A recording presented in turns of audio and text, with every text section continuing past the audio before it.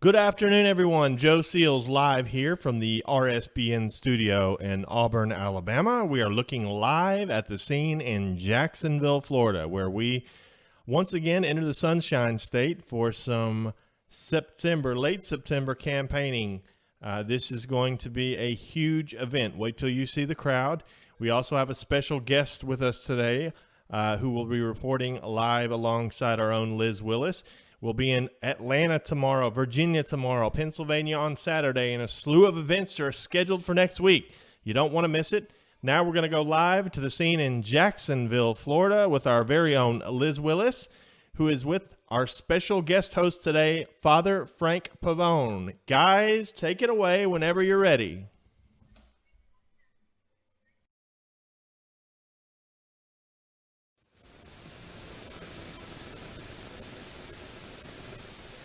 Right Side Broadcasting Network. We are here today for President Trump's rally live in Jacksonville, Florida, where his remarks are scheduled to begin at 7 p.m. We can expect some pre-speakers to start earlier something around 5 p.m. Again, my name is Liz Willis. I'm honored to be here, and I have a very special guest here with me today, so I'm going to allow him to introduce himself.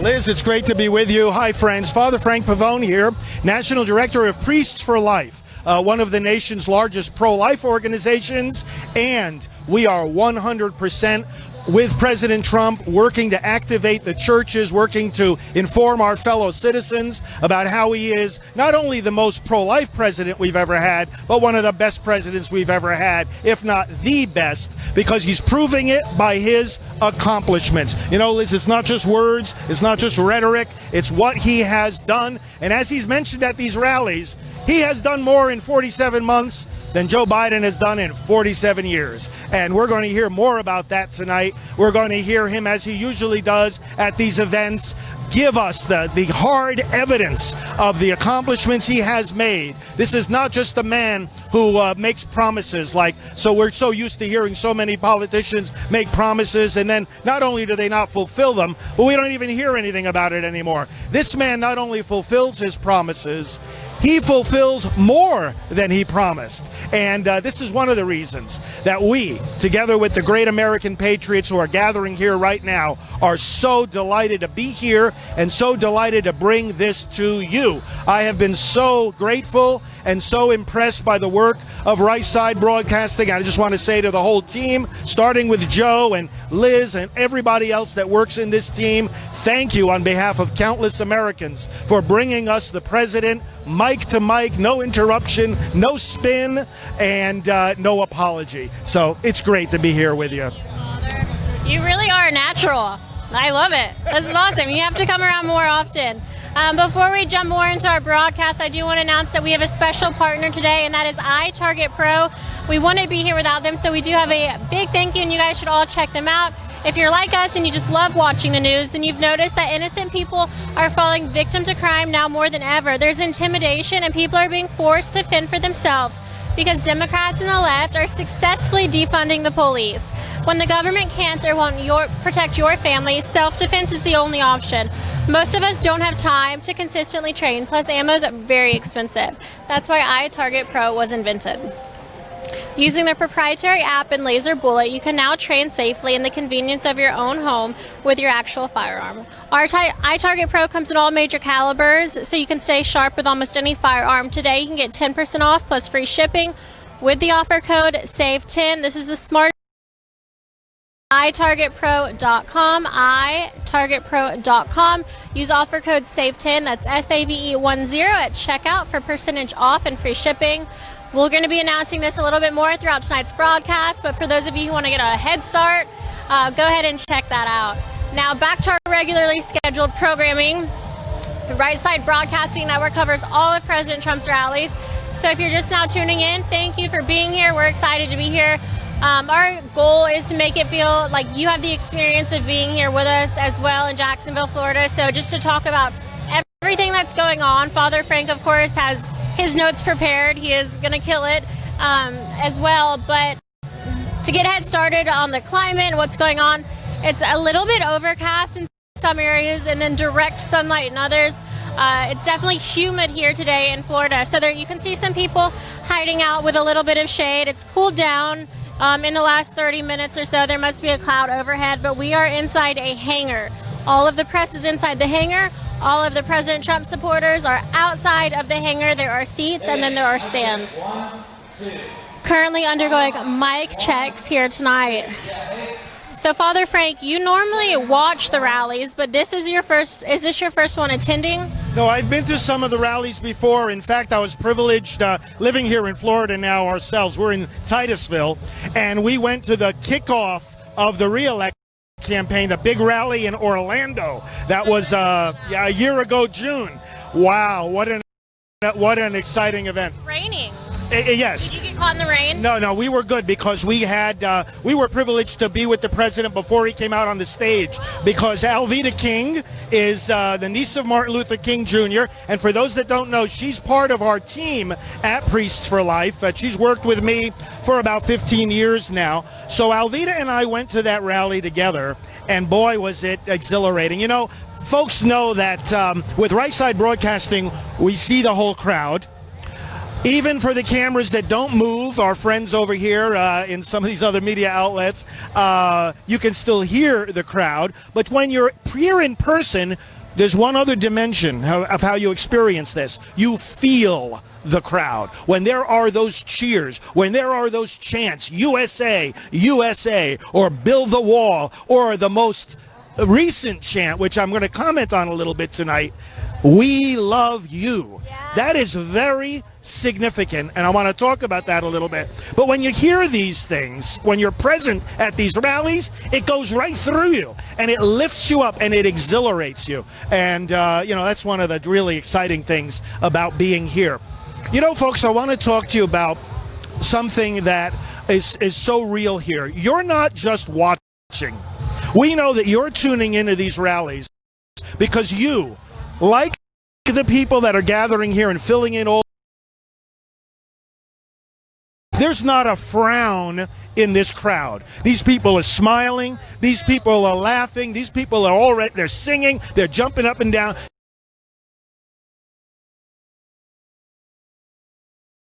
When you go to some of these left-wing Democrat-led events, oh my gosh, you can't, it's the opposite. You can't find a smile. These people are here and they're smiling and they're gathering, but you're watching this because you, like them, want to do something to get this president reelected.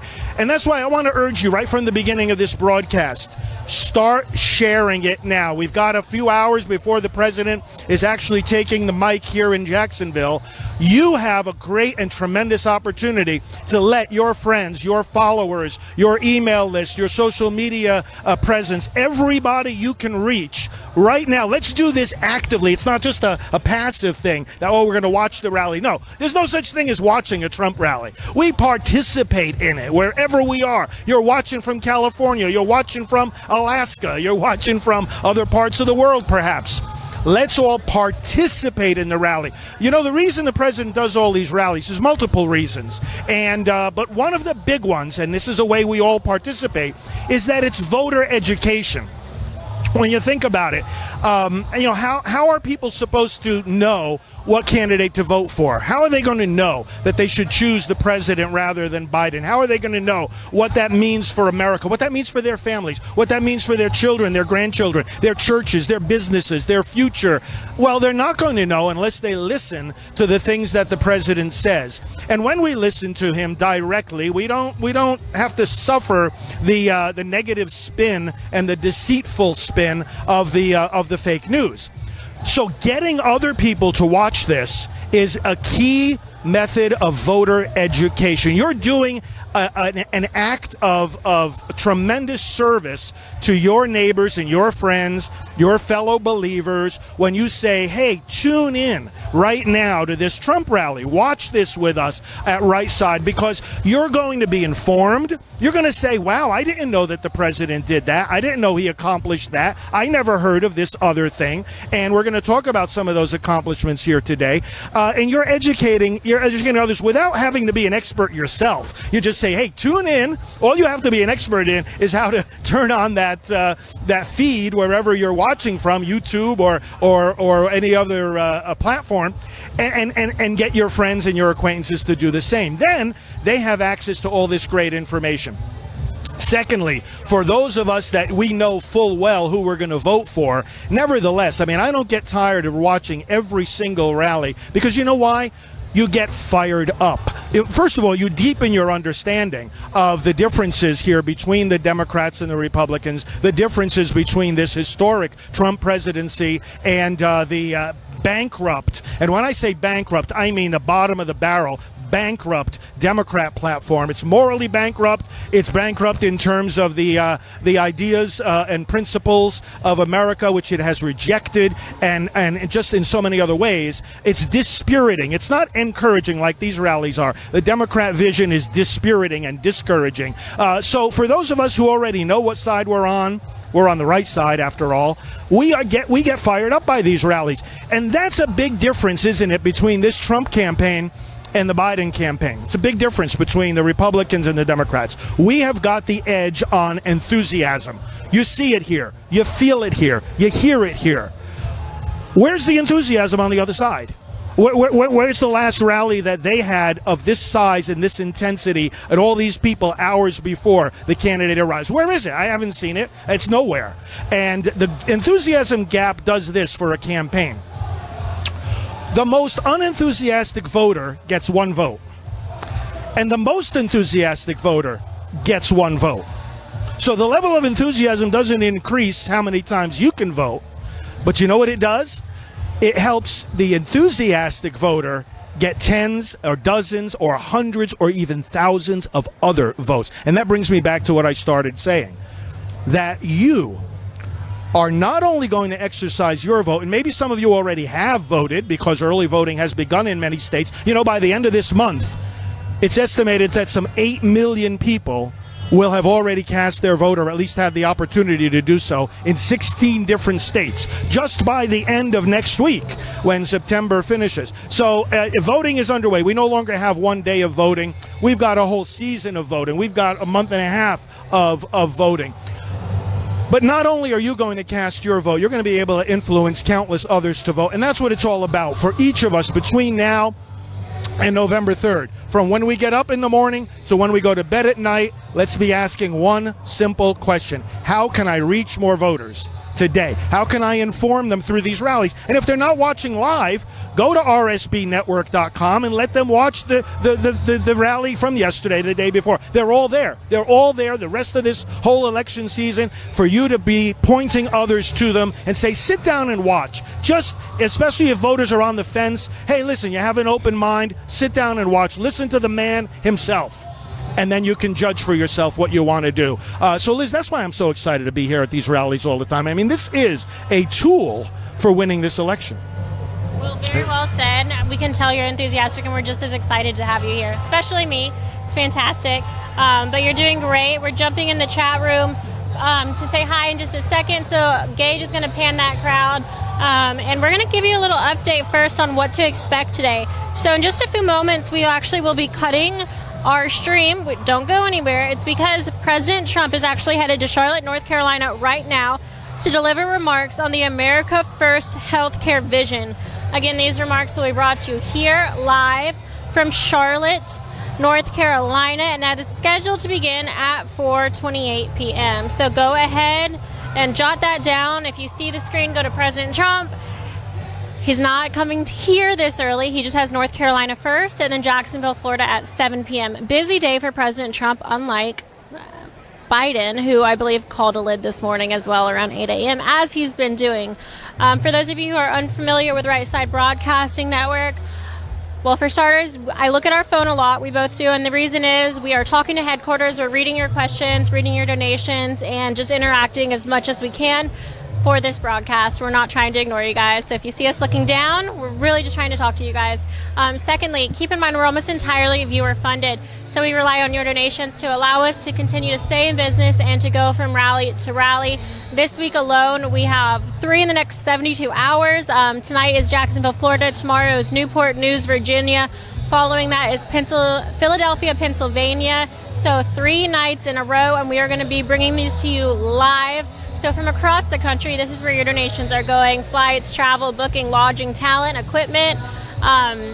Thank you so much for allowing us to make it happen. It's truly incredible we've gotten to this point, and incredible to see these numbers really gradually but rise so high. It speaks volumes of RSBN and our broadcast production, but also of the support behind President Trump. So it's something gives us a glimmer of hope against these horrible polls, but we know what to think about those anyways. So there are a number of ways you can donate, and the first way is by clicking the $ in the bottom right-hand corner of the YouTube Super Chat. We'd love to read some of those off before we cut over to the Charlotte speech. So if you get some of those Super Chat donations in, go ahead and do that. We'll be reading those. It's super easy. Again, if you're on YouTube, make sure you're utilizing the live chat. It's a chat room feature. It's a lot of fun. You get to interact with 6,000 other viewers and maybe 120,000 if we beat our record tonight. We will see, but just click that $. Absolutely any amount helps. The second way is by going to our website. So you can check out our website at www.rsbnetwork.com/donate. Moderators, if you don't mind dropping those links down below. And like Father Frank said earlier, we have a lot of other content on our website. So if you miss a rally or you want to know of future rallies, bookmark that website page so they can check it out at a different later time. The third way, and this is a non-electronic way, is by sending a check. So this is a lot of fun because this is like tangible, and people always put notes in there, so it's so fun to really open up a letter. I know personally I never get them anymore, but you can send a check to 1550 Opelika Road, Suite 6, Box 344, Auburn, Alabama 36830. So just to reiterate, those three main ways of donating are the YouTube Super Chat, the website donations, and by mailing a check. We're almost entirely viewer funded. However, we do have a partner today. I would talk about them the entire time if I could. They've been incredible. But if you've been watching the news, you know what's going on. Innocent people left and right falling victim to crime, intimidation, and they're being forced to fend for themselves because the leftists, the liberals, are trying to and successfully defunding the police. When the government can't or won't protect your family, self-defense can be the only option, and you want to make sure that both you and your family are prepared to take care of yourselves. This is why iTarget Pro was invented. Using proprietary technology, their laser bullet you can now train safely in the convenience of your own home with your actual firearm. iTarget comes in all major calibers, including 2.23 and 5.56, so you can stay sharp with almost any firearm. Today, you can get 10% off plus free shipping with the offer code SAVE10. This is the smartest way for you to practice, and it pays for itself in just a few days. That's the letter I, targetpro.com. Again, the letter I, targetpro.com. Use offer code SAVE10 at checkout. Thank you, guys. We got some rock stars behind us here today. We're going to zoom to y'all. I'm going to make my cameraman get them on camera so we can see them. Thank you. That's so sweet. Love you guys. You're the guy on Twitter. Yeah. You did. Good job. It took me a minute. The face. Nice to see you. Oh my gosh. Like I said, we're completely live. I'd normally say uninterrupted, but in that case, we don't mind. But you're not going to be interrupted by like commercial breaks or anything like that. We're not edited. So you actually get to see fellow viewers that normally watch from home, and in this case actually got to come to a rally today. That's super exciting.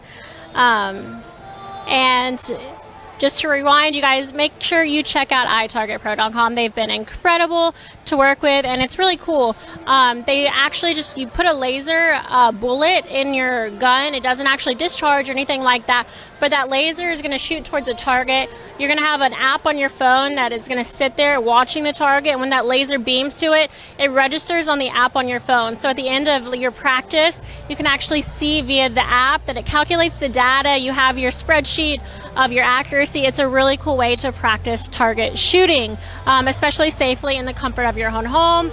I, for one, hate indoor shooting ranges, so something to note. Now that we've gotten a lot of that out of the way, cleared up, let's see if we have some donations from some of our viewers. Right.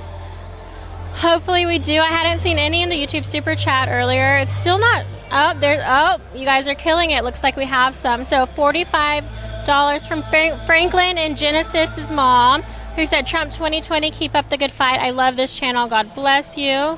We have Patrick Wayne, so shout out Patrick Wayne. Matt Suka78 said, thank you for the coverage of Trump rallies, MAGA. $5 from Shergy Stern, who said, Trump is Trump and he will stay Trump. That's very true. No one can stop him. Doug Jividen became a member as well. $6.99 in Canadian dollars. A new member from Eddie Tenpenny, so thank you. $10 from Music KCMO. And 2 new members. Nikki is one and the other one is Devin Bryan. We're going to keep you guys updated throughout the day of the donations that come rolling in and as many shout outs as we can possibly give. And again, keep in mind, in just a few moments, President Trump will be live from Charlotte giving remarks on healthcare and his vision for that, the America First healthcare vision. We're live right now in Jacksonville, Florida. What do you think so far?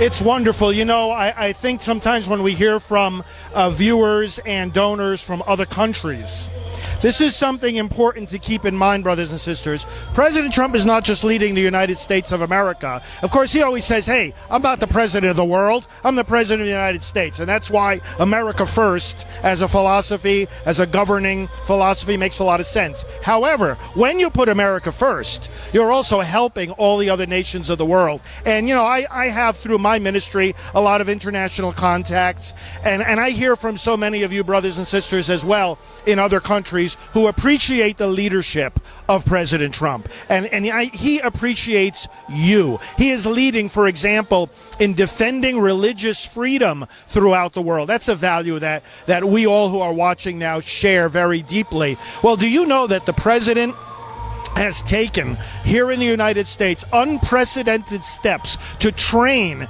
our American personnel who work overseas in various capacities to be sensitive to the promotion of religious freedom, to be attentive to the ways in which religious freedom might be violated in other countries, and to be trained on how to deal with that. The State Department, under the leadership of our great Secretary of State, Mike Pompeo, is taking unprecedented action to promote and defend religious freedom in other places of the world. And the president is saying, in our relationships with other nations, whether it's economic or cooperation in other ways for the service of other nations, for the promotion of peace, we want to see people's religious freedom protected and respected. The president held back in the fall of 2019 a ministerial, it was the second one actually, it's called a ministerial, a gathering of representatives of various different nations on the topic of religious freedom. Now, that's been done twice. It was the first time that this has ever been done in history. And also back in September,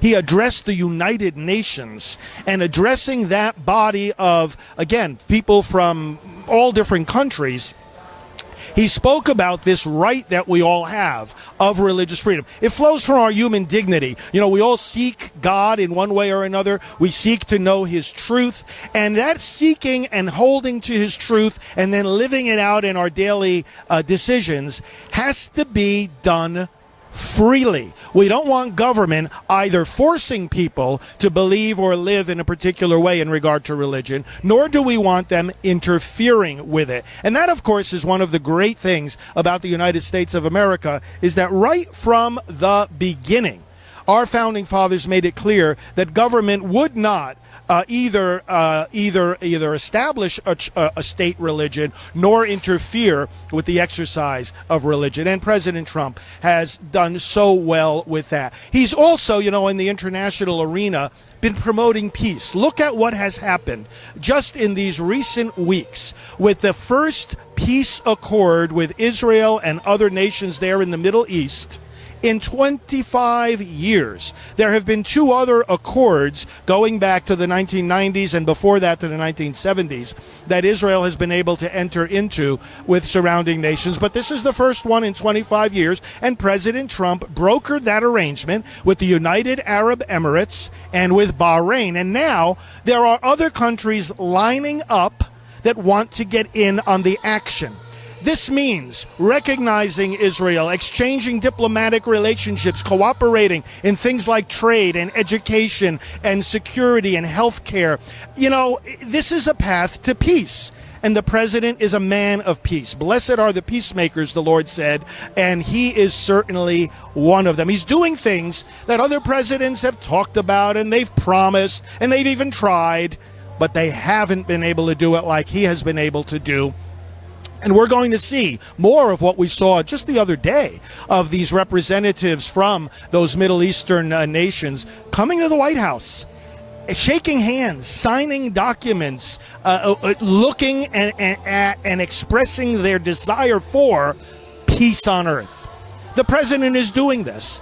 And you know, it's very important to us, of course, as Christian believers, the status of Israel, the protection of Israel from people who, you know, call it their enemy, or they say should be wiped off the face of the earth. This is not only of importance to our Jewish brothers and sisters, it's of importance to us as Christian believers. We are rooted in the covenant and the law and the prophets of the Old Testament and the history of Israel, where Jesus Christ was born and preached and was crucified and rose from the dead. And so this is of importance. And the religious world intersects with the political world when we see a president like we have now brokering these peace deals. Do we want more peace in the Middle East? Do we want more of this progress? Do we want more of this achievement of the desires of the human heart for religious freedom and for peaceful coexistence? Of course, the answer is yes. And that's why we're here. That's one of the many reasons why we're here, why you're watching, why you're spreading to others these rallies, because we have a man here who's getting it done. And he knows that he depends on God. I've had the opportunity to speak a number of times with the president. I speak constantly with people who are very close to him and working with him day by day in his administration. I speak regularly with pastors who have had the privilege of ministering to him personally. And I'll tell you what, the pastors that have ministered to him personally in the spiritual life have said to me, and they have said publicly, they've never seen someone so open to the word of the Lord and the ways of the Lord as this president, who is a Christian. He identifies himself as a Presbyterian. Of course, we know in America we don't have any religious test for public office. That's against the Constitution, to say that someone must believe a certain religion or may not believe another religion. That's against the Constitution. But the fact of the matter is, our founding fathers believed in the Word of God, and President Trump does as well. He is a man who is following the Lord, and he knows the power of prayer. You know, on the night he was elected back in 2016, and he often reminds us of the joy and the excitement of that historic election night, when things were pretty clear that he was winning and things were going his way. He actually communicated that night with one of the pastors that guides him, and he said, "It's the prayers, it's the prayers, it's the prayers that's doing it, that's giving us the victory." And when he, shortly after being inaugurated, was at a banquet of evangelical Christians, one of them asked him, "Sir, what do you want to be most remembered for?" Here is what Donald Trump said in answer to that question. "I want to be remembered as the president who prayed more than any other." Is that amazing or what? And he does pray, and he lets others pray with him, and he appreciates your prayers and mine. So let's pray every day for him. And by the way, you may be interested in, if you want to see a special prayer that you can say each day for the election, we set up a special prayer at electionprayer.com. Electionprayer.com, in English and in Spanish, has an interdenominational prayer that the voters will be awakened to recognize that the same eyes that read the Word of God are the eyes that read the names on the ballot. That the same hands that we lift up to God in prayer are the hands that pull the lever in the voting booth or fill in that little dot indicating your choice. And that we do not cease to be believers when we enter the voting booth. You know, some people talk to me, of course, I'm a member of the clergy, and some people say to me, well, you know, Father Frank, religion and politics aren't supposed to mix. Clergy aren't supposed to talk about politics. And I tell them a couple of things in response. First of all, the Lord gave us a command to change the world. He said, make disciples of all the nations and teach them to carry out everything I've commanded you. How are we supposed to do that if we don't guide people on electing the right leaders? You want the right kind of laws, you got to elect the right kind of lawmakers. You want the right kind of court decisions, you have to put the right judges on the courts. It's as simple as that. It's not rocket science, and it's not magic. So if we're serious about making a change in the world, instead of just engaging in wishful thinking, then we've got to be serious about how we make that change. We make that change by putting the right people at the levers of power, the right people who are going to pass those bills, the right people who are going to sign or veto those bills, the right people on our courts. It's not magic, and it's not rocket science. It's basic 1, 2, 3 ABC politics. And of course the church has something to say about that, because the church has something to say about what's right and what's wrong and the way God wants to preserve our lives, our security, and our freedom. President Trump understands all this. And this is why he defends religious freedom. You know, I was telling Liz just before we came on this afternoon that my ministry had to fight all the way up to the Supreme Court, together with hundreds of other ministries across the country under the Biden administration, as the president says. You know, Obama, Biden, just say Biden. We had to fight them all the way to the Supreme Court. And you know why we had to fight them? They said to us back in, it was like early 2012, they said, look, you folks employ people. We employ about 50 people in our ministry. And they said to us, in your health insurance plans, you've got to offer certain forms of early abortion. And we said, no way, we're not going to do that. And they said, well, you know, we'll give you a year to figure out how you can adjust to do that. And we said, we don't need a year, we don't need an hour, we don't need a minute. We will obey God rather than men. And we challenged them in court. It took 4 years. We went all the way to the Supreme Court. Many, many others did the same. And ultimately, it was only the election of President Trump that freed us from that mandate, that set us on a path where we could live out our faith, not just in church on Sundays, but in the business world on Mondays through Saturdays. And so, brothers and sisters, we do have a man here who defends and protects religious freedom. You know, when the church across the street from the White House, St. John's, was burned, was a victim of arson. Fortunately, it wasn't burned to the ground, but it was damaged. And the next day, he went there. And he stood in front of that church, and he held up the Bible. He held up the Word of God. Do you know why he did that? Some people on the left, some of his critics, some ignorant commentators said that the thing that the president was doing was just a photo op. Well, that's ignorant, brothers and sisters, and that's judgmental. Because President Trump was not doing a photo op. He was standing there with the Word of God, which he believes, and he was standing in solidarity with all of us who believe it. And he was saying, by standing there with the copy of the Scriptures, the Word of God will not be defeated, the Word of God will not be denied, the Word of God will not be silenced in this country. The Word of God will be proclaimed in the churches, and these churches will stand, and we will defend them, and we will defend the believers who worship in them. That was the spirit, and that is the spirit of this president. He doesn't inappropriately mix church and state, but you know they are connected when it comes to the fact, again, that we are believers in America. Believers made America. Believers are making America great again. He visited also the shrine in honor of St. John Paul II, a pope who is revered across the Christian world, as so many of you know. And again, some people criticized him for that. But John Paul II was also someone who defended religious freedom throughout the world. Remember when he went back to his homeland after becoming Pope, he stood there with vast crowds and he said, we need freedom. And the people were crying out, we want God. We want God. Because the belief in God was being suppressed by the communist regime. And that was the beginning of the end of communism in Poland. And the Pope brought those people together and fired them up.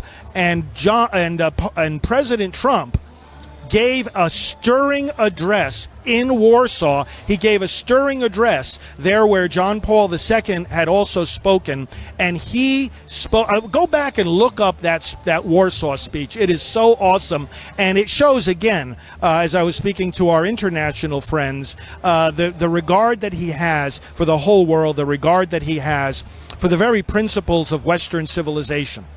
That's what's at stake in this election. It's not just a choice between Donald Trump and Joe Biden. It's not just a choice between Republicans and Democrats. The choice in this election is between the principles of Western civilization or mob rule. The choice is between the Constitution of the United States or just being ruled by a corrupt culture and activist judges. It is the choice between freedom and prosperity on the one hand, and poverty and oppression on the other. We have the crowd here chanting 4 more years, and we have various people walking through the crowd right now with the American flag, and everybody is just united in this beautiful, beautiful chant, in this deep desire flowing from our conviction about the things that we have been talking about here. USA, because this is a country that knows those principles, that was founded on those principles, that is going to defend those principles here in our homeland and everywhere in the world where we have an influence. Isn't that beautiful to hear that applause? And that leads us to another reflection about these rallies. President Trump, contrary to what some people say about him, is not a divider. He's not a divisive man. He is a uniter. Now, why is that? He's a uniter, brothers and sisters, because if you want to have a united nation, you have to hold to and understand and believe in the principles that define that nation. If you want to have unity in a nation, you have to know who you are. You have to have an identity. You have to learn that identity. He's a uniter. And therefore, we saw his recent action in saying our students need to learn the truth about America. And so he instituted the 1776 Commission to make sure that our children, our grandchildren, our students in school learn what America is really about, learn the true history of this country and not the lies of the other side. In order to have unity, we have to remind ourselves of the principles of freedom, of respect for life, of respect for the family. As the president has said at these rallies, faith and family, not government and bureaucracy, are the American way. Well, by articulating those principles, we build unity. We're uniting around something. Unity is not just some kind of vague thing. You unite around something. And the president clarifies and extols what that something is. Unity also comes through our national symbols. The president loves the flag, loves the national anthem, and reminds us we all have to love those symbols of our unity. The president says we are one nation under God. Unlike the very sad spectacle, and he's been mentioning it at these rallies, of the Democrats in their convention not once but twice in their caucuses, leaving the words under God out of what they said, he emphasizes them. In fact, we've been seeing at these rallies that when the Pledge of Allegiance is recited, not only are the words under God said, but they're shouted. They're said with extra emphasis. He's uniting this country on the very principles that define it. There's another way that he's a source of unity. President Trump unites America through the success of America. When we have success in our economy, and he built the largest and strongest economy, not only in our history, but in the entire world. Before, of course, the pandemic came, we had to shut it down temporarily, but now it's coming back with vigor. That's success, and success unites. When we have seen under this president the largest reduction in poverty that any administration has ever seen, success unites us. When we've seen more job creation just in the recent months than in the whole history of our country, success unites. when we have ourselves extricated from unfair trade deals that take jobs and companies out of our country, and now we're bringing them back, that kind of success unites. And that's why the president is a uniter, not a divider. And we're grateful for that. Do we have something, Liz? Just a few announcements. Thank you. Great job. You're absolutely killing it. I'll give you a quick little break. We should be going live from Charlotte very soon. So this is where President Trump is going to plan to give his America First healthcare agenda and talk about those initiatives. I'm going to pull an email up from the campaign really quick just so I can inform you guys a little bit on what you can expect President Trump to talk about. President Trump's healthcare reforms have put patients first, giving Americans better care at lower prices. The key takeaway from today's speech are going to be that President Trump is unveiling a new healthcare plan that will put America first. The president and his administration have taken numerous actions to increase choice and competition in healthcare to bring down costs, saving Americans billions of dollars.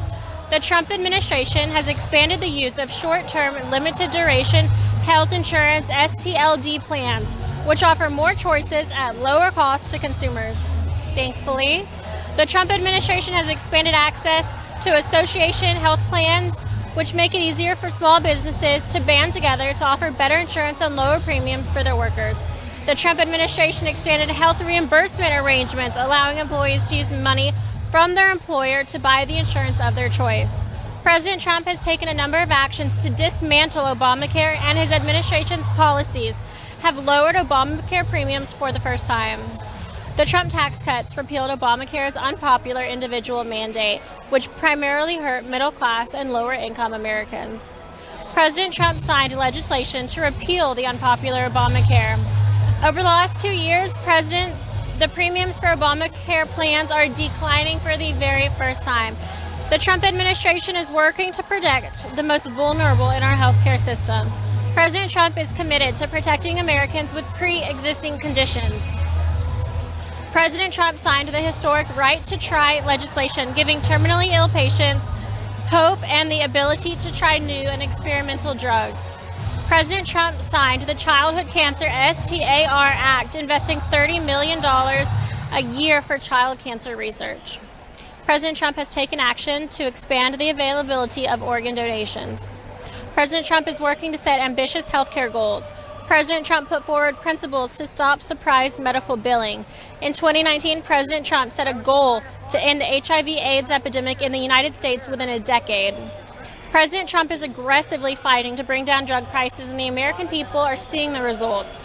The White House Council of Economic Advisors has said the U.S. is making progress on drug prices at rates not seen since the 1960s. So far, in every year of the Trump administration, the FDA has approved a record number of generic drugs, delivering cheaper alternatives to name brands. The Trump administration released new principles for reducing the cost. All right, ladies and gentlemen, we have POTUS. Please stand by. We'll be bringing you his remarks live from Charlotte, North Carolina.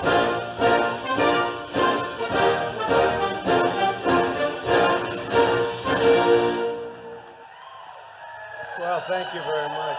Thank you. Thank you very much. So many doctors, so many fantastic doctors, nurses. That's great. Please sit down.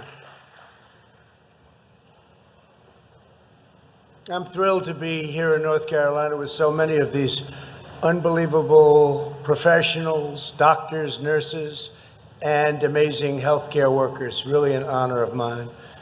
As the world witnessed during our battle against the China virus, America has the greatest medical professionals anywhere on earth. Today, I will lay out my vision for a healthcare system that puts patients first, families first, and perhaps most importantly for all of us, America first. Thank you. Thank you.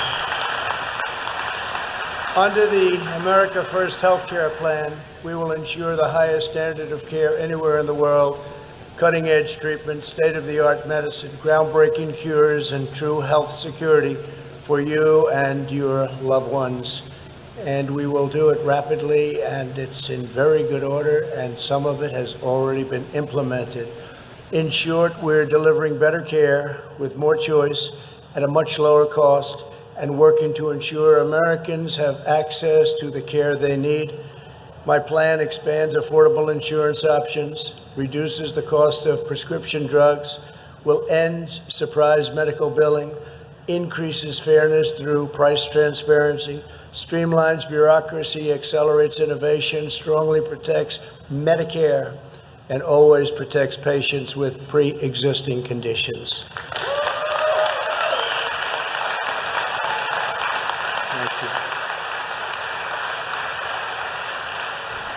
By contrast, the Democrat Party is pushing a socialist nightmare.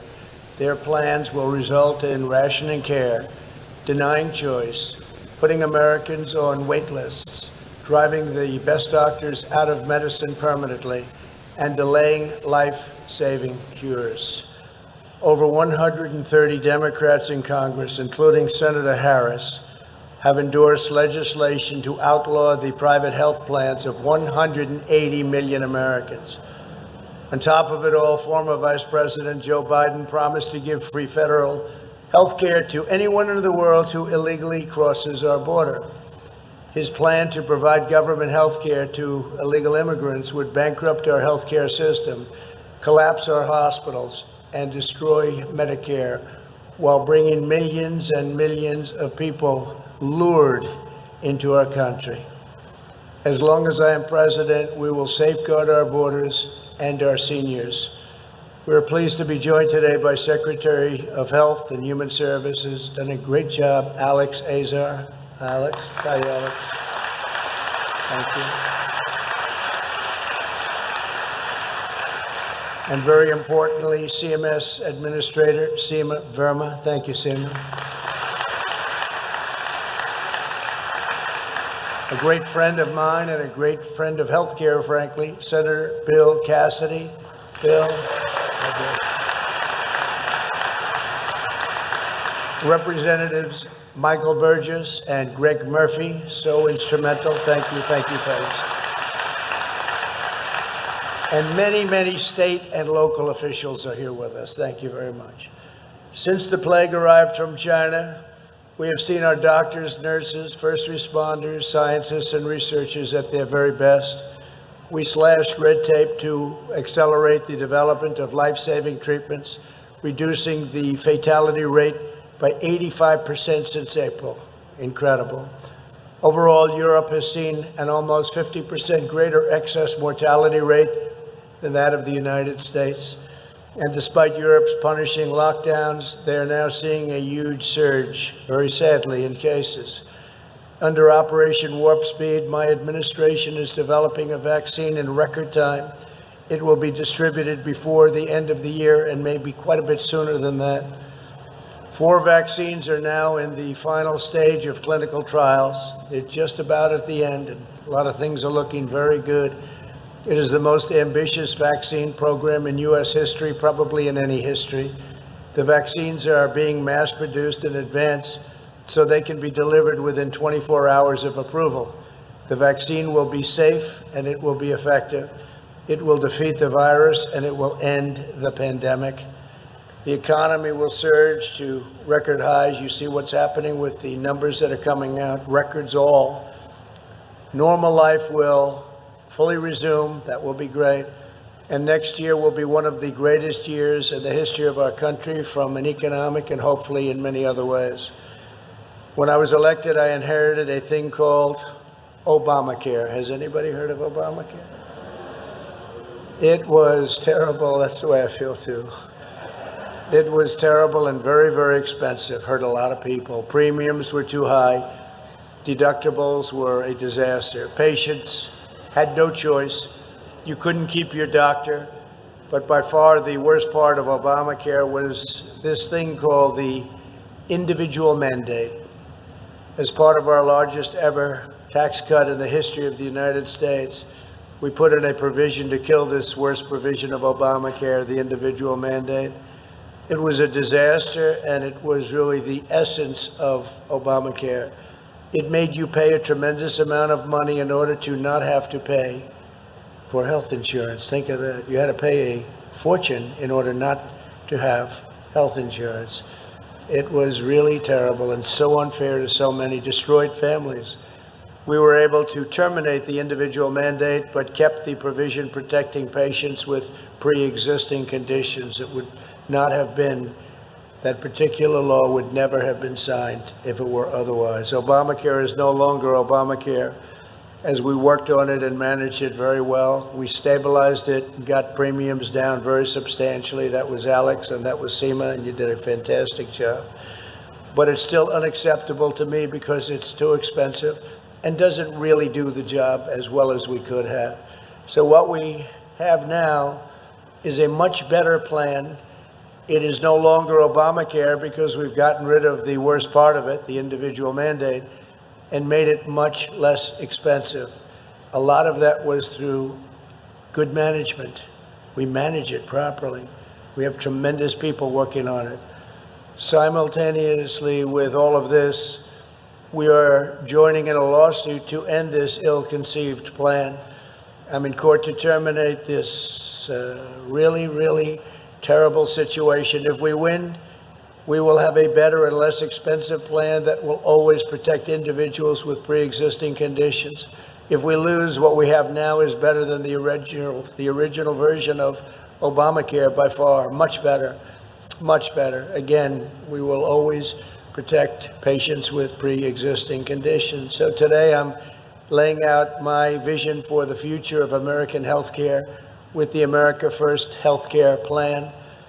As we restore America to full strength, the first healthcare plan will be a core part of our national renewal. In a few moments, I'll sign an executive order outlining the 3 pillars of my plan and directing my administration to implement these critical reforms. The first pillar of my plan is more choice for the American patients.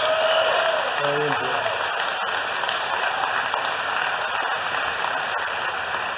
The last administration severely restricted consumer choice through the greatest healthcare lie ever told. If you like your plan, you can keep your plan. If you like your doctor, you can keep your doctor. You remember that? 28 times that was stated by our president, but it turned out not to be true. When I took office, more than 50% of counties nationwide offered plans from only a single insurance company on the individual market. Starting next month, more than 90% of the counties will have multiple options to choose from, which is really some difference.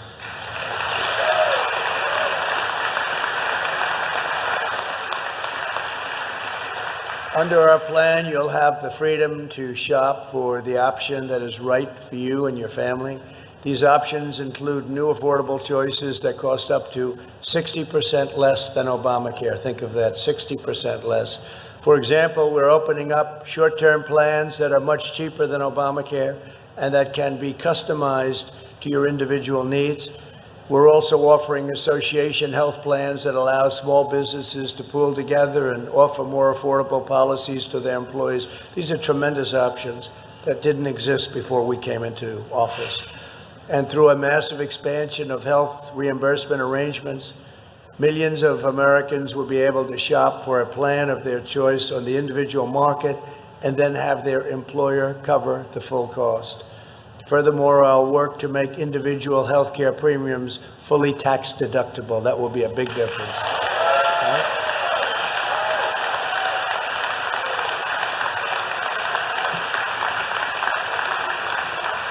Through these and other reforms, we're putting American patients back in charge, and we're putting them first. My plan will also revolutionize access to telehealth. It's something that really has taken off during the pandemic. It's taken off like a rocket ship. It's increased close to 9,000%. Nobody was using it, and when we had the pandemic, they started using it, then they started really liking it, then it started getting better and better. Bill, now it's up to 9,000%. Who would think that, right? One of the few things that we got from this disaster that came from China. When we rapidly expanded its availability for Medicare beneficiaries during the pandemic, the number of telehealth users increased so incredibly to 14,000 a week. It was 1.7 million. It was increasing at levels that nobody's ever seen before in just about any kind of a program. This is the future of healthcare. We will ensure all Americans have the freedom to consult with doctors from the safety and convenience of their homes. The second pillar of my plan is lower costs for families and seniors, lower costs.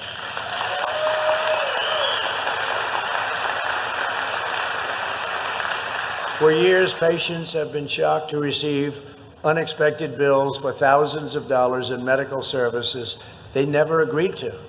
The first America First healthcare plan bans this deeply unfair practice. We will end surprise medical billing. The days of ripping off American patients are over. My plan also includes the vital reform of price transparency.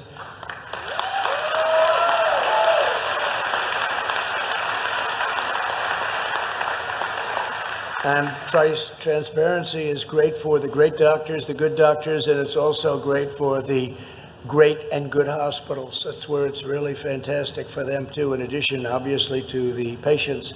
For the first time ever, we will create true competition in healthcare. Both hospitals and insurance companies will be required to post all of their prices online. This transformative policy will allow you to see your exact out-of-pocket costs before you go for treatment, making it easy to shop for the best price. Costs will come way down. Some people think this will have a bigger impact than healthcare itself. It's a tremendous thing. No matter where it's been put, it's been an incredible service, and it's worked miracles. It's been brilliant for patients. Next, I'm taking on the lobbyists and the special interests to lower the price of prescription drugs. For years, American patients have subsidized socialist nations.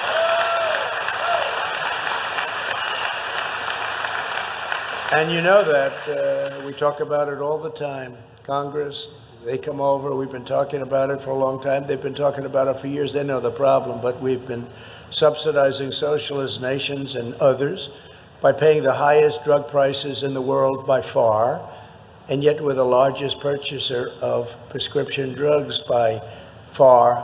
And this is all while countries got away with paying so much less, incredibly less. Under my plan, we will pay the exact same price as other countries. That's at the lowest level. So we will be matching the lowest price with what's now many times the highest price, and we won't pay a penny more. What will happen is the lower prices will come up a little bit, but you'll get discounts of 40, 50, 60, 80, 90, who knows, percent, numbers that you wouldn't even believe. And we were the only ones in 52 years to bring drug prices down. The last year they went down, as you know. But that was before this. They went down just a little bit, but just a little bit was the only time in 52 years. Now they're going to go down massively. Favored nations. This will lead to a very large savings for American families and plummeting drug prices. They will plummet. The Obama-Biden administration caved to Big Pharma and allowed drug prices to explode. The only bad part about this transaction is that they are advertising like crazy. Make sure you don't elect Trump. And all it means is that your drug prices are coming down. So it's incredible. They have unlimited money for ads, but they're taking ads, and every time you see an ad, just think that your drug prices are coming down. I now understand why other politicians wouldn't do it, because it was a very easy thing to do. But it took a certain amount of courage, I will say that.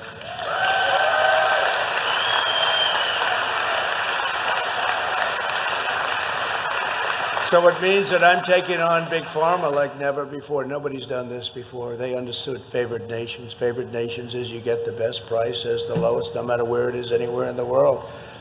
So if Germany's paying 10 cents for a bill and we're paying $2.50 for the same exact pill from the same place, same plant, same genius scientists, same everything, same laboratory, we get the same price as they do. You're talking about numbers that are unthinkable. Favored nations clause. So it's really something, and they're attacking me viciously. We know that, and they're attacking me really because I'm fighting for you. But it's worth the fight. It's worth the fight. I think people are going to understand.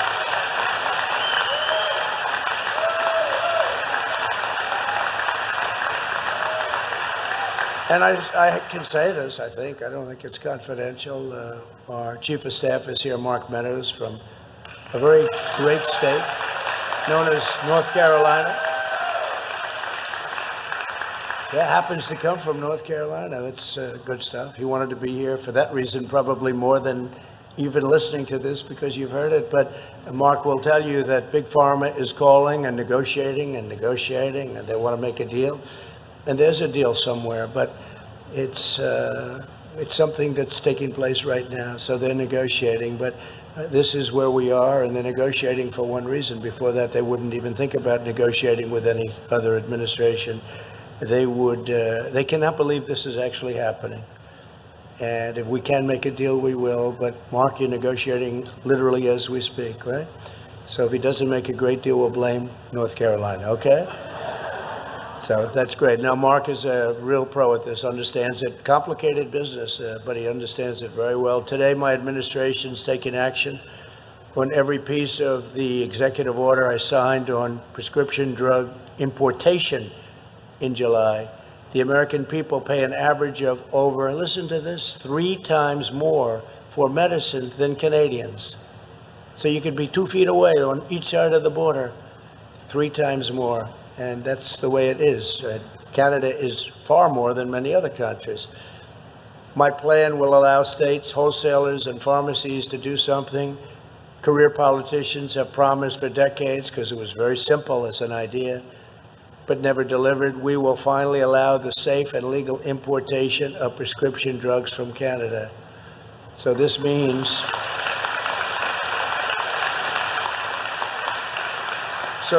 a state or whatever can go to Canada and buy your drugs for a fraction of the price that they're charging right now. Massive numbers of, tremendous numbers. Florida wants to do it. Colorado wants to do it. Many states want to do it.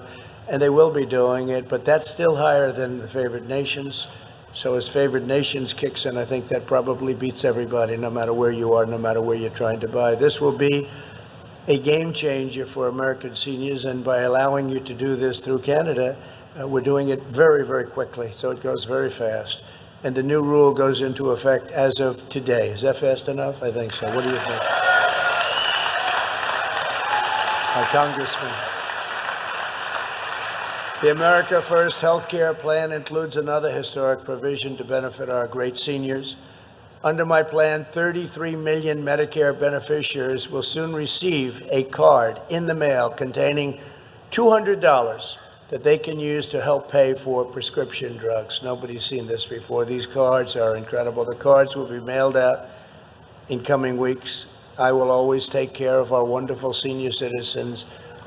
Joe Biden won't be doing this.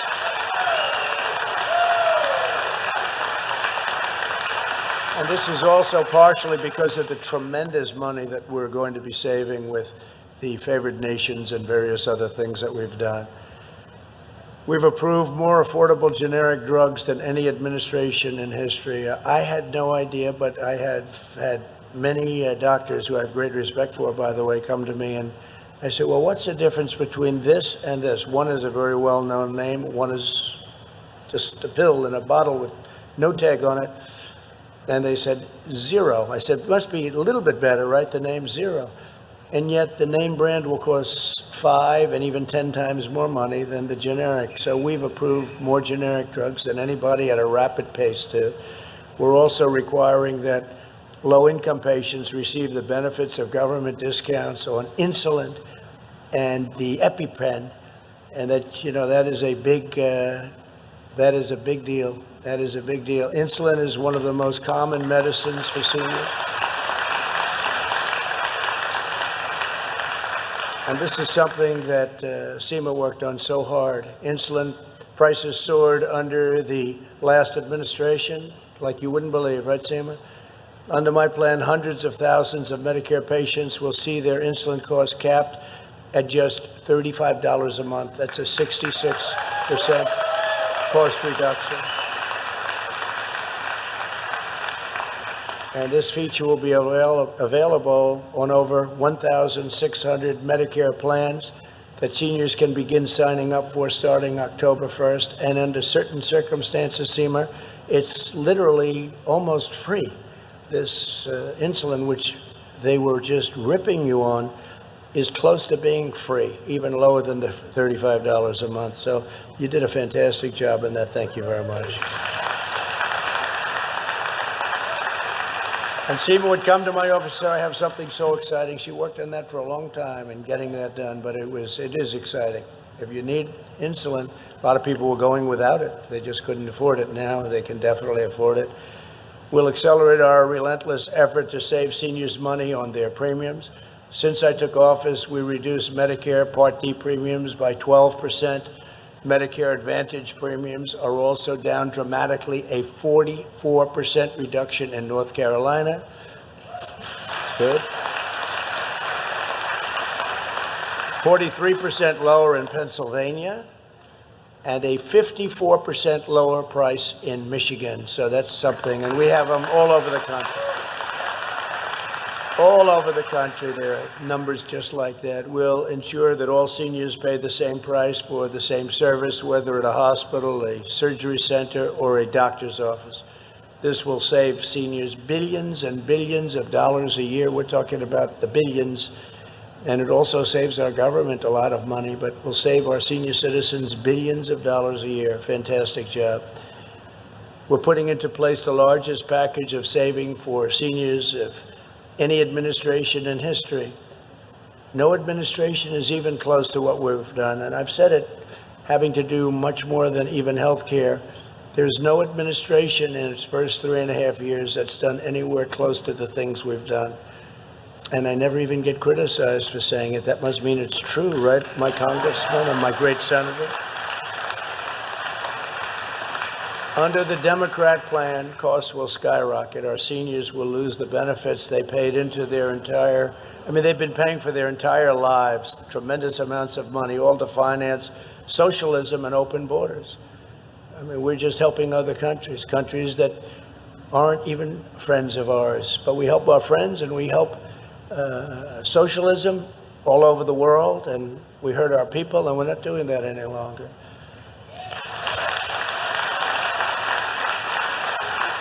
As long as I'm president, no one will lay a hand on your Medicare. Your Medicare is going to be safe, and it's going to be solid.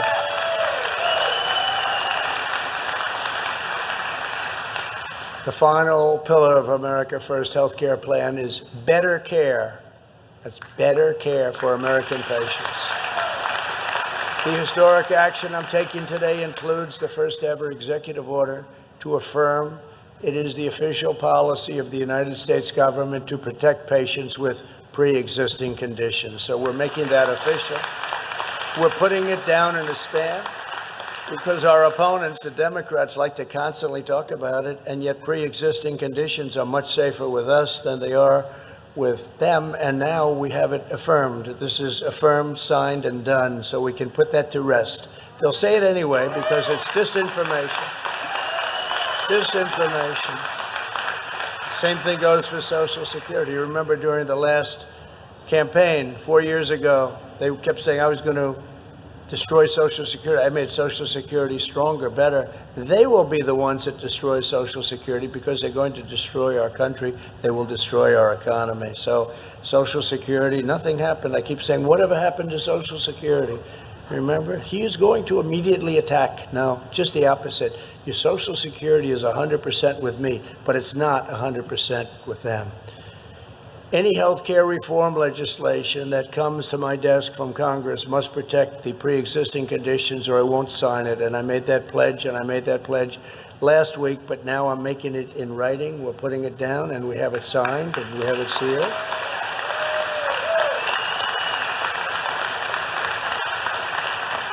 The new Democrat lie is that they will cover pre-existing conditions, but in truth, the socialist takeover, economic shutdowns that they talk about, if you look at this state, frankly, where you have Democrat governors, Democrat leaders, those states are in very, very bad shape with all of their shutdowns. Pennsylvania, you take a look at what's going on in Pennsylvania with the shutdown. We just won a big court case where a judge, great federal judge, ruled it unconstitutional what they were doing. They're hurting people.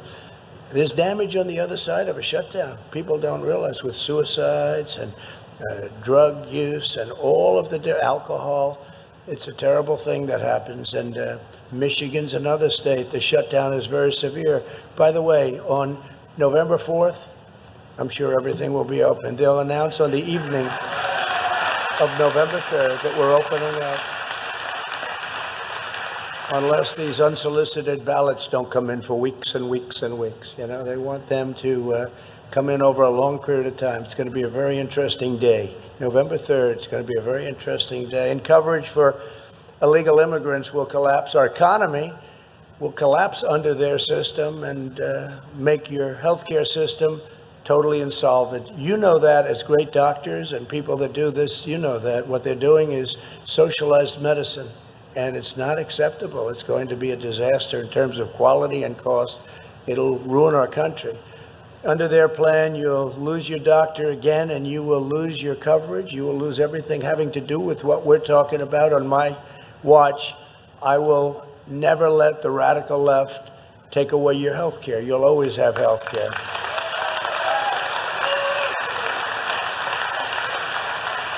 The America First health care plan will deliver another long-awaited reform. We will put you in control of your own medical records. We'll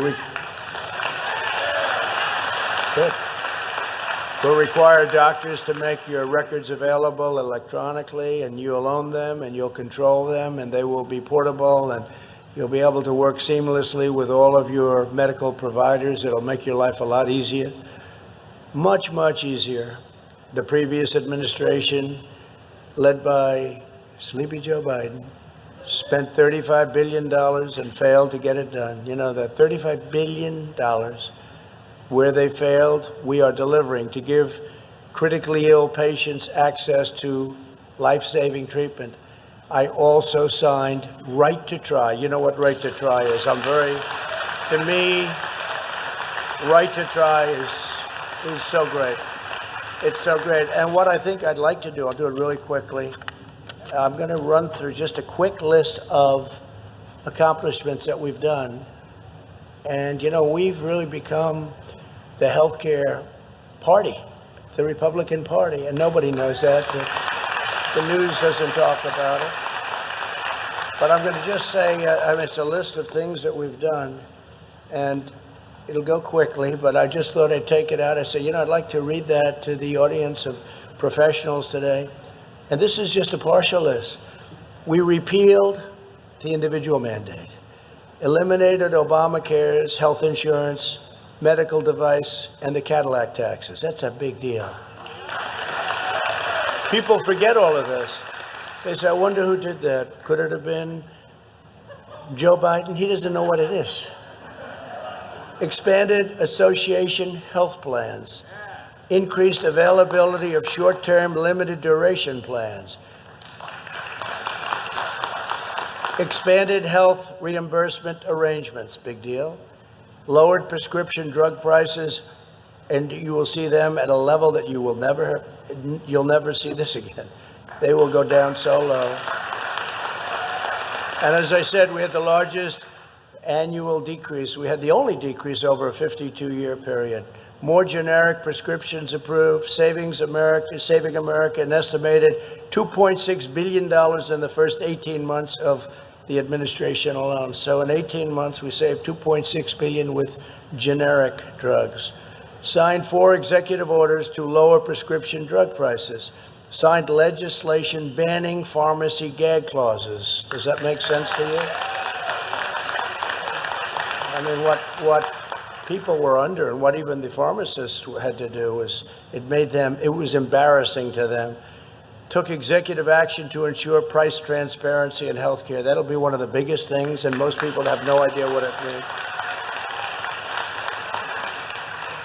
Some people said that's bigger than healthcare. Required hospitals to post standard prices on the internet. Modernized and strengthened Medicare with more options, more benefits, and lower premiums substantially. Improved kidney care, such a big deal, with more transplants and better treatment. Kidney care is so tough for people with a problem. Very substantially lowered the price of insulin, as we said, for our seniors. Invested in advances in generic therapy for sickle cell disease. Big thing, big thing. Launched a $500 million initiative to find cures for childhood cancers, $500 million. Combated drug demand. We really went very, very strong on drug demand and the opioid crisis with expanded access to medication-assisted treatment and life-saving naloxone. Opioid prescribed decrease by over 35%. So if you look at the opioid, obviously horror show, it decreased by over 35% since January of 2017. We've worked very, very hard on that. Launched findtreatment.gov to connect those with substance abuse disorder to treatment. We have an incredible situation. It's findtreatment.gov. Passed Right to Try to give critically ill patients access to life-saving cures where it hasn't been approved yet by the FDA. Incredible.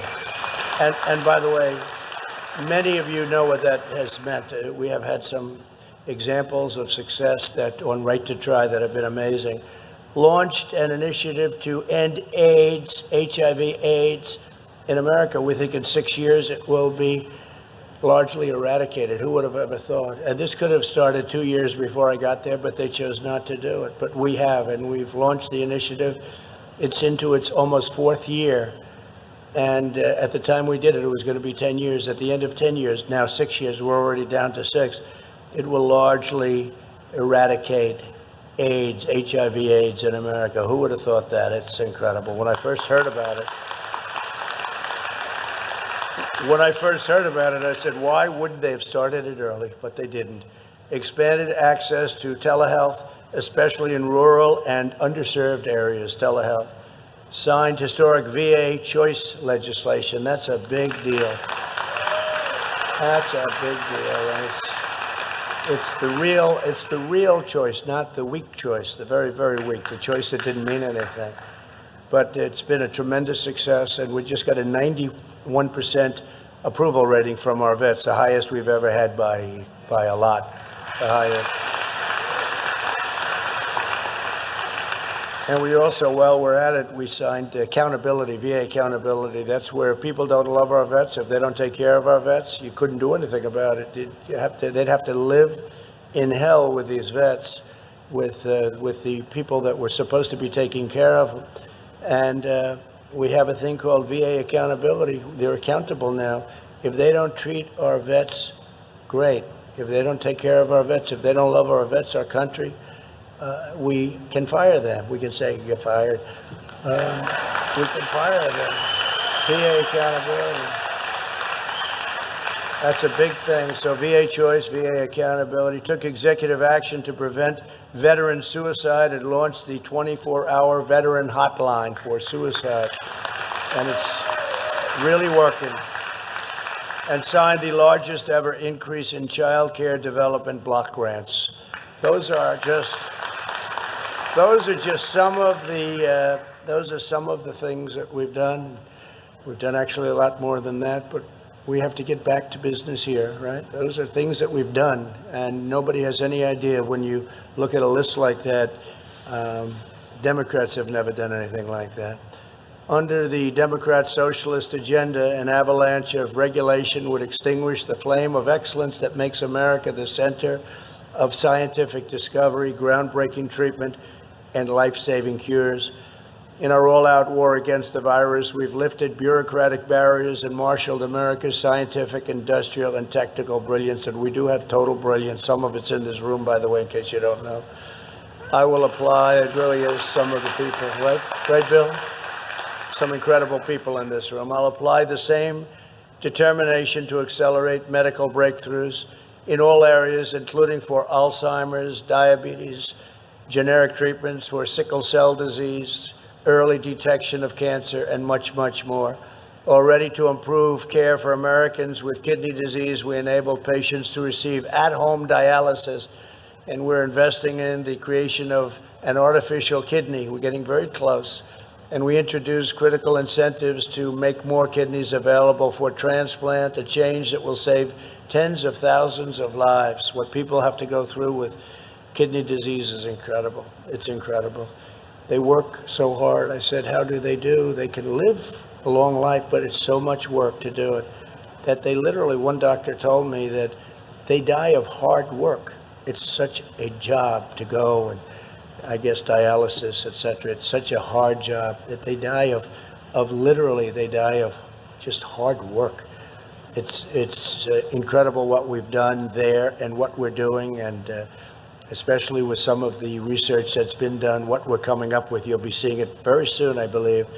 As we invest in the future, we will permanently bring our medical supply chains back home.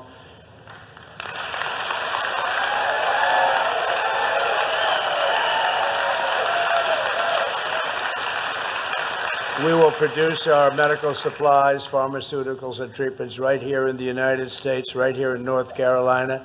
We're going to bring a lot of business too. If you remember, Puerto Rico used to do it, and then they brought tax legislation that destroyed that whole thing. They all left, but they were very happy in Puerto Rico. We're going to bring it back to Puerto Rico and many of our states that will be doing it. And North Carolina, I see, is on the list as being a very top one. So we're going to bring it back to North Carolina, the country.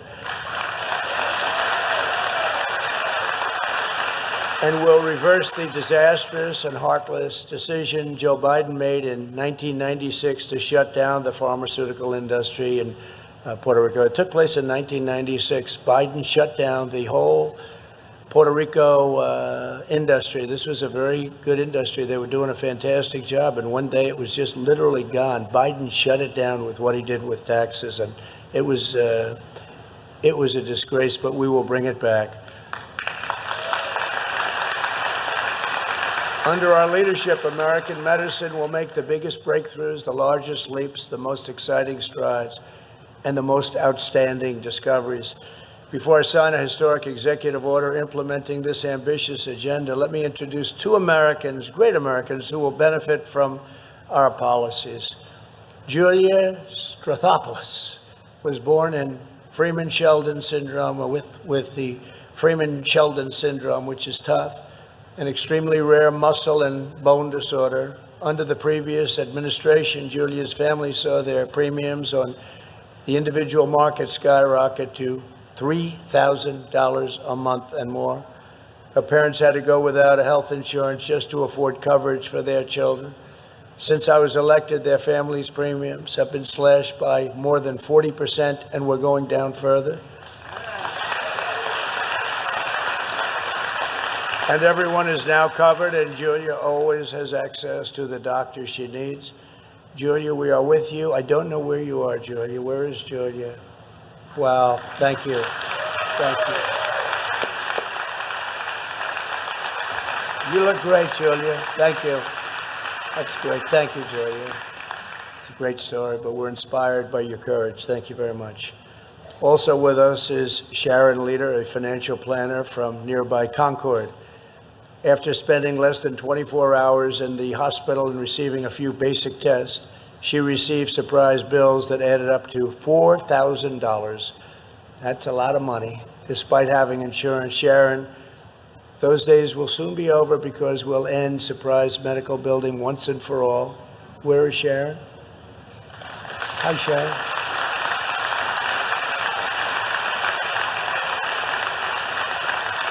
That's why they call it surprise billing. She got home and she was surprised. They sent you the bill, you opened it up, you thought it was going to be $25, and it was a little more than that, right? That's great. Well, we're taking care of it. Thank you very much, Sharon. We're standing up for our people. We're standing up to special interest. We're taking on the powerful lobbyists. We're stopping the radical socialists and communists, to be honest with you. I think we've gone a little bit above socialism, or below it, if you want to call it that way. But we are standing up to both, whichever one you want to choose. And we are fighting for the incredible people of North Carolina. They're incredible people, people I love. I love the people. We named, as you know, my grandchild is named Carolina. So. Right? Beautiful Carolina, my most beautiful child. but we're providing better care and more choice at a lower cost, substantially lower cost. We're delivering a healthier, safer, brighter, and more prosperous future for every citizen in our magnificent land because we are proudly putting America first. That hasn't happened for a long time.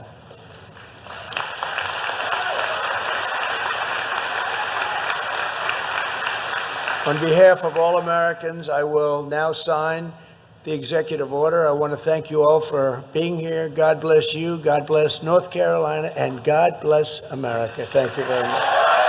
Thank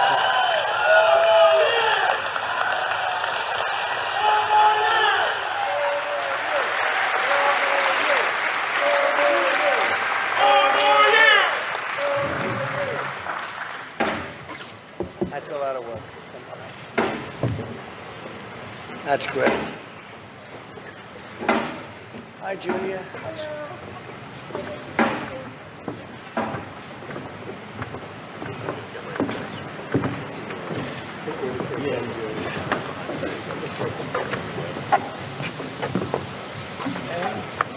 Here's a big one.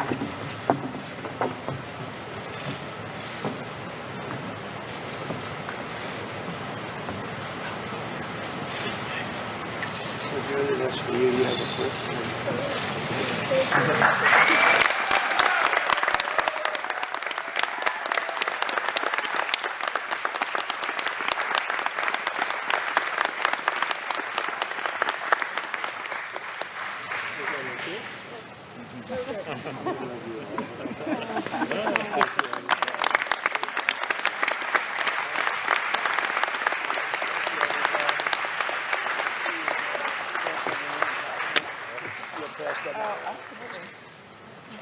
Thank you very much, everybody. Thank you.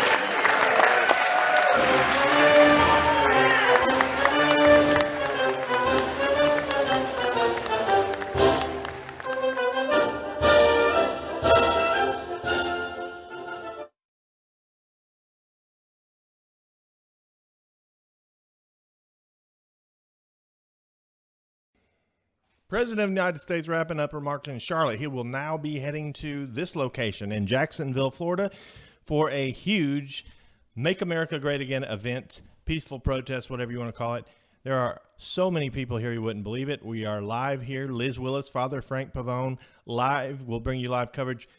We are going to go now to the speakers, and then Liz and Father Frank will be with you. For those of you watching on the Charlotte stream, please join us over here to the Jacksonville, Florida rally stream.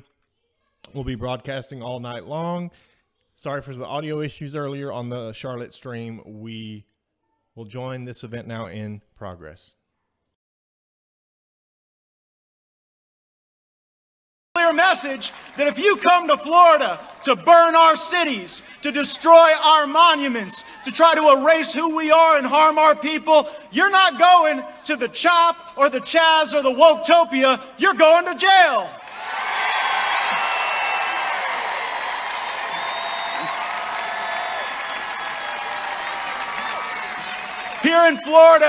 Here in Florida, we stand with law enforcement, and the Democrats in Washington, they say nothing as the cops who protect us are assaulted, some even killed. Nancy Pelosi and Adam Schiff, they'd rather stand with a dirty cop like Jim Comey than the brave Americans who police our streets and keep us safe.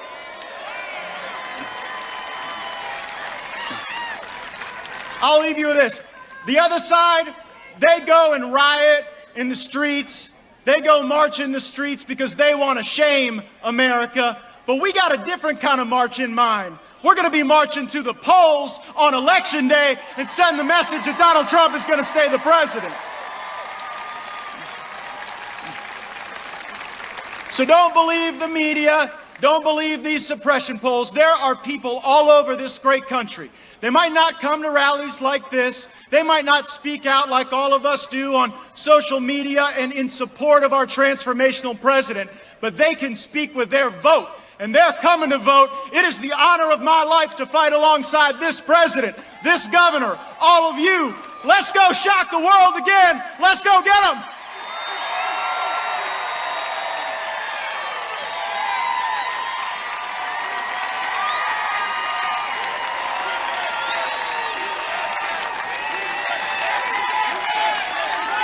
Please welcome our next speaker, Congressman Mike Waltz.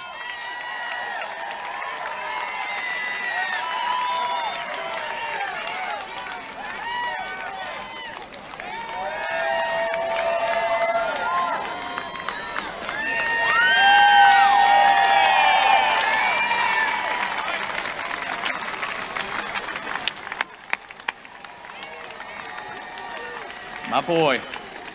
Hey, Congressman Mike Waltz here. I represent from St. Augustine down to Cape Canaveral. I took our great governor's congressional seat when he went to Tallahassee to lead this great state. I have some big shoes to fill. His are Navy, mine are Army, but it's all good.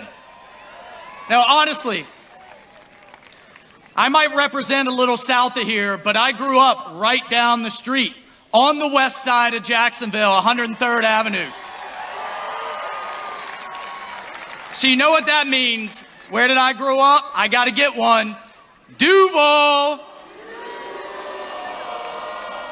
I love it. I love it. Only in America, growing up with a single mom, busting her butt to make it, playing by the rules, went to Stanton College Prep, ended up going to the Virginia Military Institute, still just hit 24 years in the Army, still going as a colonel. And I'm proud to say the first Green Beret ever elected to Congress.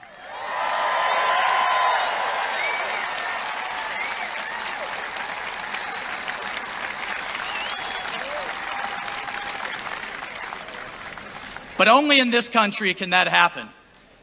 Here's the thing. The left want to take that away. They want to make those decisions for you. They want to take your money, take your freedom, put power in the hands of unelected bureaucrats. I see it every single day in Nancy Pelosi's House of Representatives. If Biden gets in and we don't keep the Senate, the left will run this nation. And I'll be damned if I'm going to let that happen over my dead body. So what do we have right now in our commander-in-chief and Donald J. Trump? We get results and we get wins. Hashtag winning every single day. I'm up in Washington, D.C. in the swamp and I see it. He is getting more done in 4 years than Biden's gotten done in 47 years. It is incredible. He's taken on China.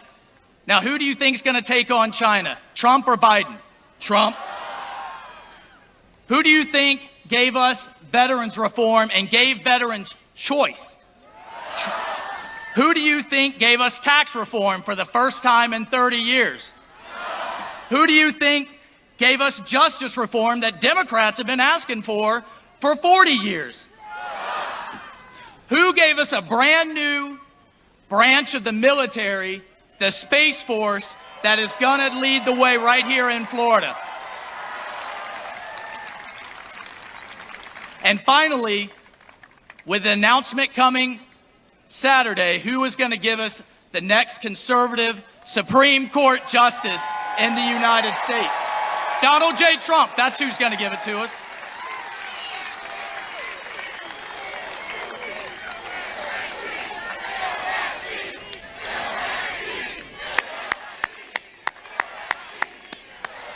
Let's go. So let me tell you something. I had the real sad mission leading the search for Bo Bergdahl over in Afghanistan, if you remember that traitor. Let me tell you what life was like in the military downrange as a Green Beret under Obama and Biden. I mean, he was sending us into a fight without the equipment we needed, with a military that was devastated, with our hands tied behind our back with these restrictive rules. All my veterans out there know exactly what I'm talking about. We cannot afford to go backwards in this country, and the number one job of the commander-in-chief, the number one job of the federal government, is to keep us safe. And under Obama, Biden, what did we get? We got China on the march. We had Russia on the march, invading Ukraine and invading Crimea. We had Israel on its back foot with Iran on the march. They were celebrating Venezuela and Cuba with socialism, right? You had North Korea building nukes and doing nothing about it. This is what our president inherited. But he knows that the number one job is to keep us safe. And the biggest thing he has to do is to keep us safe right here at home. So I want all of my law enforcement, all my first responders out there, I want you to hear something from me. I hear it from the president all the time. Our mayor believes it. Our governor believes it. Every Republican in Congress believes it. We have your back. For our law enforcement, we've got your back.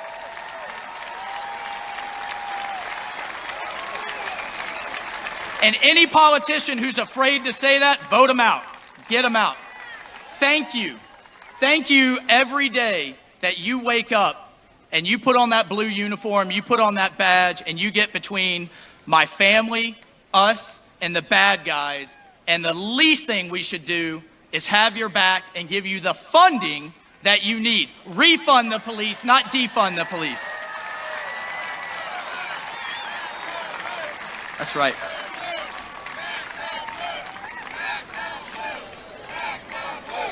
Back our blue.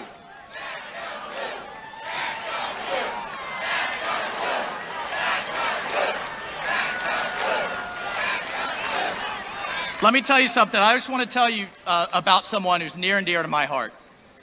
One of my Green Berets that I lost in combat. His name's Matt Pacino.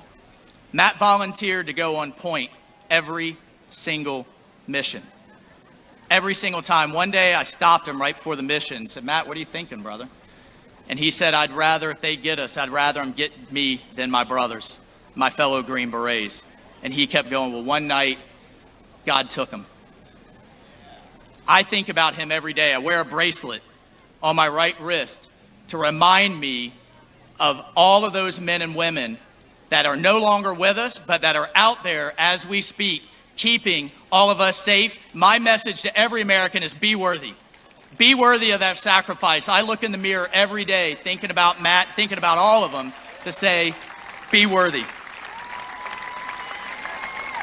And anybody who says our president is commander-in-chief doesn't support our military is full of crap, because I've seen it. I've seen it firsthand.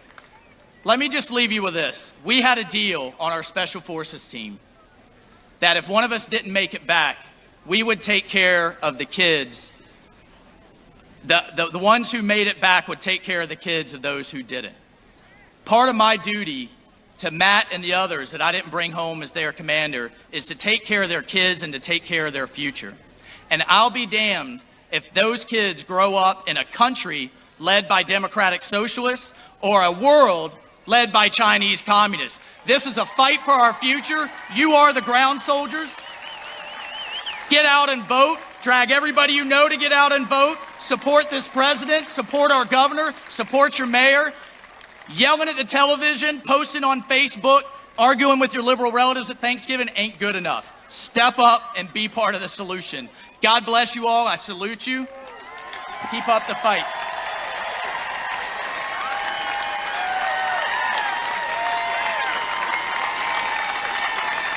And to close out our pre-program before President Donald J. Trump arrives, please give a warm welcome to our governor from the great state of Florida, Governor Ron DeSantis.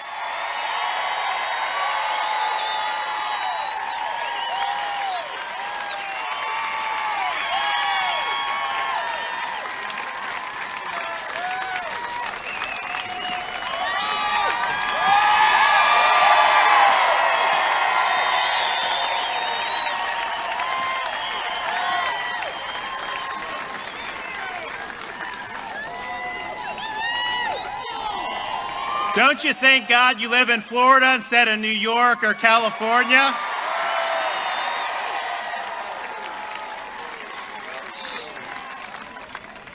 Well, it's great to be here. I thank you all for your support. One of the things I think that's exciting is the momentum that we've been able to develop here in the state of Florida.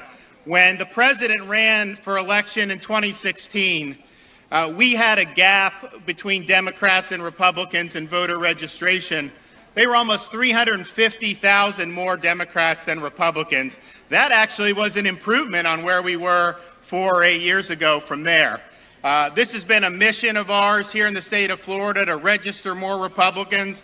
And I can tell you as of today, we've taken that gap from a little under 350,000 to under 190,000. So we're registering more Republicans than they are Democrats.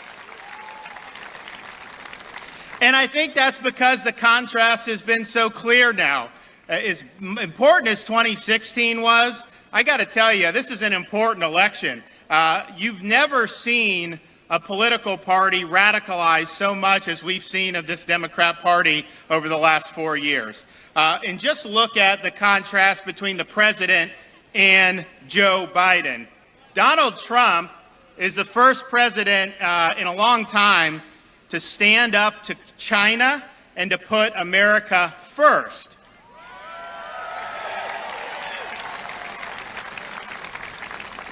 Joe Biden is a 47-year career politician. Has he stood up for China? No. He's been China's errand boy throughout his whole career in politics. Now, who do you prefer, Biden or Trump? I'll tell you one thing about being able to work with the president is the guy works hard. He is probably, I consider it to be, an Energizer Bunny presidency, because he's in North Korea one day, then he's in doing a rally, then he's doing stuff in the White House, then he's doing this. The guy has worked incredibly hard. They're not that much different in age, but if you look at how they behave, it's not even close. So we have a president that's got a lot of energy and that leaves it all on the field on behalf of the country. Joe Biden would be a weekend at Bernie's presidency. This is a guy that ends his day at 8:30 in the morning, doesn't do events, doesn't leave his basement.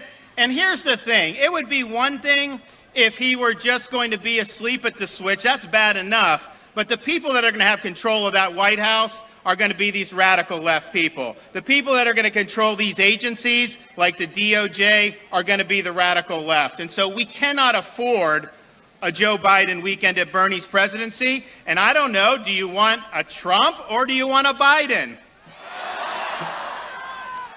Another important thing in this election, and I think this is really completely up or down, yes or no. Do we want to rebuild America? Do we want to get everybody back to work? Or do we want to shut down the country again? Now, I can tell you that the president's working hard to put people back to work. States like Florida, our unemployment rate's gone down 35% just in the last month. We got more work to do, but we're going to keep doing it. Biden said that if the scientists told him to shut down the country, he would shut down the country. Now, this is a political party, mind you, that has been fighting ferociously over the last month and a half to keep kids from being able to go to school in person.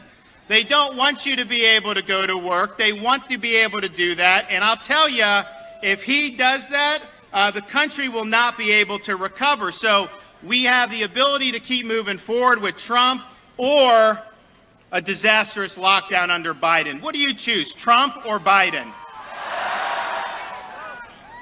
We also have on the ballot this year, law and order. You know, if we were talking even 10 years ago, I don't even think we'd be having this discussion. The idea that anyone would be supporting the disorder, the tumult that we've seen in some of these cities. The fact of the matter is, Joe Biden spent months either silent or excusing what was going on as people's businesses were burned down, as innocent civilians were targeted, as people on his campaign were raising money to bail out the rioters in Minnesota. He never stood up and said that he stands by law enforcement. Now he knows the polls have shifted. He's in a bad spot, so he's running ads saying, don't riot, don't do this. He had a chance to speak up, and he didn't do it. And I can tell you, this is not an issue that's going away. President Trump has stood for law and order, and he has the backs of our men and women in law enforcement.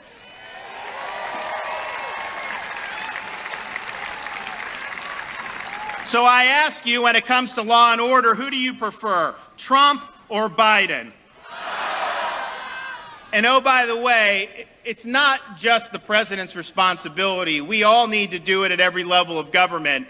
And that's why here in Florida, when we had these demonstrations and potential rioting in June, I called up the National Guard immediately. We had people stationed by. We're not going to let this happen.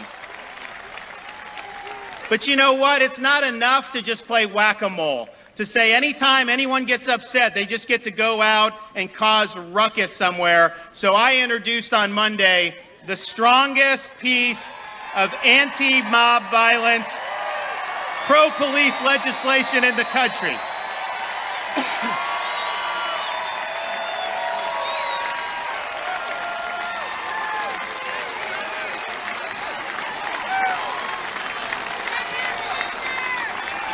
And it's very simple. You loot, you're going to jail.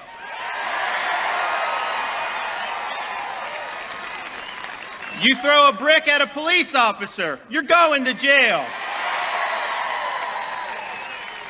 You tear down a monument, you're going to jail. If you block traffic or harass people when they're having to have dinner at a restaurant, you are going to jail.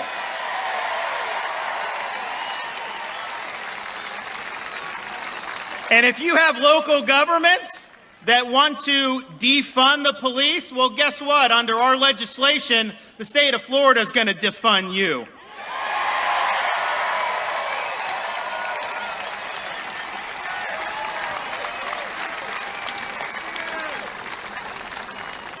We are sick and tired of seeing this throughout our country, and we're sick and tired of the way many of these Democrats are treating our men and women who wear the uniform.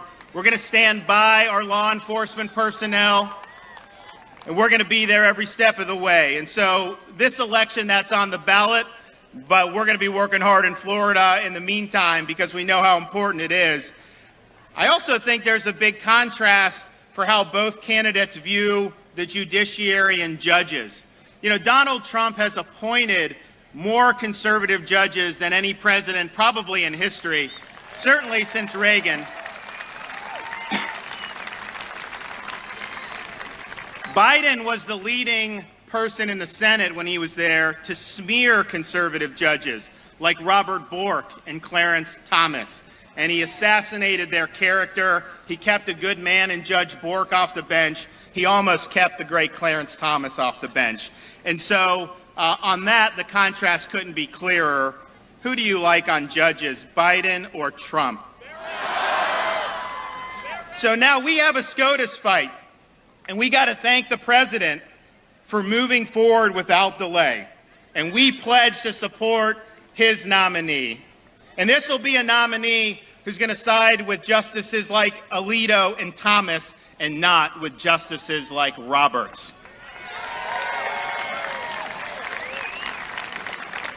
Now, who should he pick?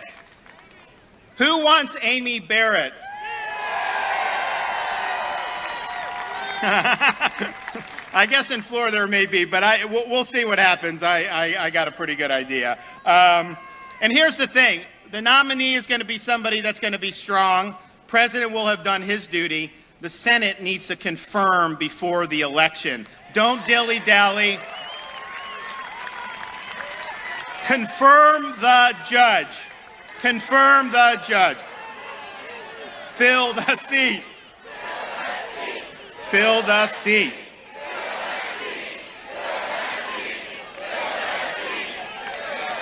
Now, I got to tell you that a lot of people in the Democratic Party and in the media, but I repeat myself, are not going to be too happy with filling that seat. But you know what I say to them? After you smeared Bork and Thomas and Kavanaugh, we are showing you no quarter. We are going to put a conservative judge on the court, and we are going to enjoy your crocodile tears.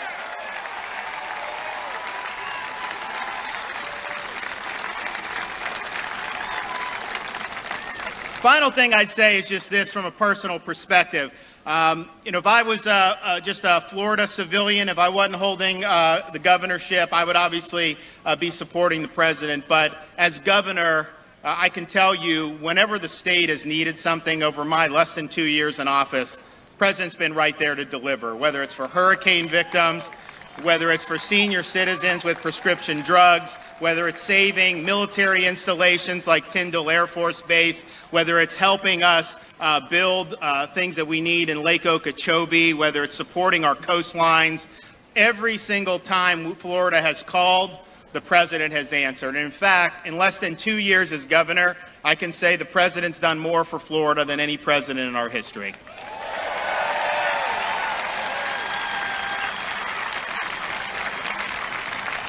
And so I'm grateful for that, but I'm also just looking to see, the fact is no president has faced as much unified, orchestrated opposition from before he even took the oath of office than this president has. Certainly, I would say you'd have to go back to President Lincoln.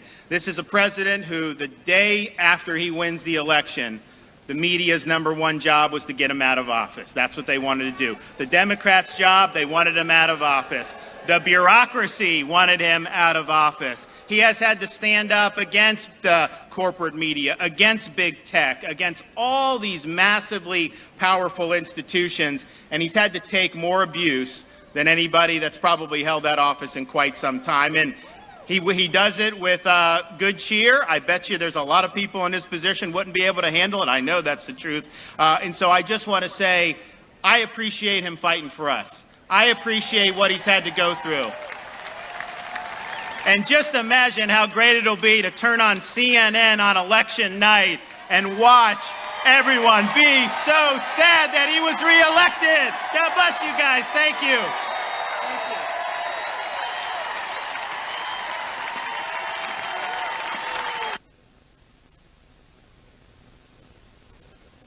Governor DeSantis wrapping up his remarks at the Trump rally in Jacksonville, Florida. President Trump is wheels up on his way to Jacksonville. We are live here at the RSBN studio, live in Jacksonville. Liz Willis, Father Frank Pavone will be with you momentarily. Please support us. We are going to be so busy this week. Tomorrow we'll be in Atlanta and then in Newport News, Virginia. So we need your support. RSBnetwork.com/donate. We are a small independent media company. We are at all of these things, and it gets tough sometimes with the staff that we have. So if you're able to do so, please support us at rsbnetwork.com/donate. We appreciate y'all so much. We're going to be live all throughout the night, covering all the way up until the end of President Trump's remarks. And then tomorrow from Atlanta, 1 p.m. Eastern time start, speech on black economic opportunity in Atlanta, and then to Newport News for a big rally tomorrow night at 9 p.m. Eastern time. You don't want to miss it, right here on Right Side Broadcasting. Subscribe to us if you're not already on YouTube. We're trying to get to 1 million subscribers. It may be wishful thinking, but we think we have the ability to do that if you will subscribe to us. We appreciate y'all more than you know. We're going to turn it back over to our hosts. Stand by. God bless. Enjoy the rally.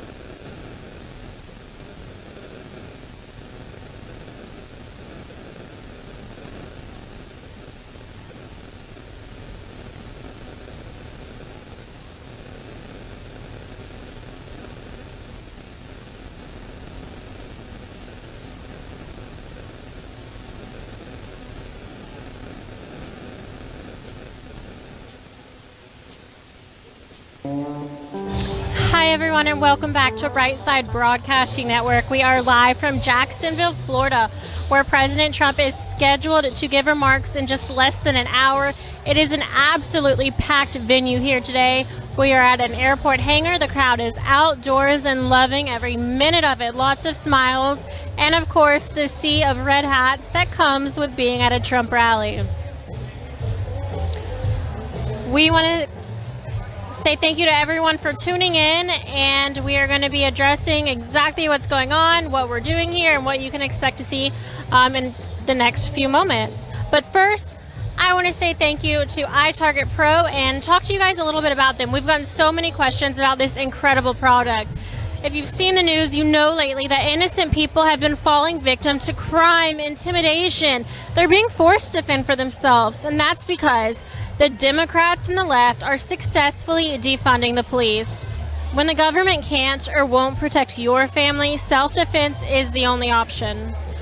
Most of us, especially right now, don't have time to consistently train. Plus, ammo is really expensive. But this is why iTarget Pro was invented. Using their proprietary app and laser bullet, you can now train safely in the convenience of your own home with your actual firearm. iTarget comes in all major calibers, so you can stay sharp with almost any firearm. Today, since they're partnering with RSBN for Jacksonville's rally, you can get 10% off plus free shipping. I'm obsessed with free shipping. If you use the offer code SAVE10, that's SAVE10. You guys, this is the smartest way for you to practice, and it pays for itself in just a few days. That's the letter I, targetpro.com. Again, the letter I, targetpro.com. Don't forget to use the offer code SAVE10 at checkout. That's SAVE10 at checkout for money off your order. That way they know that RSBN sent you. Again, it's so much fun. It's really cool. If you didn't understand some of that, check out their website. But essentially, there's a bullet with a laser. You put that in your gun, and then you get to shoot. But the bullet doesn't actually leave the gun, so the laser does, and then your phone is able to calculate where it goes. It's very cool, very intelligent, very smart, but an awesome idea for a Christmas gift or a birthday gift for anyone coming up. Make sure to go ahead and get those ordered. There's also so many questions about donations and how you can support Right Side Broadcasting Network. I think that's coming from because many people know that we are almost entirely viewer funded, meaning we rely on your donations to keep us in business. And you guys have been killing it so far, so we just need to keep up that momentum as we're leading up to the 2020 presidential election. Things are crazier and busier and more expensive than ever before. This week alone, I think it's something like 5 rallies minimally. So we're actually also covering tomorrow. There's a Black Voices for Trump event going on tomorrow. We'll be covering that starting around noon, live from Atlanta, Georgia. Again, that's Black Voices for Trump, so we're sending a team to cover that. We're also going to be covering the rally tomorrow evening at 7 p.m. in Virginia. The next day, we'll be covering another President Trump campaign rally live from Pennsylvania. So those are the official things on the schedule right now. We are waiting eagerly to see many more that are sure to be announced very soon. So thank you for your donations that have allowed us to get here at this point, but it is not a time to give up. We are fighting, and this is going to be one of the biggest decisions and elections of our lifetime, so we hope you guys will fight with us. There's a number of ways you can donate and contribute to Right Side Broadcasting Network to allow us to get to all of these rallies with the best team and equipment that we possibly can. The first way is by clicking the $sign in the bottom right-hand corner of the YouTube Super Chat. Again, it's that $sign in the bottom right-hand corner of the YouTube Super Chat. I'm going to be reading those shout-outs in just a minute, so if you've been donating that way, make sure you go ahead and continue to do so, and I'll be able to give you a shout out. The second way is by going to our website. That's www.rsbnetwork.com/donate. Again, that's www.rsbnetwork.com/donate. That is a tried, true, and trusted source. It'll take you through PayPal, so it's really easy. You can use a credit or debit card, and while you're there, make sure that you check out all of our website. Our CEO, Joe Seals, does a great job of taking care of that. The third way, and a lot of people really like this, I always like it too because it's fun to read letters and interact with you guys, is by sending a check. So this is the only non-electronic form of contribution to RSBN, and that address to send the check to is 1550 Opelika Road, Suite 6, Box 344, Auburn, Alabama 36830. Again, that's 1550 Opelika Road, Suite 6, Box 344, Auburn, Alabama 36830. Just to reiterate, you guys, those 3 main ways are the YouTube Super Chat, our website, and sending a check. Every single penny counts, so thank you to everyone who's donated. Again, we are live in Jacksonville, Florida, and the Trump campaign just released a statement regarding America First healthcare. We talked about that a little bit earlier today, and President Trump just announced in his speech earlier today more information on it. Regarding that statement, they said President Trump has a better record on healthcare than Joe Biden, no matter how you look at it. Health insurance premiums went up under Joe Biden. They have come down under President Trump. The president will protect people with pre-existing conditions. end surprise billing, drive down prescription drug prices, help seniors pay for the medicine, and provide affordable insulin and EpiPens for low-income Americans. This builds on his record of success in healthcare, which includes reducing Obamacare premiums for the first time, eliminating the unfair Obamacare individual mandate, expanding healthcare choice, enacting right-to-try legislation, and making real progress in reducing the price of prescription drugs. The president has improved healthcare quality, provided greater choice, and made it more affordable. The fact that Joe Biden even has a healthcare proposal is proof that Obamacare was a colossal failure from the beginning. Premiums went through the roof, choices dwindled, and people suffered under the twin lies that they could keep their doctors and their existing healthcare plans. Biden's new proposal would lead to a government takeover of the entire healthcare system and would end with the elimination of employer-provided health insurance for 180 million Americans. He would threaten 1,000 rural hospitals with bankruptcy, leaving millions of Americans without a place to go for serious healthcare needs. And finally, he would provide illegal aliens with taxpayer-funded healthcare, again, placing the interests of the people who broke our immigration laws ahead of our own citizens. Joe Biden is selling socialized healthcare, and Americans won't buy it. Again, a statement from the Trump campaign. I'm going to read something else to you guys really quick if I can find it. I accidentally delete things all the time, so stand by with me on that one. It was regarding President Trump's Florida visit here today. Again, we are totally live, not scripted, so just bear with us while we do this. A lot of people love it, but some added pressure to make sure that we have everything. And I don't know where that email went. It was fantastic. Stand by. All right. Hold on. I know I saw it. Found it. Fantastic. Sorry, you guys, about that. So many emails constantly coming. President Trump is so busy. Unlike Biden, he does not call pool lids at 9 a.m. We get emails all throughout the day, dozens and dozens of emails. But this one in particular I wanted to share with you guys. As President Trump peacefully protests with supporters here today in Jacksonville, the evidence shows his whole-of-government response to the coronavirus and how he's helped Florida families and workers. President Trump fought to give the people of Florida the resources and help they need to combat the virus. The president's Paycheck Protection Program provided over $32 billion worth of loans to more than 432,000 Florida businesses and saved 3.2 million jobs. Over 11.1 million Floridians received economic income payments, totaling over $18.3 billion in relief. The CARES Act is providing Florida with up to $8.3 billion in assistance to deal with the outbreak and more than $2.2 billion in relief so far to 21,808 health care providers in this state of Florida. Florida businesses are poised for a historic comeback thanks to President Trump's economic leadership. President Trump's pro-growth policies, tax cuts, and deregulation built a stronger economy for Florida workers and businesses, and he is doing it again. Over the last 4 months, Florida added back 631,600 jobs following the economy's artificial interruptions from the China virus. Florida added more than 556,000 new jobs in the first 3 years of the Trump administration, including more than 10,200 new manufacturing jobs. In February, Florida's unemployment rate was just 2.8%. During the Obama-Biden administration, the average unemployment rate in Florida was 8%, nearly 3 times that high. President Trump's historic tax cuts and job acts is projected to create over 71,504 new Florida jobs over the next decade. The law also designated 427 Florida communities as opportunity zones, which will drive new private investment into distressed and predominantly minority areas. President Trump kept his promise to negotiate America First trade deals, providing a massive boost to the economy. The president's United States-Mexico-Canada Agreement trade deal will boost Florida's economy and create new jobs in the state, which exports $7.1 billion worth of goods to Canada and Mexico each year.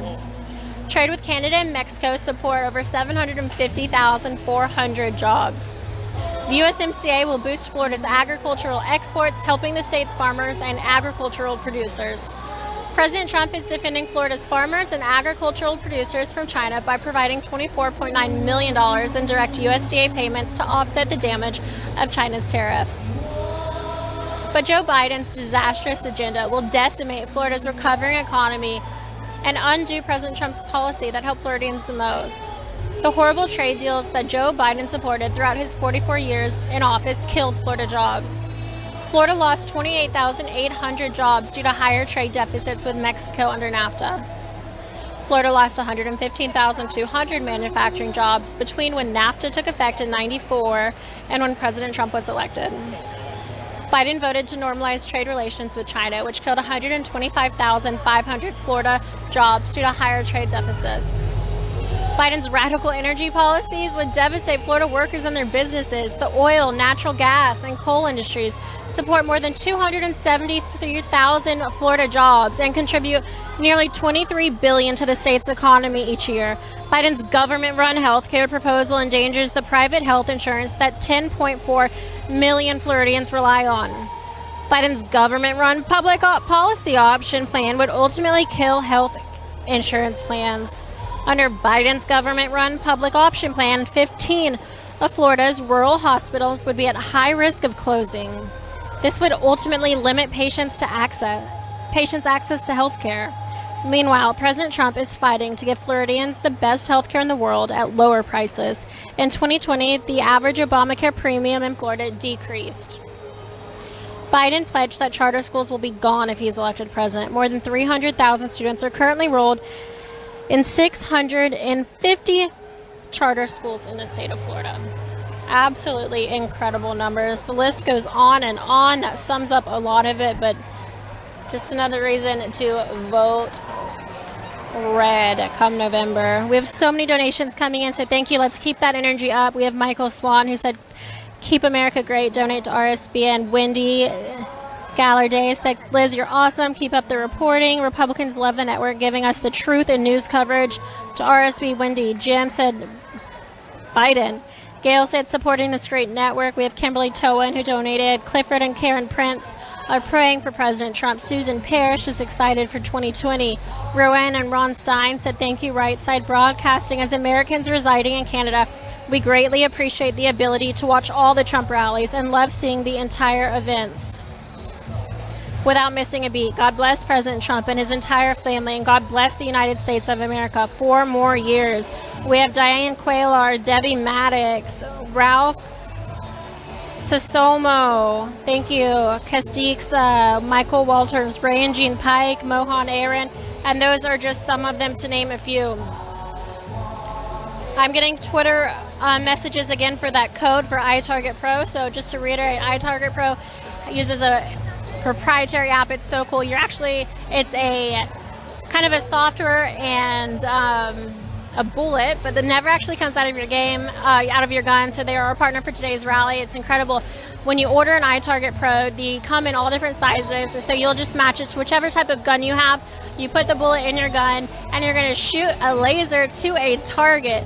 Your phone is going to already be set up with the app installed, and the app is going to be able to read that laser and calculate it. So in return, you're going to have all this data coming back on how you're shooting.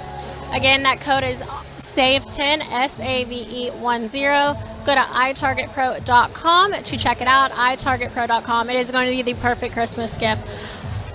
All right. Looks like we have a lot of new viewers. In the meantime, we started with 6,000. We took a break, came back, and now we're around 30,000, I think. So thank you to everyone that's tuned in. Again, this is Right Side Broadcasting Network, and I am Liz Willis. I am here today with a special guest, and I'll let him reintroduce himself for all the new viewers and talk about what he's doing today. Thanks, Liz. Great to be here with you and with all these patriots. I'm Father Frank Pavone. I serve as director of one of the nation's largest pro-life organizations called Priests for Life. But we're not just for priests, and we're not just for Catholics. We're for everybody that wants to make a difference, bringing an end to abortion, protecting the unborn, which is a great commitment of President Trump and of so many of you. And we join hands with all of you patriots to re-elect this president and to re-elect right up and down the ticket members of the Republican Party, because the fate of America really depends on this at this point in time. You know, brothers and sisters, coming to these rallies, We understand something very simple and yet very profound. And the president says it frequently. This is not just a campaign. This is a movement. It's not simply about electing President Trump. It's about restoring power to the American people. Some of his, well, really all of his critics are so misguided when they think that this is about him getting power.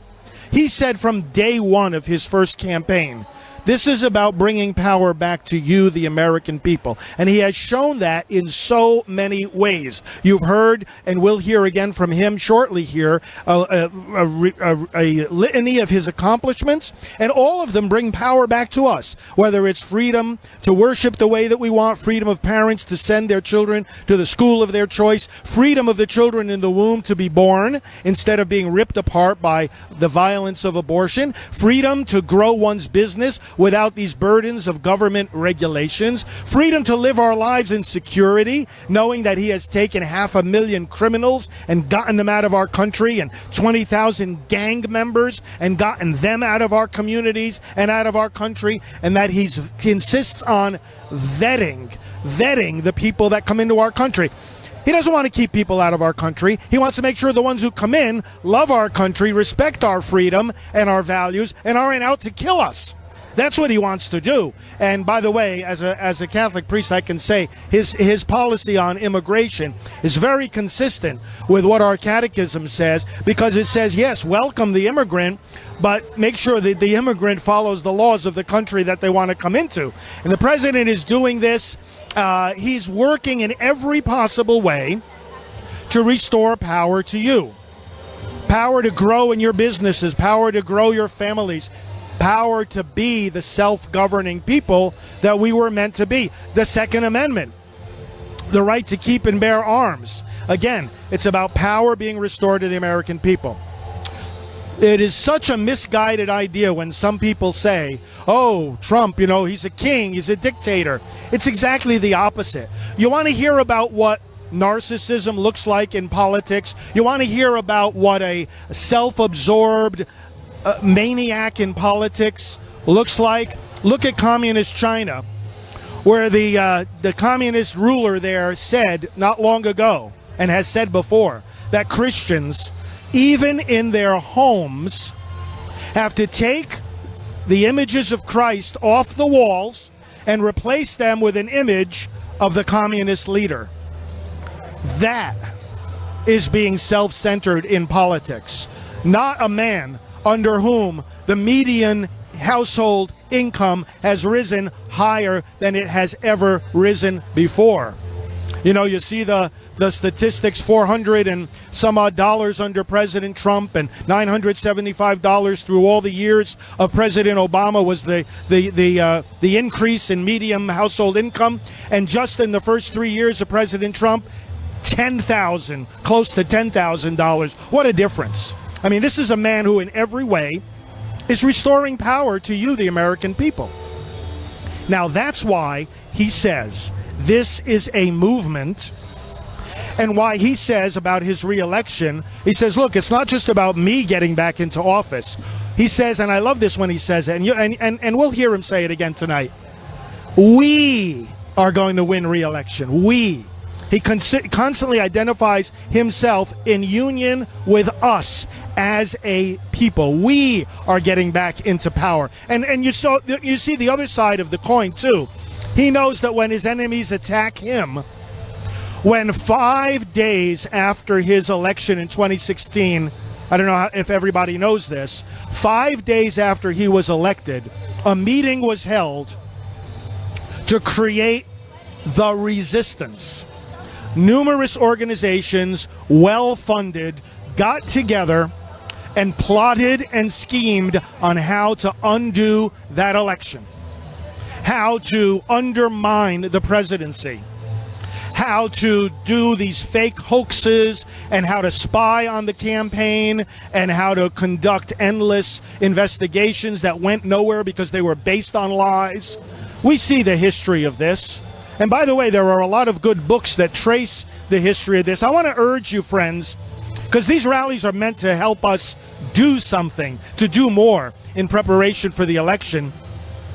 Besides contacting voters, registering voters, praying for the election, I mentioned before electionprayer.com. You can get an election prayer to say every day.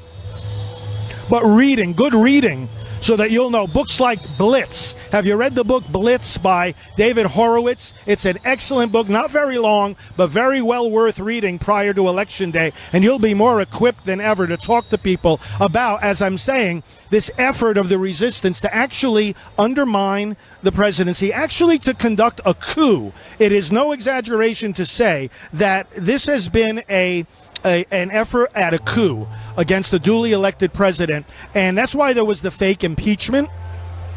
The Democrats did it without any regard for the Constitution or due process or fairness. I mean, not to be able to call your own witnesses, not to know, secret hearings in the basement. I mean, what was this? A partisan impeachment without a proper resolution from the House of Representatives? And only Democrats voting to impeach? I mean, the whole thing was exactly a textbook example of what the founders did not want to happen with impeachment. My point is that the president knows that all these attacks and lies against him, all the attempts to undermine him and his administration, are attacks on you. He doesn't take it personally. You know, this is one of the ways he's able to endure all of this, because he knows, hey, it could be anybody here, but if they're in union with the American people and their faith and their ideals and their love of freedom, well, then they're going to attack whoever's representing them. And it's because of how deeply he's connected with us that he knows he's getting attacked. And so he says to us, hey, we're all in this together. They're trying to undermine my presidency because they're trying to nullify your vote. And that's why we got to speak louder than ever in this election. The voting has already begun in greater numbers than ever, to say this is the kind of government we want. Government of the people, by the people, and for the people, where those who are in power understand that power is service. And this, by the way, is how Christianity has revolutionized politics. You know, in the pagan view of government, they say the law comes from the mouth of the king. The king gets up one morning and decides on some decree that he wants to issue. The people had no input into it. They have no recourse against it. But he says it, and that's the law. But in the Christian worldview, every person has the opportunity to become a child of God. Well, if we're a child of the king, we matter. Our voice matters. And therefore, our voice matters in government. And so this whole idea of representative government comes about and is sustained. The president understands that. He knows it's about you. He knows that power is service. He knows that governments, as our declaration says, are instituted among men and women to secure their rights, not to give them or edit them or take them away. That's why he got elected. Did you know that when President Trump was elected 4 years ago, there were 6 million voters? Well, first of all, there were 136 million voters who came out to vote. That was the largest number of people coming out to vote in American presidential history in 2016. This year, it's expected to be even higher than that. It's probably going to be upwards of 160 million. 6 million of the people who came out in 2016 either had never voted before, or it was the first time they were voting in a decade or more. Now, we know that at these rallies, you know, voters are being registered as they come in here, if they're not registered already. And we know that a lot of these folks, I heard one statistic recently, as many as 1 out of 5 are first-time voters. They haven't voted before. And so these people are continuing to come out. Now, this is one of the reasons why the polls in 2016 were so wrong. They were so wrong because a lot of polls, well, if they're good polls, which a lot of them aren't, but if they're good, they're going to look not just on what people think or what adults say or even what registered voters say. They're going to look at what likely voters say. But the weakness of those polls, even if they're done with that good standard, is that the people who came out to vote for President Trump in greater numbers than ever before, were unlikely voters. People who had never voted before, people who hadn't voted in a decade or more. Why did they come out? They came out for the very same reasons I was just explaining. They heard this man speak, and they said, wait a minute. He listens to us. I know he listens to us because he's talking my language, he's asserting my values, and he's saying that I matter and that power belongs with us, the American people. So he connected with the people in an extraordinary way. Let me continue reflecting on this, but for those of you that are just joining us, my name is Father Frank Pavone. I am very, very grateful to Right Side Broadcasting for our collaboration. Our organization is called Priests for Life. We're at prolifevote.com. If you want to check out what we're doing for the election, our ministry is a ministry focused on ending abortion. We do a lot of things. But for the elections, if you want to check us out at prolifevote.com, connect with us there. But what I'm explaining here, friends, is that you saw it in his initial rallies in 2016. The crowds, political experts like Ralph Reed, observed that when he spoke to the crowds, there was a connection, there was an energy, there was a felt appreciation that this candidate was speaking their language, unlike we have seen in American politics. And this is the reason for his victory. He brings about a new kind of governing. He is not looking to be led by the elite. What he says, you've heard him say it in his speeches, and we may hear him say it again tonight. He says to us, you are the elite. Not the rich and powerful people who are trying to control the strings of our society and are separated from the public and don't listen to their concerns or share their faith or their values. No, not them.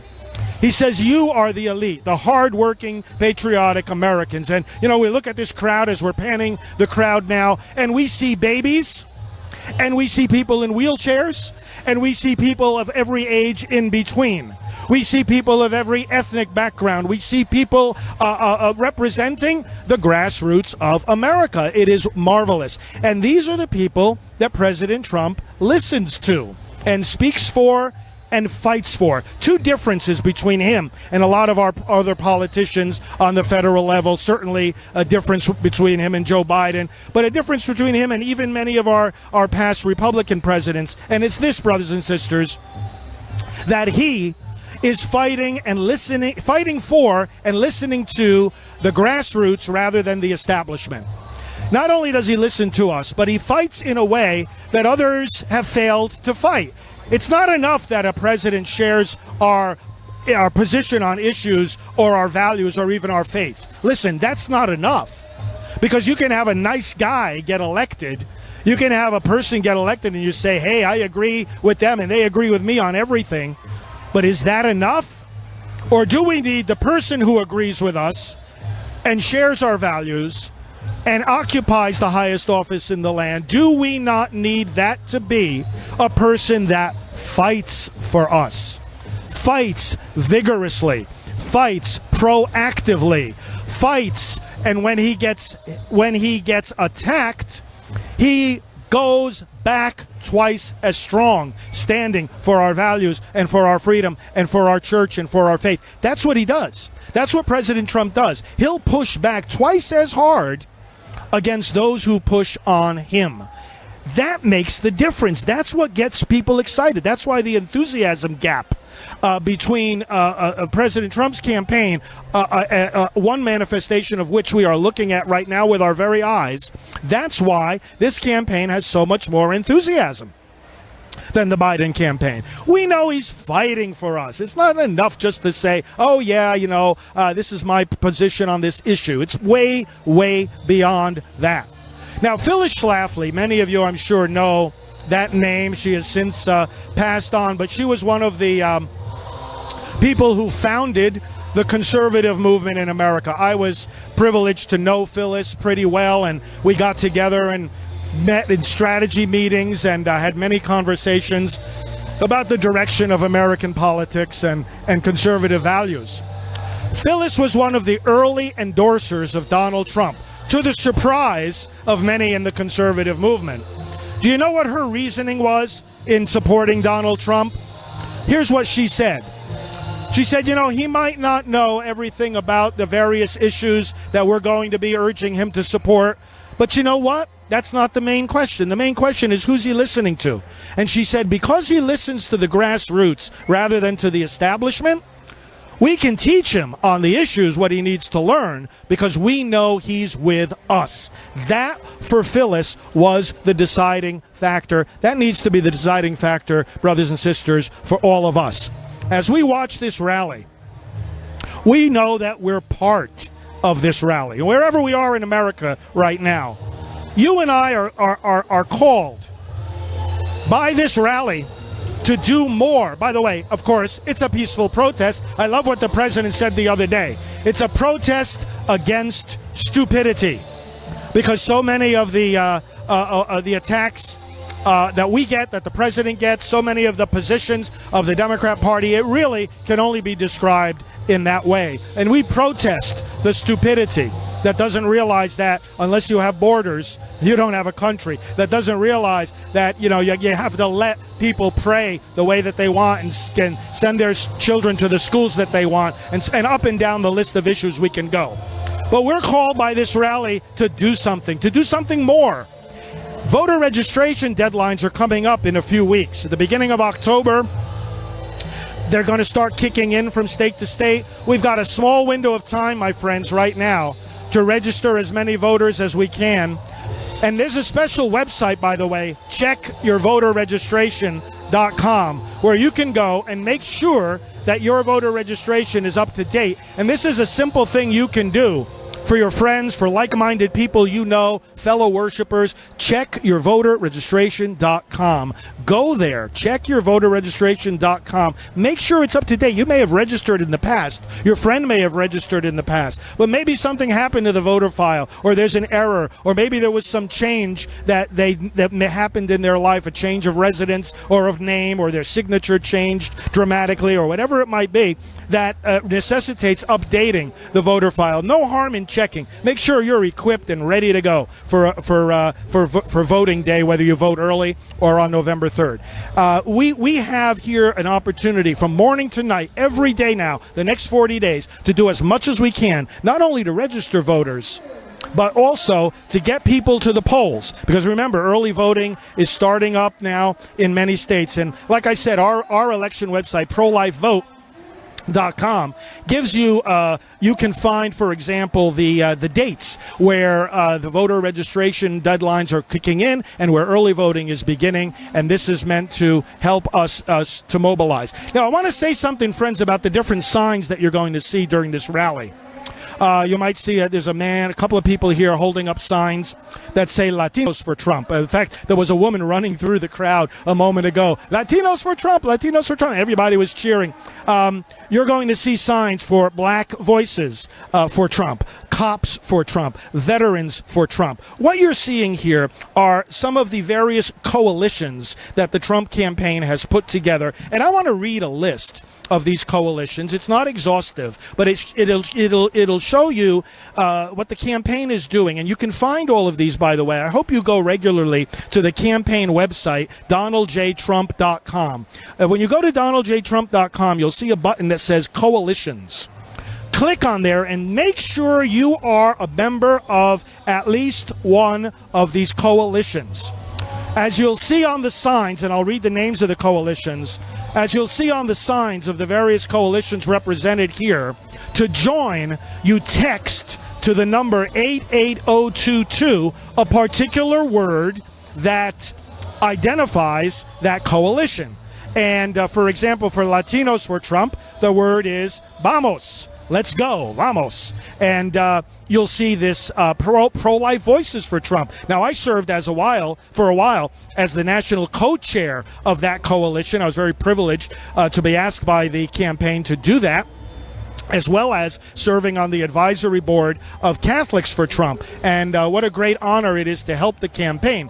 But again, these coalitions are for you. Whatever demographic or demographics you identify with, please go to DonaldJTrump.com and sign up for one of those coalitions right today, because they need your help. You'll be kept up to the minute with updates about what's going on in the campaign. And most importantly, like I already said, every day we have got to do as much as we can to get more voters. Now, the campaign could use your help making phone calls. They'll train you. And again, on DonaldJTrump.com, you'll see all the different ways to help. They need your help making phone calls. They have lists of people they've already pre-identified as persuadable voters. Maybe, these are not people that you're going to have to argue with. These are people who just need a nudge. They just need a reminder. They need help knocking on doors. Again, they'll train you. In your local community, you got to connect somehow with the campaign. Let me read what some of these coalitions are. Again, DonaldJTrump.com, and you'll see the coalitions button. Women for Trump, Latinos for Trump, Black Voices for Trump, Veterans for Trump, Evangelicals, Cops, Democrats for Trump, Pro-Life Voices, Workers, Irish Americans, Greek Voices for Trump, America's Sheriffs, Catholics for Trump, military families, moms for Trump, Asian Pacific Americans, lawyers, Latter-day Saints, Jewish Voices, Polish Americans, farmers and ranchers, truckers, firefighters, Hindu Voices, Indian Voices, Italians for Trump, German Americans, gun owners, Serbian Americans, medical professionals for Trump, Muslim Voices, Chaldeans, Sikhs, Albanian Americans, Assyrians, sportsmen for Trump, and Ukrainian Americans for Trump. These are some of the coalitions. The campaign is so smart in what they are doing here in giving an opportunity for people of these various demographics to show their support in their unique way. Okay, so I'm going to hand this over for now again to Liz.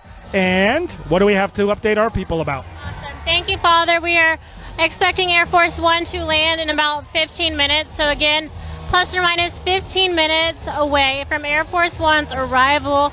We did hear earlier from the press pool that we are expecting the big one, in parentheses, when it comes to Air Force One. So it should be the big plane. A lot of people love to see it. Before it gets here, we want to make sure all of you guys have had the opportunity to check out a really cool product. A company was thinking, man, we've seen this happen too many times. Too many innocent people are falling victim to crime, intimidation, and are forced to fend for themselves because of what the Democrats are doing by defunding the police. They thought, if the government's not going to protect our family, we're going to have to do it. We're going to have to rely on self-defense as the only option. They realized also that a lot of us didn't have the time to consistently train, plus ammo is really expensive. For me, that's all true, but also target practice is a lot of fun.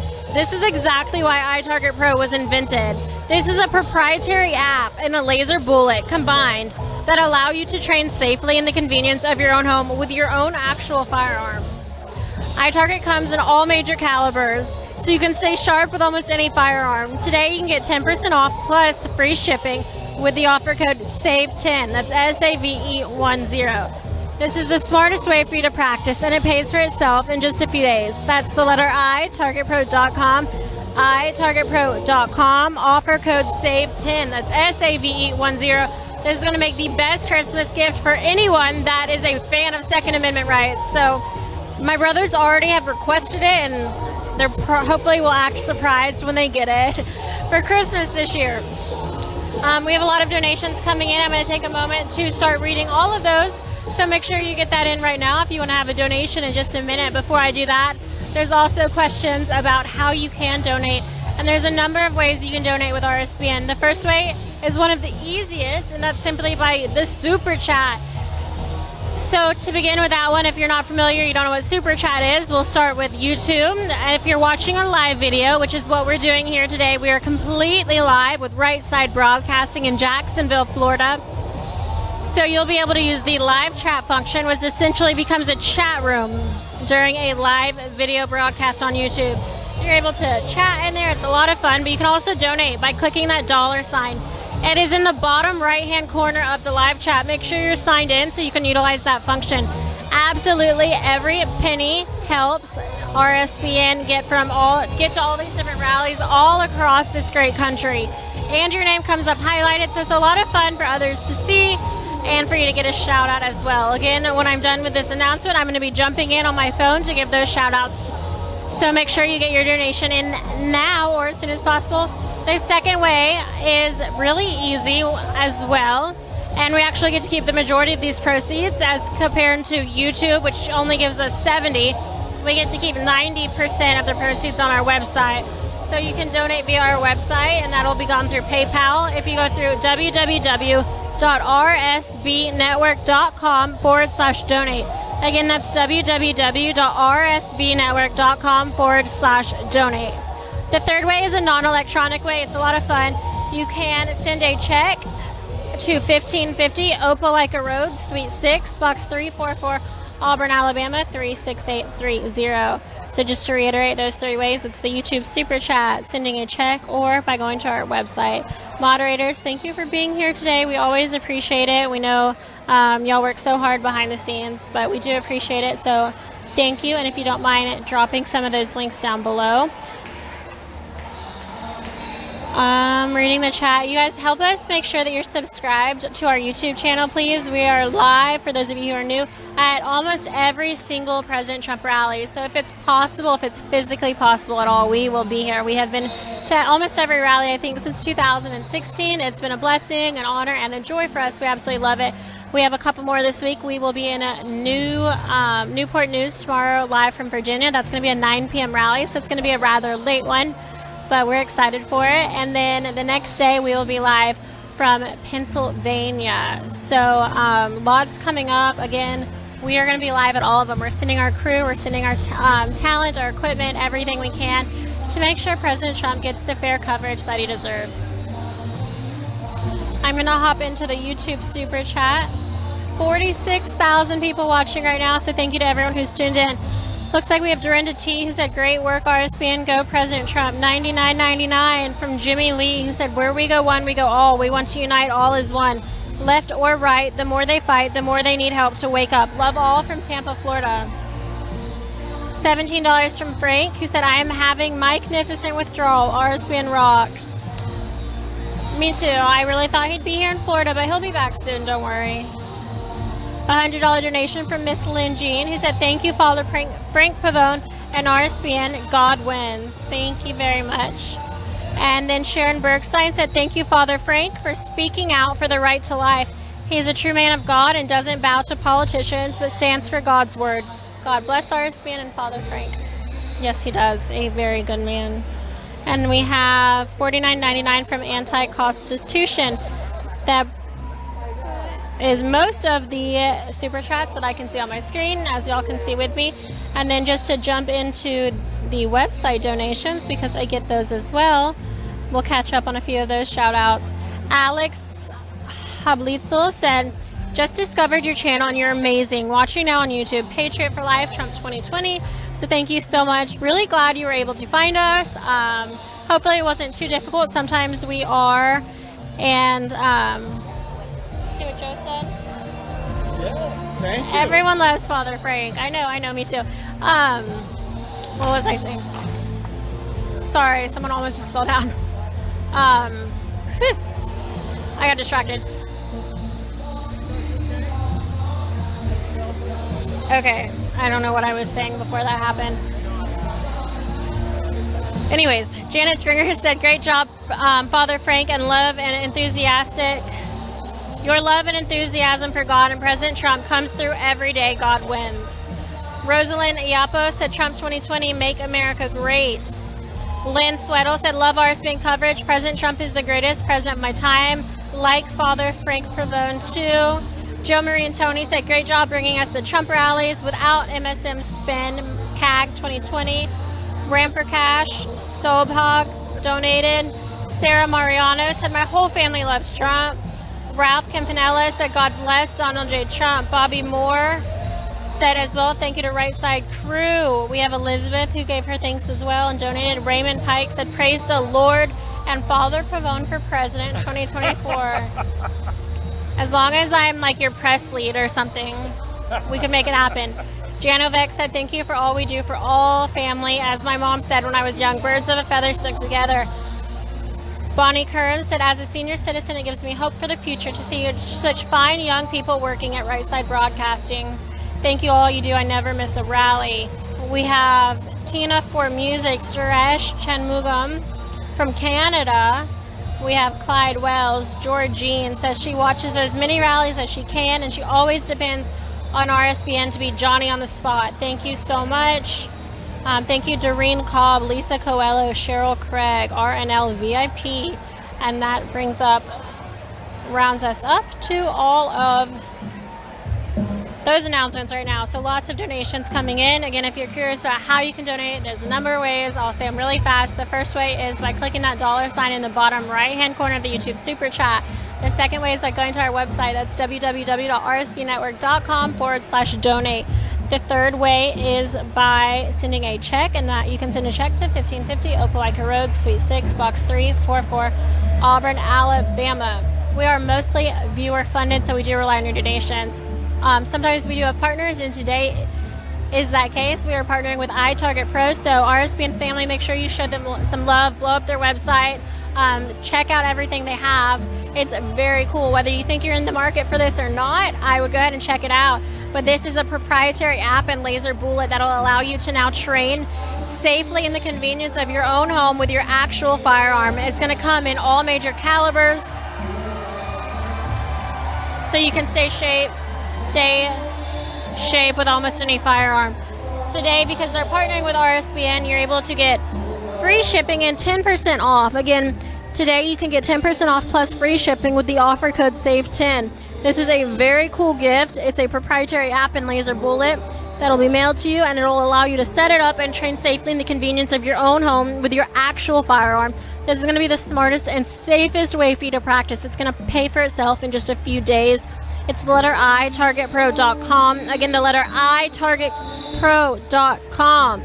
Make sure that you are able to defend yourself if push comes to shove, because the liberals want to defund the police and take away our firearms, but that's not happening on my watch. Looks like we are moments away from Air Force One landing. Father Frank, have you ever seen Air Force before? I have not seen it land. This will be the first time.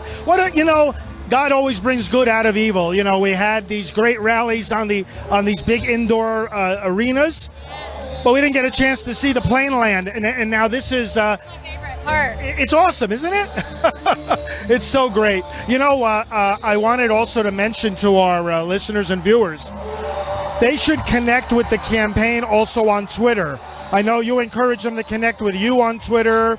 My Twitter is FR Frank Pavone, but the campaign has several important Twitter accounts that people can get great updates every day and retweet them. So, of course, Real Donald Trump is the president's Twitter. Team Trump is another great one, and Team Trump, and then we have the GOP, of course, and then Trump War Room is the other one. So at Trump War Room, at Team Trump, at GOP, and at Real Donald Trump. Friends, please, on Twitter, follow those accounts and spread the things they post every day to as many people as you can, and do it every day. There's also a Trump 2020 app. And on the Trump 2020 app, they have a daily question for Joe Biden. I love that. A daily question. Oh, there it is. Air Force One is landing. It has touchdown, and the crowd is cheering. Our president is with us.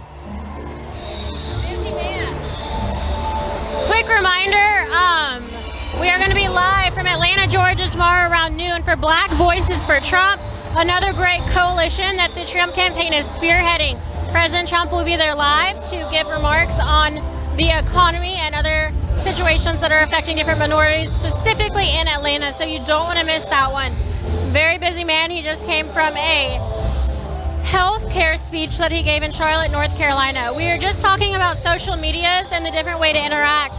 And one thing Father Frank reminded me about is we are at 19.9 thousand followers on Instagram with our RSBN network account. So I want to make sure we get to 20,000 today. I know you guys can make that happen really easily. So head on over to Instagram and search at RSB Network.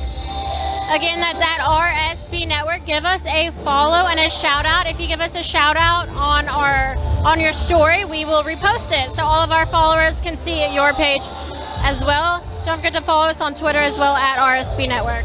Back to you, Father. You know, one of the amazing things about this campaign, it is a campaign that leads with prayer, And I say that because, you know, as I say, I help various coalitions of the campaign, Pro-Life Voices for Trump, Catholics for Trump. And you know what we do? Every single week, I am asked to join on a conference call or a Zoom meeting to lead in prayer people who are volunteering for this great campaign all across our country. Now, I've never seen or heard of, Liz, a political campaign that leads this way with prayer. It's so intense. And as I mentioned earlier this afternoon, the president was once asked shortly after he took office, what do you most want to be remembered for? And he says, I want to be remembered as the president who prayed more than any other. So we're going to go to Joe now for a little announcement. Joe, God bless you. God bless you, Father Frank. I want to thank all of the 52,000 or so that we have watching right now on our... There we go. I want to thank all of the 52,000 or so watching right now on YouTube, and I want to encourage you to share this stream. You know, we've been beating mainstream media lately in the streaming numbers, and we are so thankful for that. We would appreciate if you would all share this on your social media, whether it's Twitter or on Facebook. If you do tweet this link out on Twitter and tag us in the tweet at RSB Network, we will retweet you here in studio. So if you'll do that to get the numbers up, we would really appreciate it. President is just moments away from speaking here in Jacksonville. You know, we're going to be so busy. We are going to be, obviously tomorrow you heard in Atlanta and then also in Newport News, Virginia. We got a full crew for that one. It's going to be massive. We've got Liz going there with Grace Saldana, our newest correspondent, and Zoe Sozo will be there. So it's going to be huge. And then, of course, Pennsylvania. I have a feeling we're going to be in Pennsylvania for a while. We're going to be camped out in Pennsylvania between now and November 3rd. We may even keep a full crew stationed in Pennsylvania. That's how busy it is and how important it is for President Trump's re-election effort. The Keystone State is going to be key to winning this election. If President Trump wins that, it's over, in my opinion. It's going to be very tough for Biden to win. And, you know, you heard the story today in Pennsylvania. They're already cheating. You heard the story, the military absentee ballots found, thrown away, the FBI investigation that came out. They are trying to cheat in every way possible. They know that's the only way they're going to be able to win. We've got to stop this. We've got to find it. We've got to root this out. And we've got to make sure that there's a fair and free election. And if that's the case, the president wins 40 states. I think we all know that. If it's a fair election, the president wins 40 states or more because the enthusiasm factor is huge. All right, I'm going to move on and go back to Father Frank and Liz here, just encouraging you all. We can't do it without you. We need your support to continue to beat the mainstream media in these streaming numbers. It is something to behold when you see on YouTube, when we are not even in the search results on YouTube. You can't find us by searching Trump Rally Live. That we are still beating the mainstream media as bad as we are. And that's a testament to you, our viewers, and what we've been able to build here at RSBN with your help. We need your help. We have 6 weeks to save America. RSBnetwork.com/donate. That's RSBnetwork.com/donate. Every penny that you donate helps us to continue to go to these events and to help President Trump's message get out and bypass mainstream media. We can't do it without you. RSBnetwork.com/donate. Thank you so much. God bless you. Enjoy the rally tonight. We'll see you live tomorrow from Atlanta and from Newport News. Sending it back to the crew now in Jacksonville.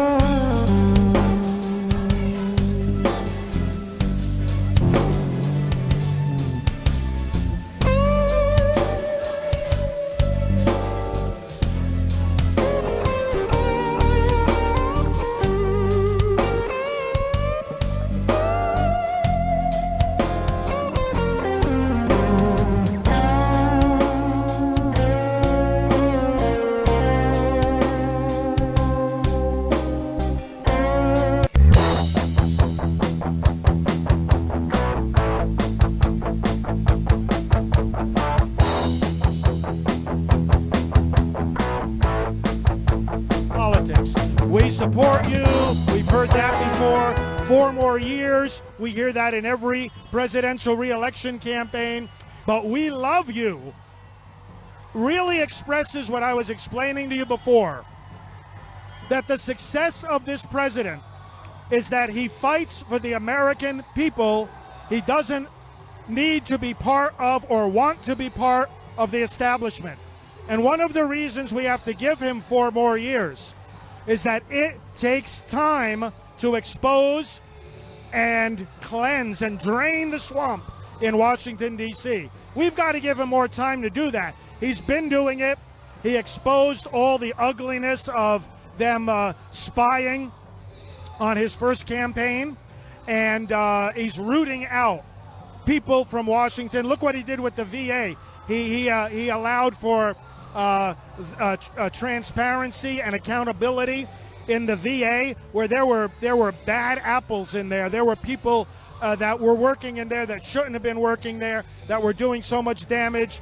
And because he made it more possible to identify and fire these people, because he made it more possible to do that, do you know that some 9,000 people who were in the VA and were just being abusive and not doing their jobs the right way, do you know that they've been now fired? He is draining the swamp in every sense of the word. Now let me say a word, if I might, as the stairway approaches this Air Force One, and the president will be exiting in a matter of minutes to fire up this crowd and to fire up this whole country. Let me say something about the issue that I deal with day after day, the issue of abortion. The president mentions this actually more than any previous pro-life candidate or president, that look, you know, our first right in the Declaration of Independence is life. And it makes an awful lot of sense. I mean, it's just common sense to say that if we don't have the right to life, then we don't have the right to an education or the right to vote, the right to work, the right to emigrate, the right to be protected from terrorism. I mean, what right can we have, what right can we enjoy if our life itself is not protected? The life of you, the life of me, the life of every person you see in this crowd is protected by law. See, we might sometimes feel like we're not getting everything we need in life. The door is opening, the crowd is cheering. We might not feel like we're getting everything we need, but we know our life is protected under the law. The only group of human beings not protected under the law in their very right to exist are the children in the first 9 months of life, the children in the womb, the unborn. This president speaks for them, and he says we have to restore protection to them under the law.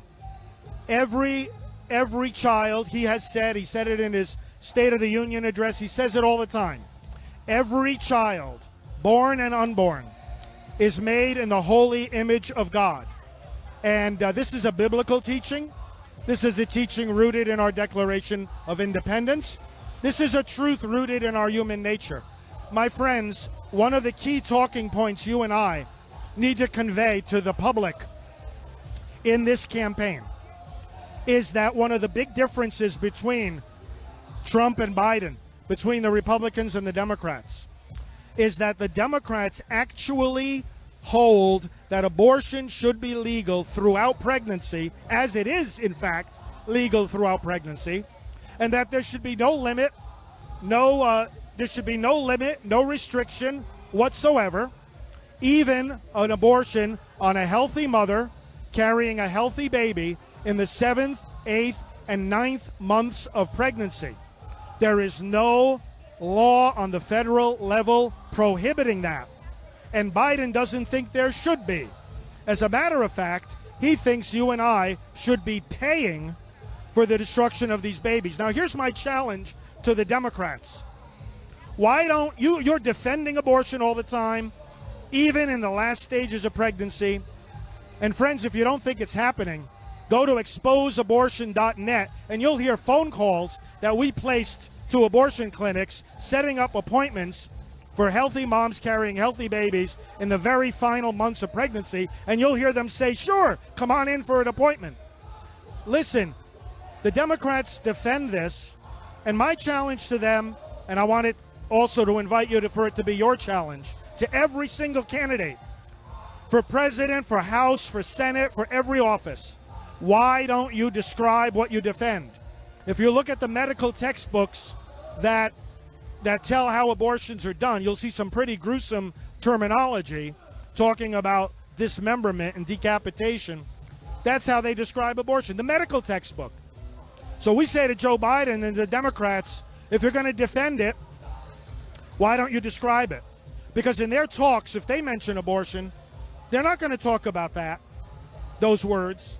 What they're going to do is use words like freedom of choice and constitutional rights and reproductive justice and health care.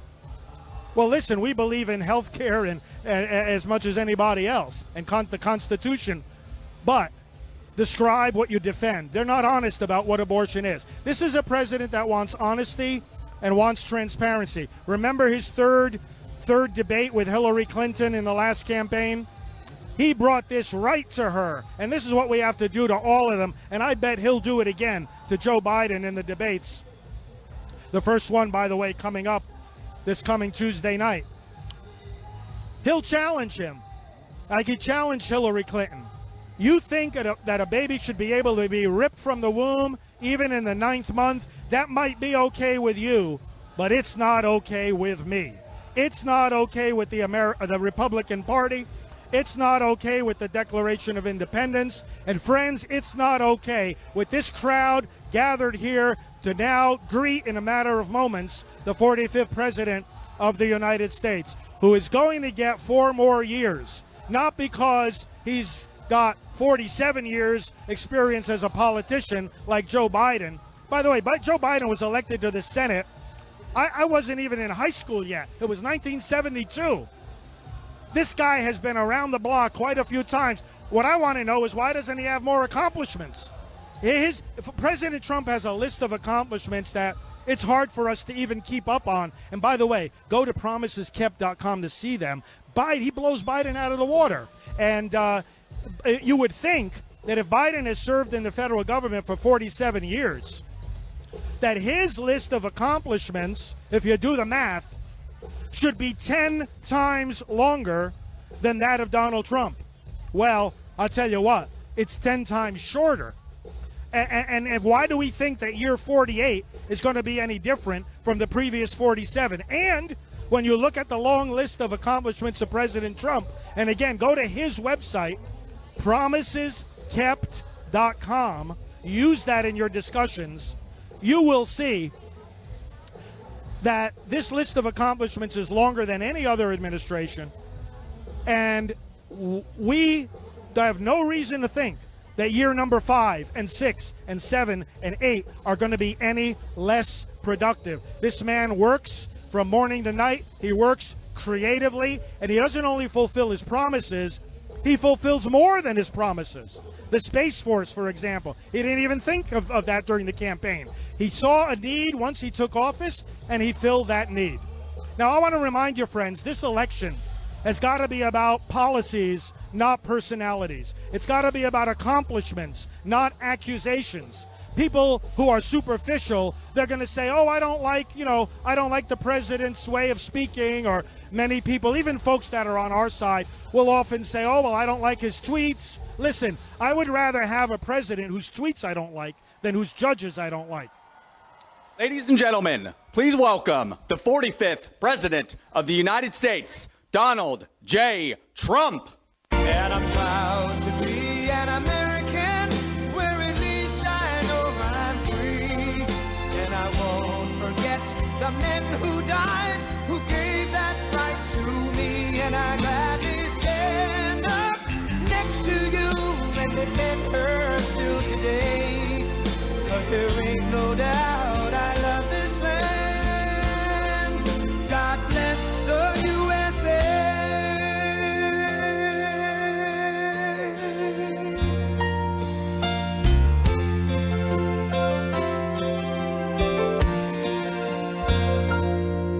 From the lakes of Minnesota to the hills of Tennessee, across the plains of Texas, from sea to shining sea, from Detroit down to Houston, and New York to LA, where there's pride in every American heart, and it's time we stand and say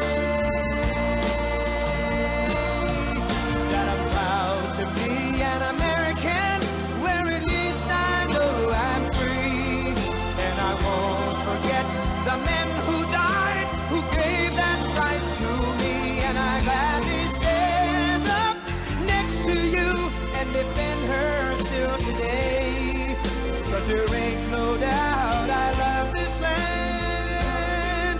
God bless the USA.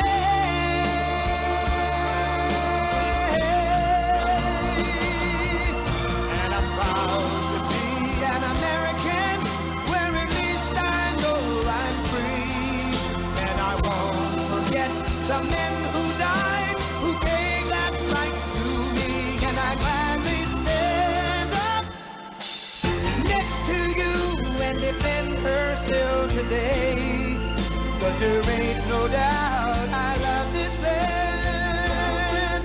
God bless the USA.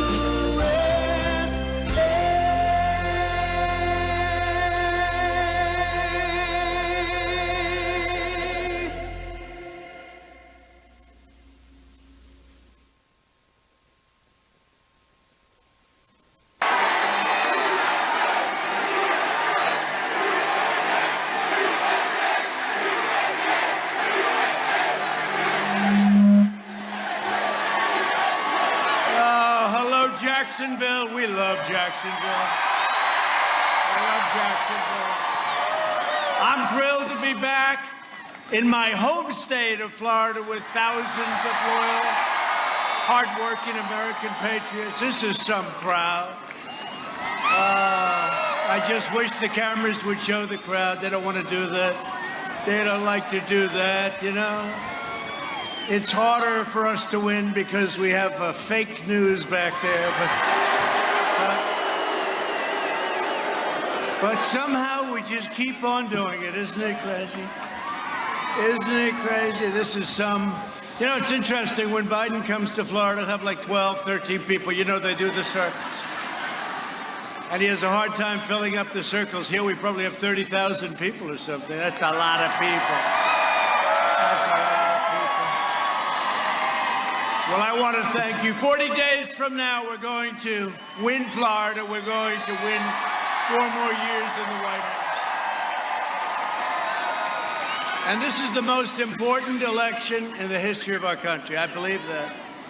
It is because we're dealing with people that are crazy. They're going to raise your taxes. They're going to take away your Second Amendment. You know that.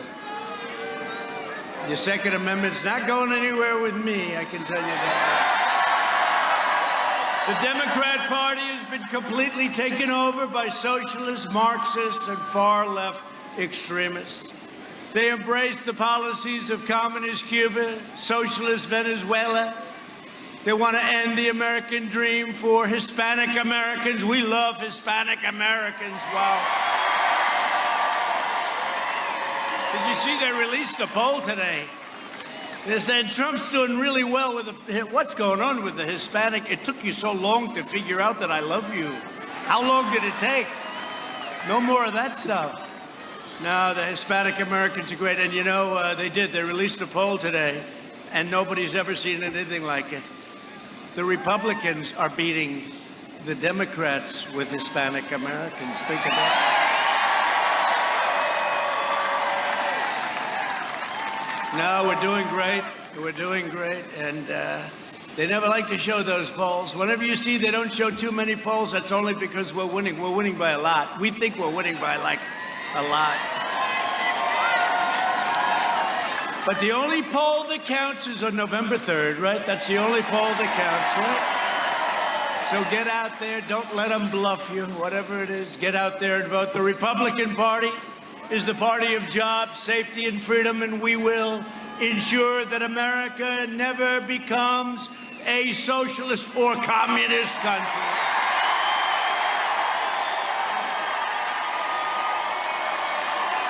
I've added that recently. I said socialist country. I said now a socialist or communist country, because these people are crazy. Kamala. You know, Kamala is further left than Bernie. I didn't know that. She is the furthest left in the U.S. Senate. She was up at 15% when she started. You know that, right? That story? She went down to 14, then she went to 12, then she went to 11. She went to 9 and 8, 6, 4, 2, 1. And then she left before Iowa, the great state of Iowa, where I made ethanol possible for them, ethanol. And I gave our farmers $28 billion.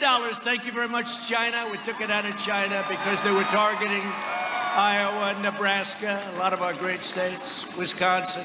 We gave our farmers a lot of money. Some came down to farmers down in Florida. They don't know that. We got a lot of farmers in Florida. But here's the choice facing every Florida voter. Joe Biden will deliver a crippling shutdown. He's actually thinking about, can you imagine? No, we did that, and we saved millions of lives. That's it. We're doing good now. And by the way, your governor's done a great job. Florida is down low now in the China virus. It's China virus. Some people call it coronavirus. That sounds like a beautiful place in Italy, right? No, it didn't come from Italy. It came from China. But this guy's talking, he'll shut it down. If a scientist says shut it down, he'll shut it down. No, we're not shutting anything down. We are doing so well. You look at our numbers. Wait till you see the third quarter. I shouldn't say it because back there. But wait till you see how good the third quarter is going to be. And it comes out just before the election. So I'm taking a risk when I say it. You won't believe the numbers you say. I tell you, you're going to see numbers. Nobody's going to believe those numbers. We're hearing from 25 to a 35% GDP. Nobody's ever heard of that before. Well, Iran has a 25% GDP too, but it's a negative GDP of 25. They just announced negative 25. They don't like me too much. Be careful. Be careful. I'm delivering a safe vaccine, and we're doing a record recovery. This recovery is a record. They've never seen anything like it. And next year is going to be, I think, the best economic year in the history of our country. Unless a very sleepy guy got in and he decided to quadruple everybody's taxes, then you can forget it. He's a sleepy guy. Did you see he did a lid this morning? Again, lid. You know what a lid is? A lid is when you put out word you're not going to be campaigning today. So he does a lid all the time. I'm working my ass off. I'm in Texas. I'm in Ohio. I'm in North Carolina, South Carolina. I'm in Michigan. I'm all over the place. Wisconsin.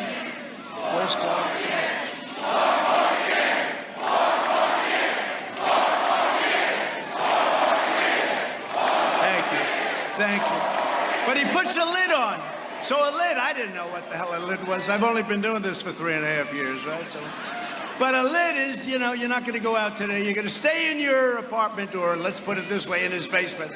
So early in the morning, he's put a lid on. That means nothing for today. I guess they do that for the press. The fake news goes home and they say how great he is as a candidate. They go home and they say, oh, he's a great candidate. But he put another lid on. There's many lids. So he did a lid today, early in the morning, that he won't be working today. And I don't know, I'm working so hard. Maybe he's right. Think of it. Supposing he never campaigns and he wins, you know how badly I'm going to feel? I'm working hard. And you got to work hard. And you know what? I said it today.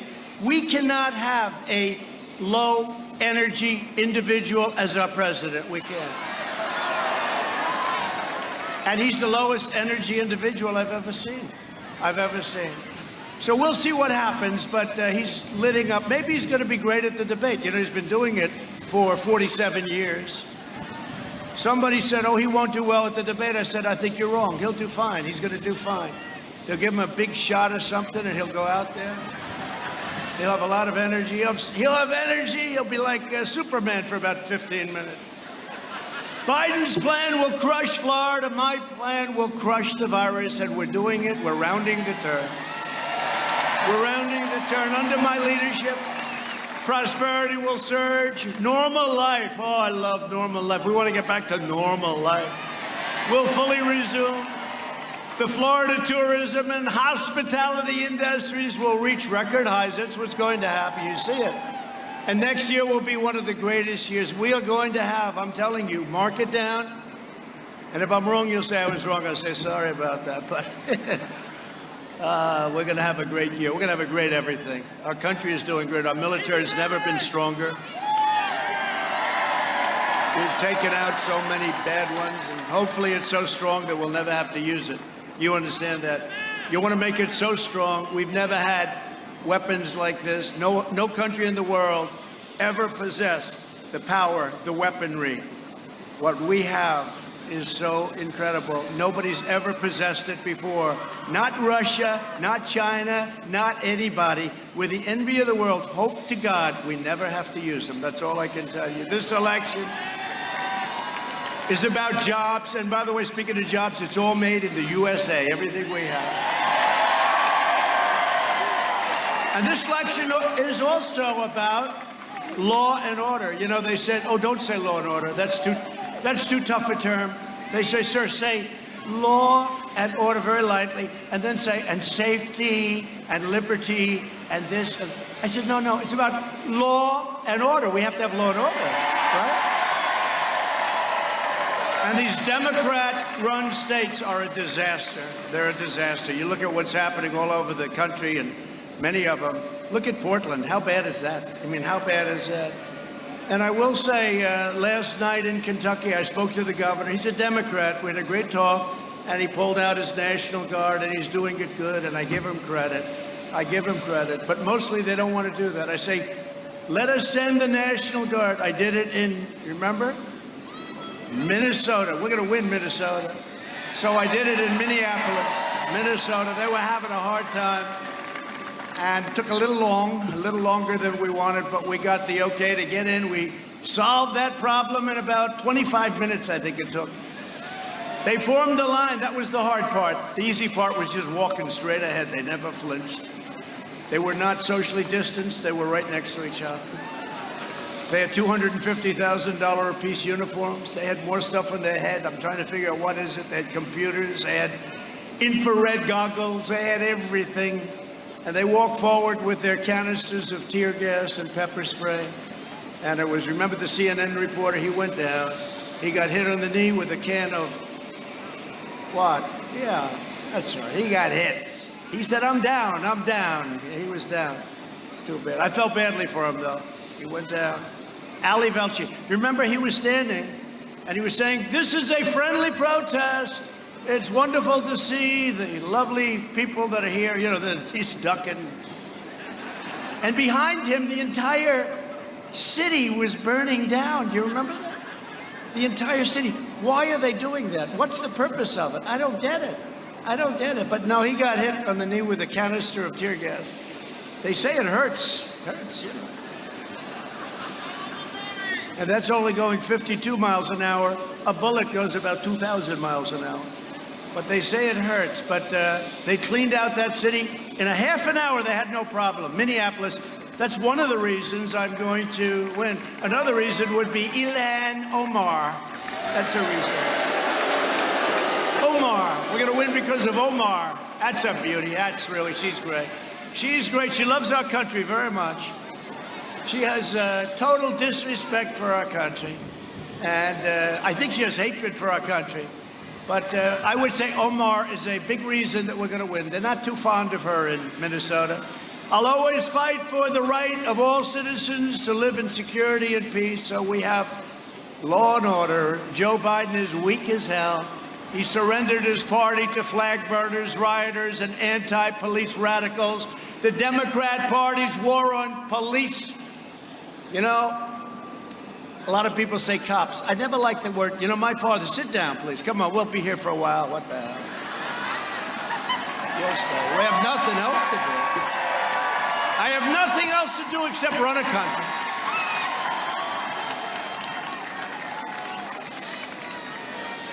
And the hardest part about running the country is dealing with crazy Democrats. You know, we're working on stimulus for people because it's not their fault. It was China's fault.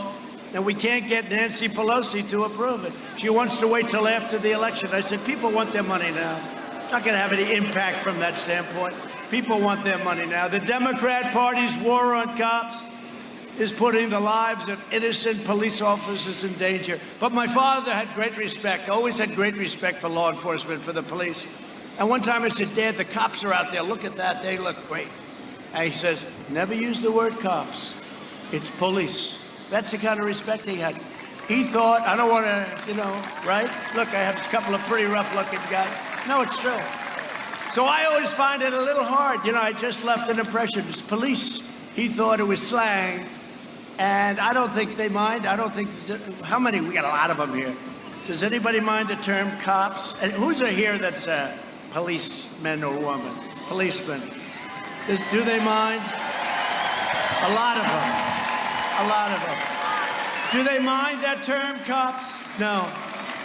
They just want respect, and they just want to be allowed to do their job properly, as nobody can do it. Do you agree with that? That's what I say.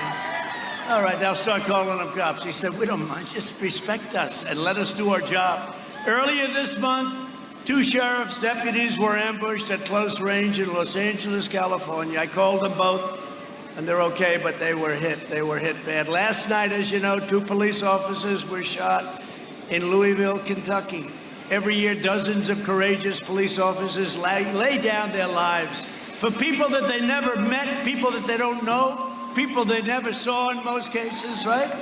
They lay down their lives for people they never met. They're incredible. Law enforcement, let's give them a hand, please.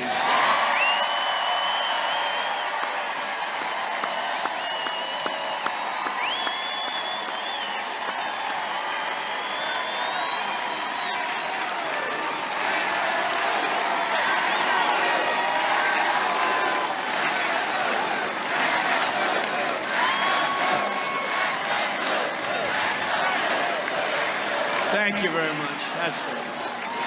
I tell them all the time, we have endorsements from all of them, but I tell them all the time, you have no idea how much you love. They don't hear it because they watch the fake news at night, and you don't get the true story. That's a lot of guys. That's a lot of people back there. That's a lot of fakers back there. Look at all those red lights. The red light means you're on live. The problem with being on live, you make a little bit of a mistake, and they say this was a horrible evening.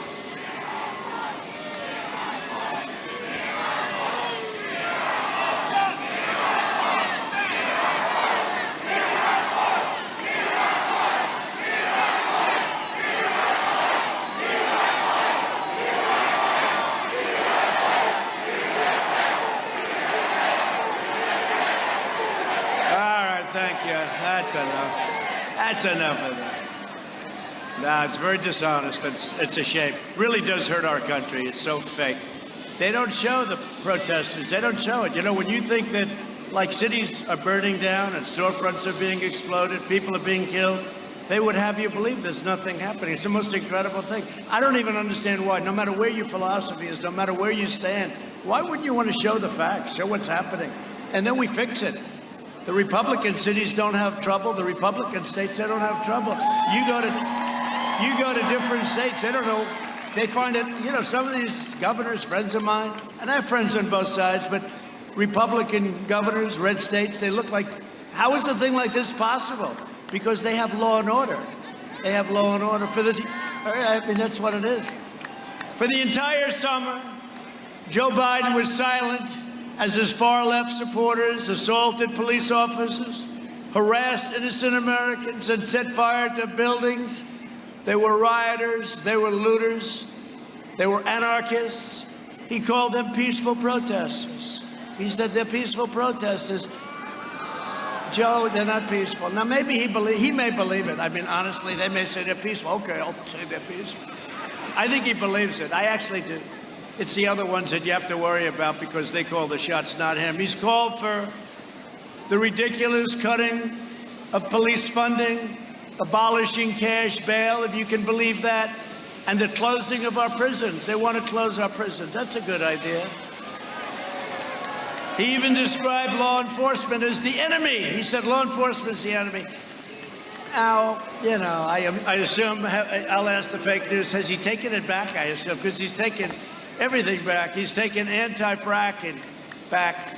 He's taken pretty much everything back, but remember, it's the first thing they say. That's what they stick with. Biden's anti-police crusade must stop. As president, I will always stand with the heroes of law enforcement. That's why we're here. And I was honored to receive the endorsement of 48 sheriffs right here in Florida 3 weeks ago. And all over the country, law enforcement from Texas, Arizona, Ohio, Oklahoma, Michigan, Wisconsin, Pennsylvania, New York's finest endorsed me. They've never endorsed a presidential candidate. The National Troopers Coalition, Chicago. How about that? Chicago police, they endorsed me, Chicago. And all the major law enforcement organizations all across our country.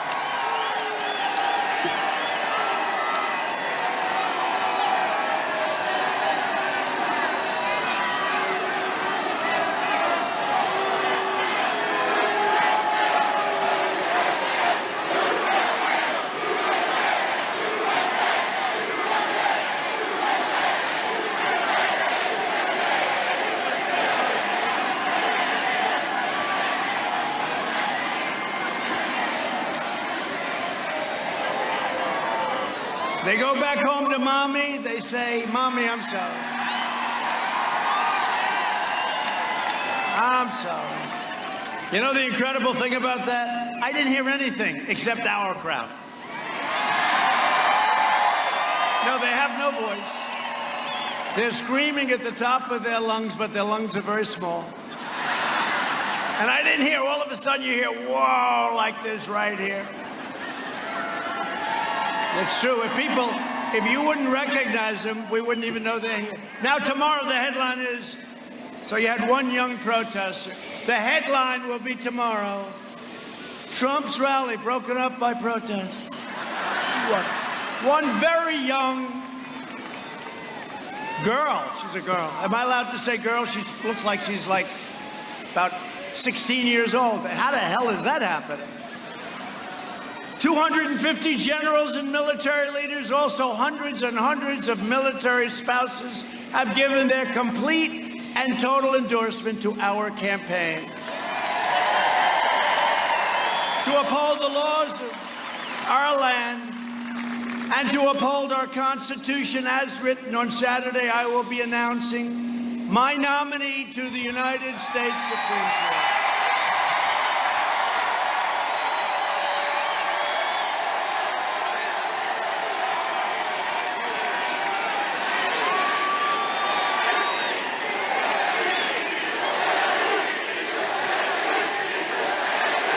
It's true. Well, it's going to be a big deal. We're doing it at the White House, the Rose Garden of the White House. Unless it's raining, in which case we'll still do it there. That's okay. It's beautiful, the White House. So beautiful. We love the White House, right outside the Oval Office.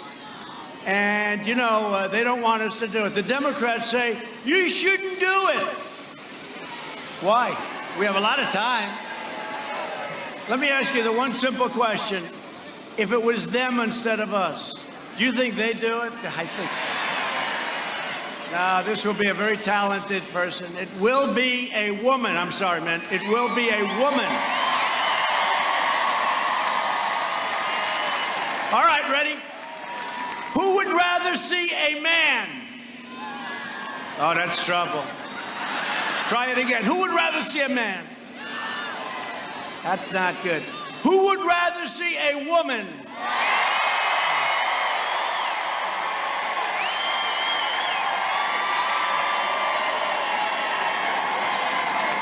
I think it would be, really, I think it would take tremendous courage. I don't care how great the man is. Ladies and gentlemen, I'd like to tell you that Jim Fitzgerald, and then you would see a lot of very unhappy faces, right? My opponent refuses to release his lists of potential justices because they will be handpicked by extremists like Representative Alexandria Ocasio-Cortez, sometimes known as AOC plus 3, right? AOC. And one of the 3, I think, is Omar, right? But they'll pick the person. So if Biden does that, if he puts an extremist into that position, he loses everything that's like normal. And if he does the other way, he loses the left.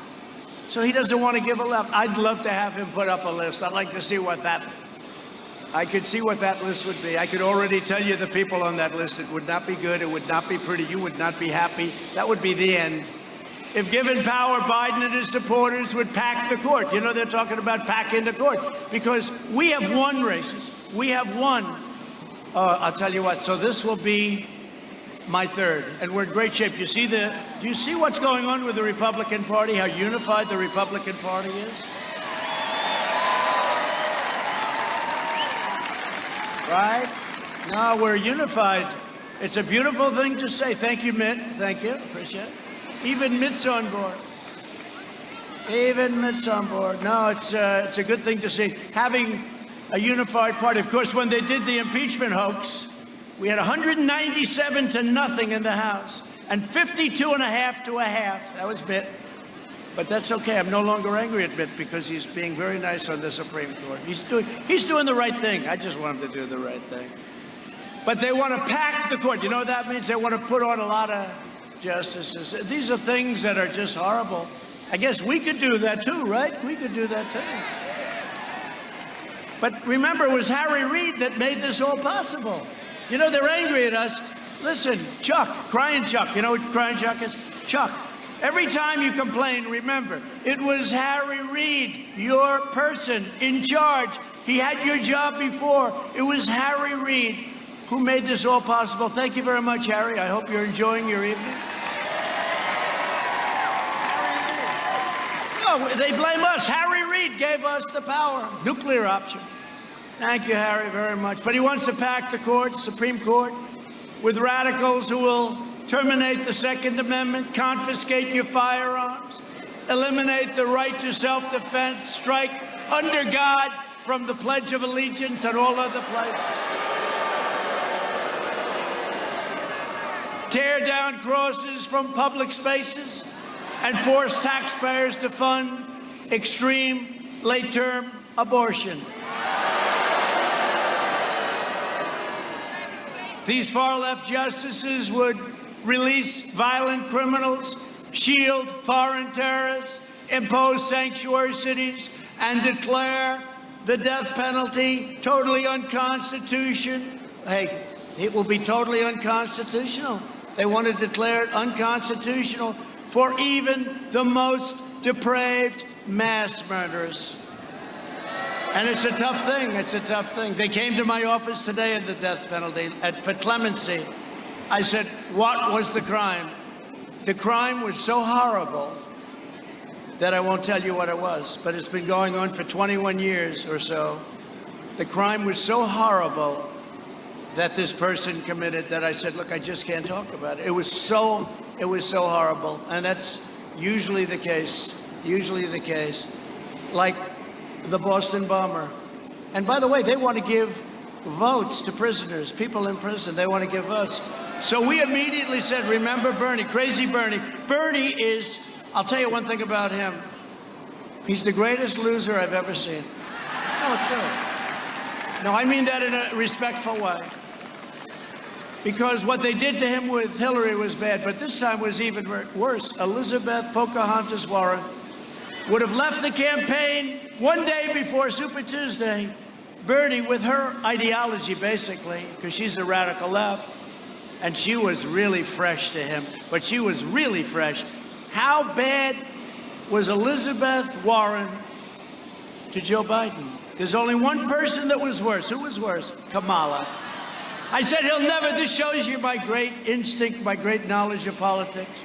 I said, he will never pick Kamala because no human being has been treated worse than anybody, than Kamala. Remember, she called him a racist. She called him xenophobic. She called him all sorts of things. She called him things that were so bad I can't say them. I can't say them. But she called him a lot of things. I said, well, she's out. And then he picks her. She picks her. Well, you always pick people going up, not going down in the polls. You know, if I were going to pick, and by the way, how good is Mike Pence? Is he great? He's a rock. He's a solid guy, and he's a great guy, and a great vice president, and he works so hard. He's all over the place. He's in Michigan. He's everywhere. Where'd you go today, Mike? I went to Michigan, North Carolina, South Carolina. I went to Wisconsin. And the guy, I tell you what, he's an incredible guy, and he's a great guy, and he loves the people of this country. He loves our country. You cannot do better than Mike Pence. You know that. If you want to save America, you must get out and vote. In just 3.5 years, we've secured our borders, rebuilt the awesome power of the U.S. military, obliterated ISIS caliphate 100%, fixed our disastrous trade deals, and they were a disaster. I read some of them. I said, who agrees to this stuff? Stupid people agree to it. And brought jobs back home to America, and we brought them back. You had the greatest year you've ever had last year. The greatest year you've ever had. Under 16 years of presidents, Obama and Bush, household income rose only $2,945. Okay, that's over a course of 16 years, close to $3,000, right? In 3 years, and including energy, because look at the saving. How are you doing at the gas pump? Not so bad, right? Did you ever see that? You ever think that was going to happen? In 3 years, so that was less than 3,000 over 16. In 3 years, you went up $10,000, including energy. We lifted 6.6 million people out of poverty, the largest poverty reduction in the first 3 years of any president in the history of our country. We built the greatest economy in the history of the world, not only here, anywhere. We were beating everybody. You know, for years I heard that China in 2019 was going to overtake us, right? That didn't happen. Then they released the plague, but that didn't happen. And it still's not happening with the plague because they got hit hard themselves. I wonder if they understood that they were going to get hit too, right? But the plague came here. They could have stopped it.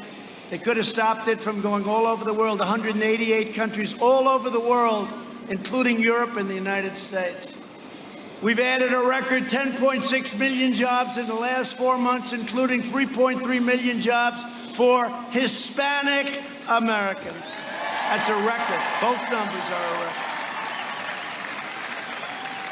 When the plague arrived from China, we launched the largest national mobilization since World War II.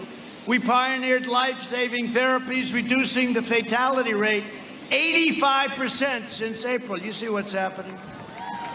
Europe has almost a 50% greater excess mortality rate than the United States, and now you see they're being hit very hard. The fake news was saying, well, I don't know if you've done as well as Europe. I said, but they don't want to talk about that because that's not good for their narrative. Our early and aggressive action saved many millions of lives. Through Operation Warp Speed, we developed and distributed a vaccine. We will have a vaccine so soon you won't even believe it. Although they're trying to do a little bit of a political hit. Let's delay it just a little bit. You notice that? Let's delay the vaccine just a little bit. But we have 3 great companies and then others also. Johnson & Johnson, right? Pfizer, Moderna, great companies. All of them great companies. And they're right there. They're way advanced, way advanced. They're in the final steps. I took historic action to get critical relief for American workers through our Paycheck Protection Program. We saved 3.2 million Florida jobs. We're launching a historic effort to bring our medical supply chains back home where they belong. In 1996, Joe Biden voted to obliterate Puerto Rico's thriving pharmaceutical industry. I am reversing that, and we're going back so that Puerto Rico can get its pharmaceutical industry back, and they're going to have it back soon. That was Joe Biden that did that. And then they'll vote because automatically, I don't know, they vote for a Democrat. What's the purpose? He's the one that did it. He's the one. Look what he did, how devastated. Look at what he did to our African-American community, and people don't want to talk about it. But what he did was devastating, devastating. He's not good for anyone, let's face it. Last week, I also announced an additional $13 billion that goes to disaster relief for Puerto Rico. They got hit hard. I hope they remember that. That was given by Trump, not by the Democrats. Our hearts are also with the communities in the Panhandle. I love the Panhandle. Ron will tell you. I'll tell you, you're a great governor, and he's doing a great job. He called up, he said, the Panhandle's it, sir. They love you in the Panhandle. I think I'm at about 99.9% in the Panhandle. But we took care of the Panhandle. Remember Hurricane Sally? That was not good, but we took care of it. Ron came into my office and say, sir, we need more money. I said, how much? He gave me a number you don't even want to believe. I said, you got it, Ron. Don't come back, Ron. He comes back about 3 days later, sir, we need more money. But that's, I guess, a good governor. That's what a good governor does, right? That's what a good governor does. I approved a major disaster declaration for the state of Florida last night.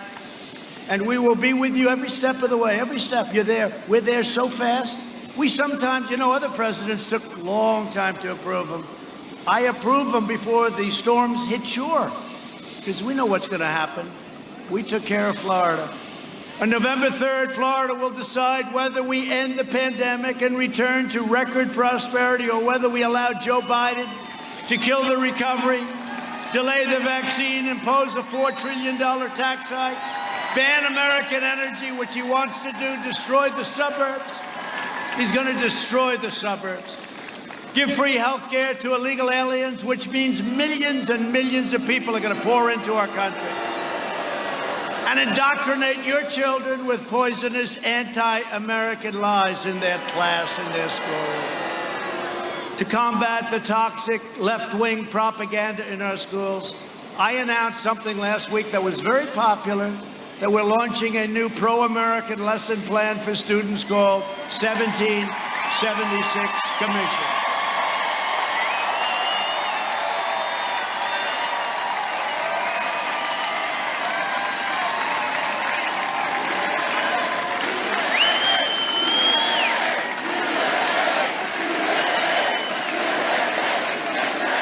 We'll teach our children the truth about America, that we are the most exceptional nation on the face of the earth, and you haven't seen anything yet. You see what we're doing. I've also issued an executive order to prohibit the teaching of critical race theory in the federal government. That hateful Marxist doctrine paints America as a wicked nation, seeks to divide everyone by race, rewrites American history, and teaches people to be ashamed of themselves and be ashamed of their country. That's not happening anymore. We fired so many of these wise guys. We had one getting $350,000 a year teaching our military this stuff. And he said, what happened? We said, you're fired, get out, done. And many people. No, it's become a cancer. It's like a cancer. But many, many people gone. They're all gone. And if they're not, let us know and we'll let them go. But we have to unite together as one proud American family. That's what we are. We're joined tonight by some incredible warriors, some incredible people. One of them that I'm most proud of is a man that came to this state, and what a job he's done. Your great governor, Ron DeSantis.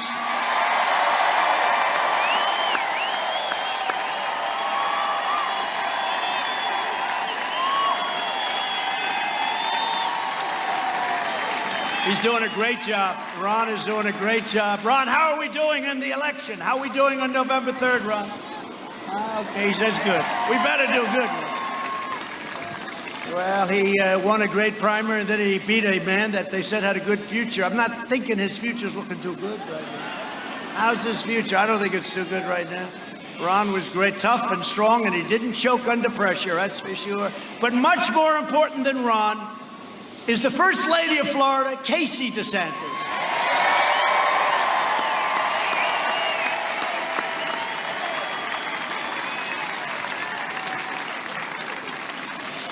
The mayor of Jacksonville, a really good guy. I got him to he wanted to do it so bad. We wanted to have our Republican National Convention right here in Jacksonville, but the timing was a little bit bad. We got hit a little bit with COVID, as they say. We got hit a little bit with the China virus. But I'll tell you what, Lenny Curry was absolutely fantastic. Your mayor, Lenny Curry.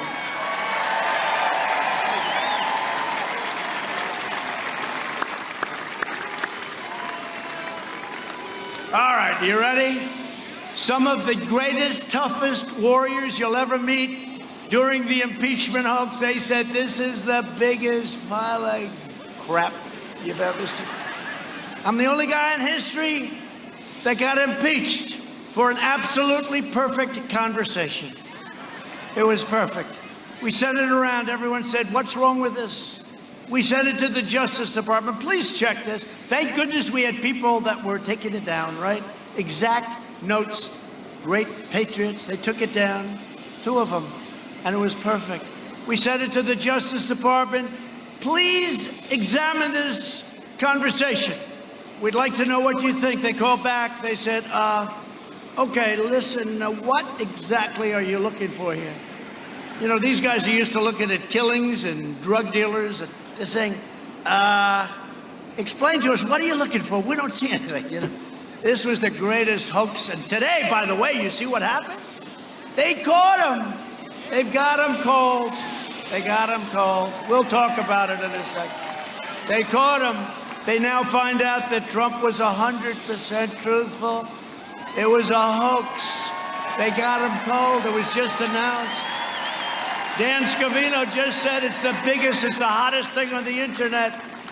They got him cold. We'll talk about it in a second. But these are warriors. When I needed warriors, I had them. Representative Matt Gaetz. Where's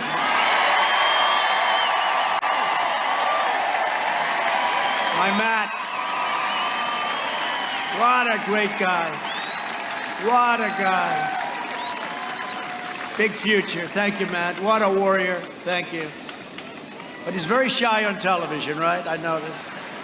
He's great. Thank you, Matt. Ted Yoho. Ted. Ted. Where's Ted? Great job. Now, you know, a man that is in charge of all spying. He was so good that Matt and Ron and Ted and Mike Waltz and a lot of people came to see me. Mike, another great one. Thank you, Mike.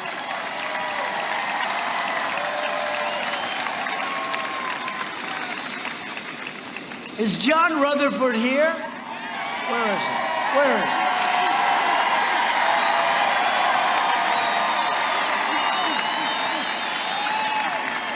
What a good job, John.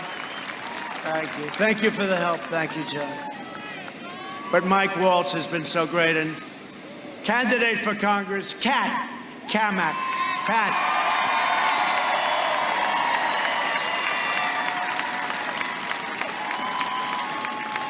So Kat was in the Oval Office yesterday, right?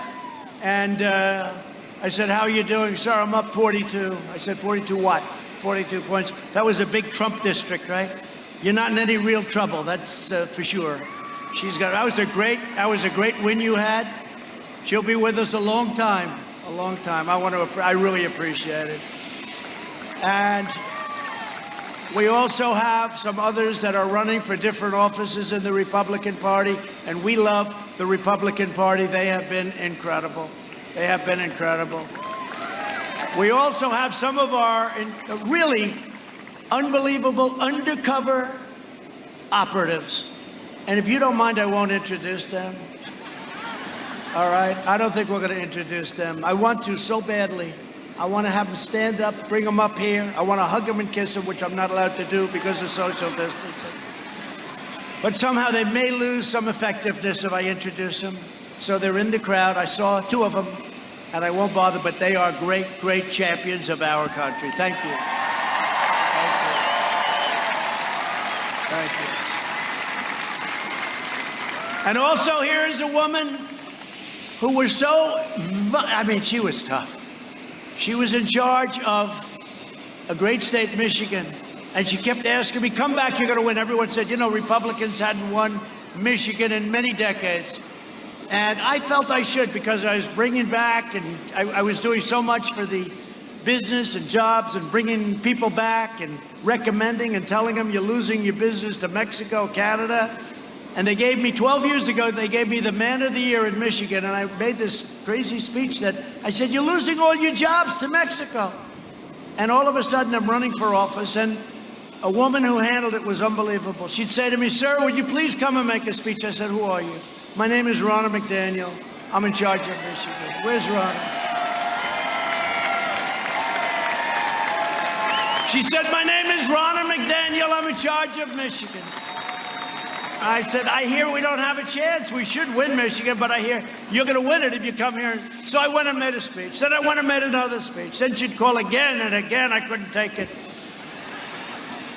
And then I said, look, I'll do one more. She wanted me to do one more. She said, I'm telling you, you're going to win. Do one more. This is 2 weeks left.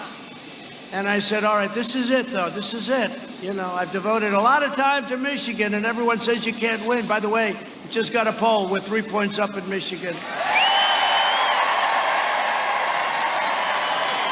She said, sir.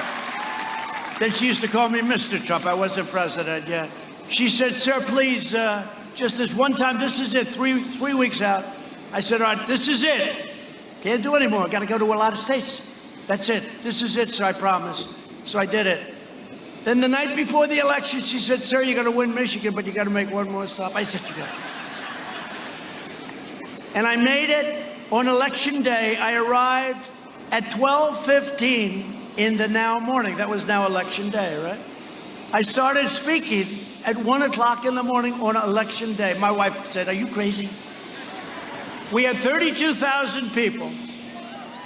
And the reason I went, she wanted us there, but we found out that crooked Hillary Clinton, Barack Hussein Obama, and Mrs. Obama, and Bill Clinton were traveling to Michigan unexpectedly because, as Bill Clinton told them 3 months ago, you're going to have trouble with Trump in Michigan. They don't want to listen to him, you know. They said, oh, well, because he's a natural politician. And he said, you're going to have trouble in Wisconsin, too, and be careful of Minnesota. This was Clinton. Remember, they were laughing. They thought he was very funny. But they knew they were in trouble, so they flew there. They had 500 people. I went there, and I started speaking at 1 in the morning with 32,000 people in Grand Rapids. Grand Rapids. In Grand Rapids. And I said, it's like this. I said, we're not going to lose this state. You can't lose. When you have a crowd, you can't lose. You know, you can look at a crowd. I can look at this crowd. I can say, look at it as far as the eye can see. As far as the eye can see. I'd leave here, I say, we're not losing Florida. I can tell you that. You can tell. You can feel it. You can feel it. You have an instinct. We're joined as well by a group of incredible supporters who have recently walked away from the Democrat Party. They walked away from the Democrats. They just registered as Republicans. Thank you. Thank you. And they're going to be voting for us. They just a whole big group of people, and I thank you. And you're all over the place. And thank you. Thank you. They know. It's called, they're smart, and they have common sense. We've spent the last 4 years reversing the terrible damage Joe Biden inflicted over the last 47 years. Together, we've taken on a corrupt and broken system that's been throwing everything at us from the very beginning. And remember this, and I say it all the time, I've done more in 47 months than Joe Biden's done in 47 years. That's true. That's true.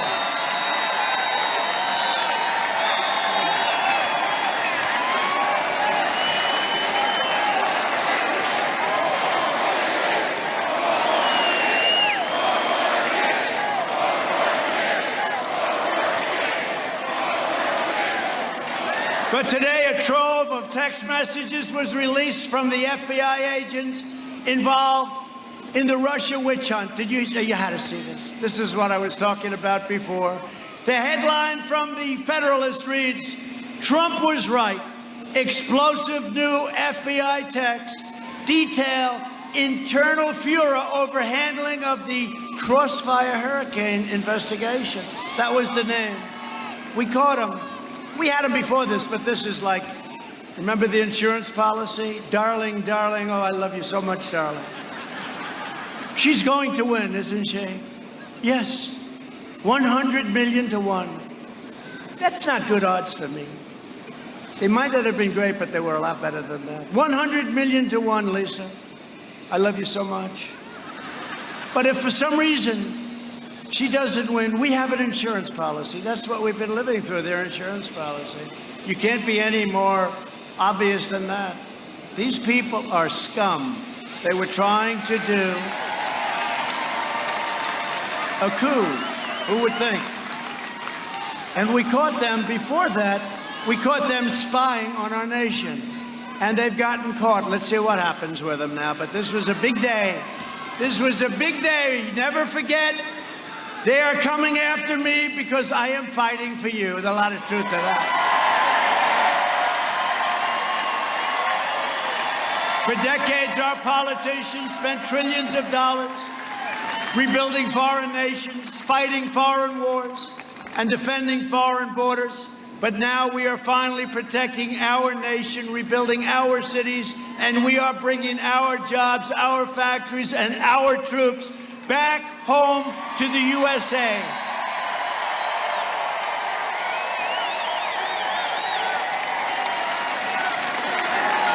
Joe Biden championed every globalist betrayal of America for 47 years. He was a cheerleader for NAFTA, the worst trade deal ever made, emptied out your factories. And he was a cheerleader for China's entry into the World Trade Organization. I took the toughest ever action to stand up to China's rampant theft of American jobs.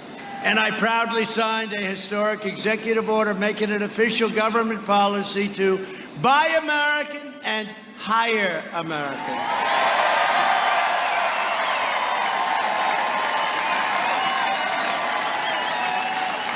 By the way, you ever see this guy? He's using my slogans. He's using my slogans. I saw him the other day. It's like, buy American. I said, I've been saying that for 5 years, right? He's using my, he has no clue, I'm telling you. You got to come up with your own slogans, Joe. We invested $2.5 trillion in the U.S. military and launched the first new branch of U.S. Armed Forces in nearly 75 years after the Air Force, the Space Force. Right here.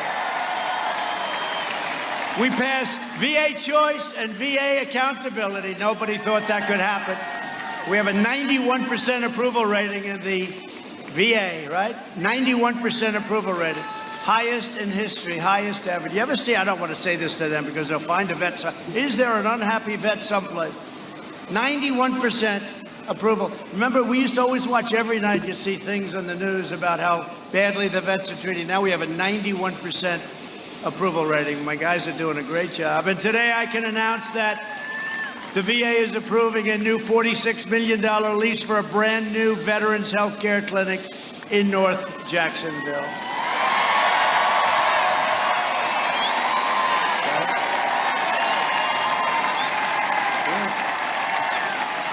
We killed the founder and leader of ISIS, al-Baghdadi. We took out the world's #1 terrorist, all over the world, #1. The mass murder of American troops and many others. Qasem Soleimani is dead. Took him out. He deserved to be taken out. We withdrew from the last administration's disastrous Iran nuclear deal, $150 billion. You know what he got for it? Nothing. $1.8 billion in cash. He got nothing. Nothing. I kept my promise, recognized the true capital of Israel, and opened the American embassy in Jerusalem.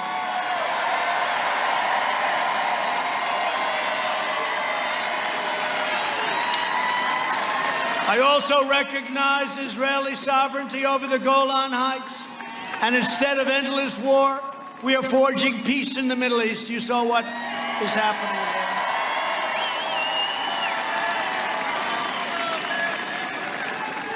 In fact, I was nominated for 2 Nobel Peace Prizes last week. You know the story. You know the story. And I told our great First Lady, I said, First Lady, I was nominated for the Nobel Peace Prize. I'm going to come home early. I'm going to watch it on NBC News, which is one of the biggest scam jobs I've ever seen. NBC, probably worse than CNN, NBC. But we're going to watch it. We're going to watch the evening news. So we'll watch second place NBC. You know, it is the second place. They spend all this money on PR, and then I hit them hard. But they are bad. I said, First Lady, wait till you see it, Nobel Peace Prize. This will definitely be the biggest thing. All right. Ladies and gentlemen, NBC News.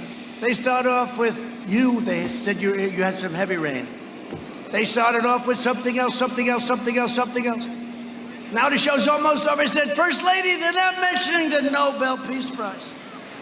This is very embarrassing. But then it was okay because 2 days later I got nominated again. That was for Israel.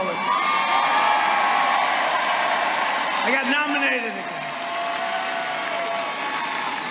And I remember when Obama got? They said, ladies and gentlemen, Barack Hussein Obama has just been nominated for the Nobel Peace Prize. So what happened? I said, First Lady, I just got nominated again, this time for Kosovo, Serbia. They're not killing each other anymore. I stopped it. It's totally different.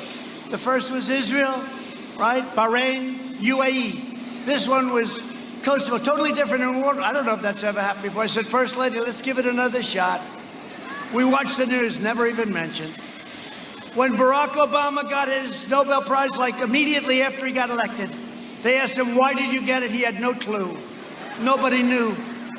Nobody knew. And it was a big story. Breaking news. We have breaking news. They didn't have breaking news when I got it, but that's why we understand the press. We understand them very well. They're fake. The last administration made a pathetic one-sided deal with a Castro dictatorship that betrayed the Cuban people and enriched the communist regime. My opponent stands with socialists and communists. I stand with the proud people of Cuba, Nicaragua, Venezuela, in their righteous struggle for freedom, and you're going to win it very soon. You're going to win that very soon. The last administration also negotiated the terrible Obama-Biden-Santos deal with Colombian drug cartels. They surrendered the narco-terrorists. They surrendered to them, and they caused illicit drug production to soar. Under my administration, we worked with our Colombian partners to launch a historic rival operation against the drug traffickers. And since April, we have seized or disrupted 227 metric tons of poisonous narcotics. Nobody has ever done anything like it. Joe Biden opposed the mission to take out Osama bin Laden. He opposed killing Soleimani. He voted for the Iraq war. He backed the disastrous Iran nuclear deal. And he cheered for the rise of China as a positive development for our country. I don't think so. That was a disaster. Now Biden has put forward the most dangerous and extreme platform of any major party nominee in history. The bad news is he doesn't even know what the hell it is. The Biden plan would destroy Social Security and destroy protections for pre-existing conditions. It will drain your Medicare by giving free health care to illegal immigrants that will come over to this country by the millions when they see this. End virtually all immigration enforcement and impose totally open borders. He would terminate our travel bans on jihadist regions. Remember, I got that approved? They kept saying, oh, he lost, and then I won in the Supreme Court. We have a travel ban, guess what? And increased refugee admissions by over 700%, opening the floodgates to radical Islamic terrorism.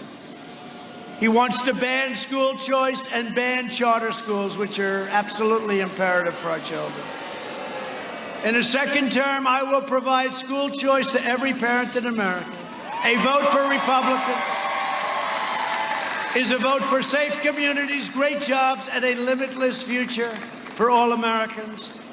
And in conclusion, over the next 4 years, we will make America into the manufacturing superpower of the world, and we will end our reliance on China once and for all.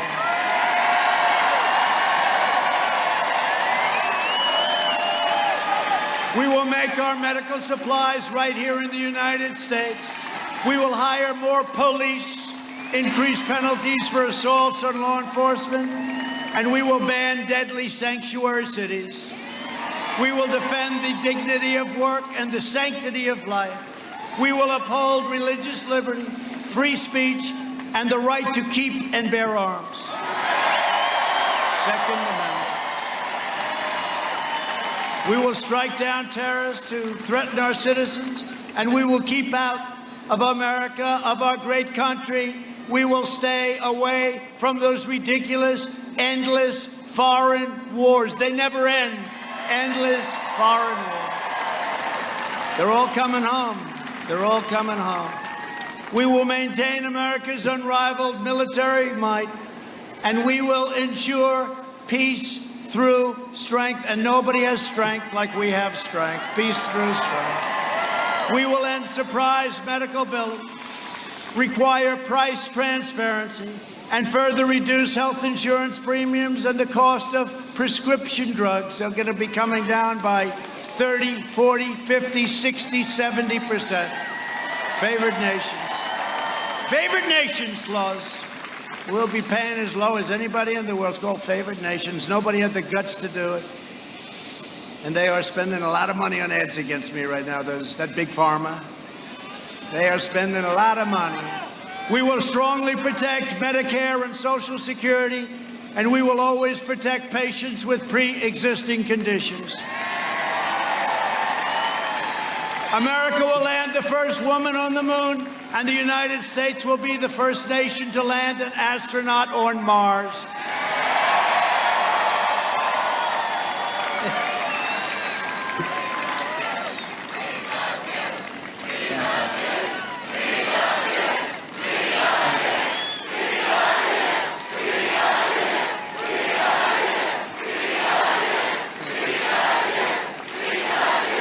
Thank you. That's really nice. I had such a nice life before doing this. But no administration has ever done in the first 3.5 years, not even close, what we've done. And that's very gratifying. I want to tell you that. And thank you very much. We will stop the radical indoctrination of our students and restore patriotic education to our schools. We're already doing. We will teach our children to love our country, honor our history, and always respect our great American flag. Right?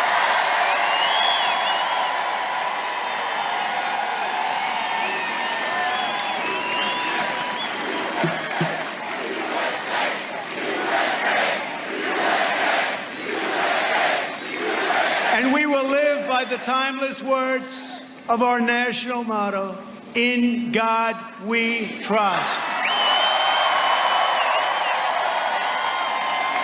For years you had a president who apologized for America. Now you have a president who is standing up for America and standing up for the great people of Florida.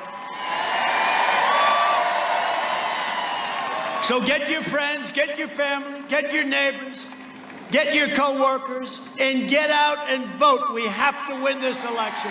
Most important election we've ever had. Early voting has already begun. Don't wait. Vote. It's safe. Go out and vote. Here we're doing very well, by the way. That's what the word is. We'll see. We'll see. But I hear we're doing very well. From Tampa to Tallahassee, from Orlando to Miami, from Pensacola to right here in Jacksonville. We stand on the shoulders of Florida patriots who gave their blood, sweat, and tears for this beloved nation. We inherit the legacy of American heroes who crossed the oceans, blazed the trails, settled the continent, tamed the wilderness, dug out the Panama Canal, laid down the railroads, raised up the skyscrapers, won 2 world wars, defeated fascism and communism. And from here, in this beautiful, beautiful state, this sun-drenched state of Florida, we launched American astronauts to the moon. We made America into the single greatest nation in the history of the world, and the best is yet to come, you are.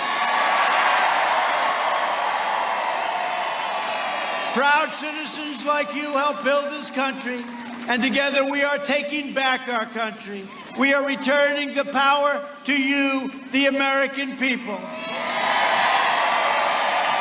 With your help, your devotion, your drive, we are going to keep on working, we are going to keep on fighting, and we are going to keep on winning, winning, winning. We are one movement, one people, one family, and one glorious nation under God. And together with the incredible people of Florida, we will make America wealthy again. We will make America strong again. We will make America proud again. We will make America safe again. And we will make America great again. Thank you, Florida. Thank you, Florida.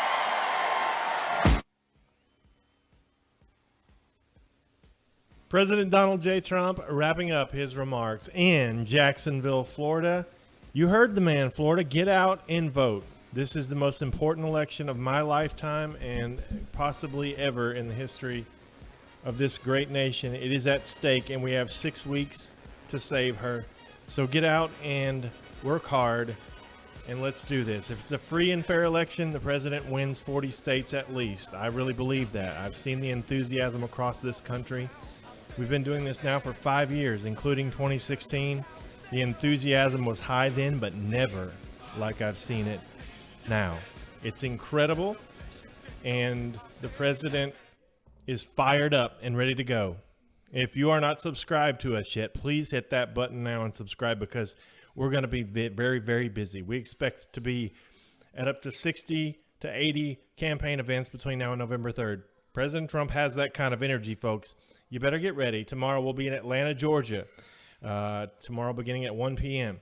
We're also going to be in Newport News, Virginia tomorrow.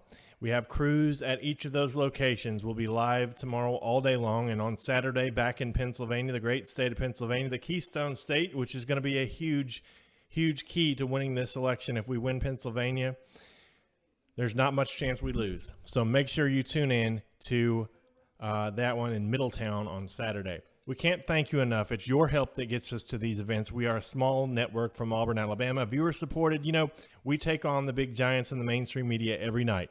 We were more than doubling Fox News tonight in the live count. And we are so proud of what we have accomplished here, but we could not have done it without you. And we want to continue to do this and continue to go to all of these events. So please support us if you are able at rsbnetwork.com/donate. The money goes to help us to get to each one of these campaign events. We travel across the country.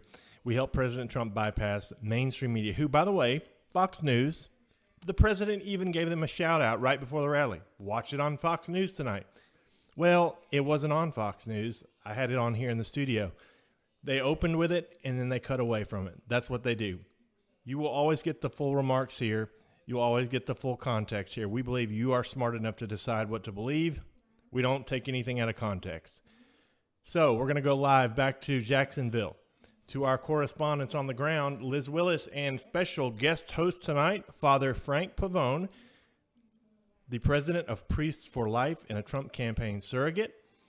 We're going to go back to them in just a minute. Tomorrow, join Liz Willis, Zoe Sozo, and Grace Saldana live from Newport News. Rumor is that's going to be a big one. We'll see you back here tomorrow night. God bless. Enjoy your Thursday night.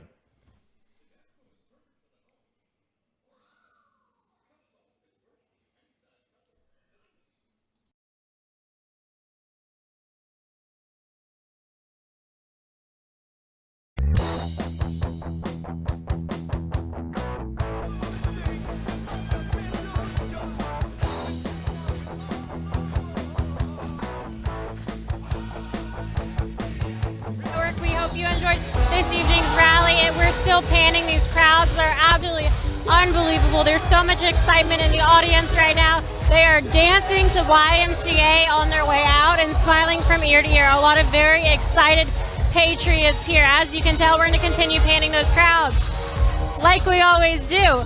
Don't forget that Right Side Broadcast Network is almost entirely viewer funded, meaning we do rely on your donations and your support in order to get from each rally and all the different locations across the United States. We broadcast President Trump's rallies live, and we do as many as we physically can, almost every single one.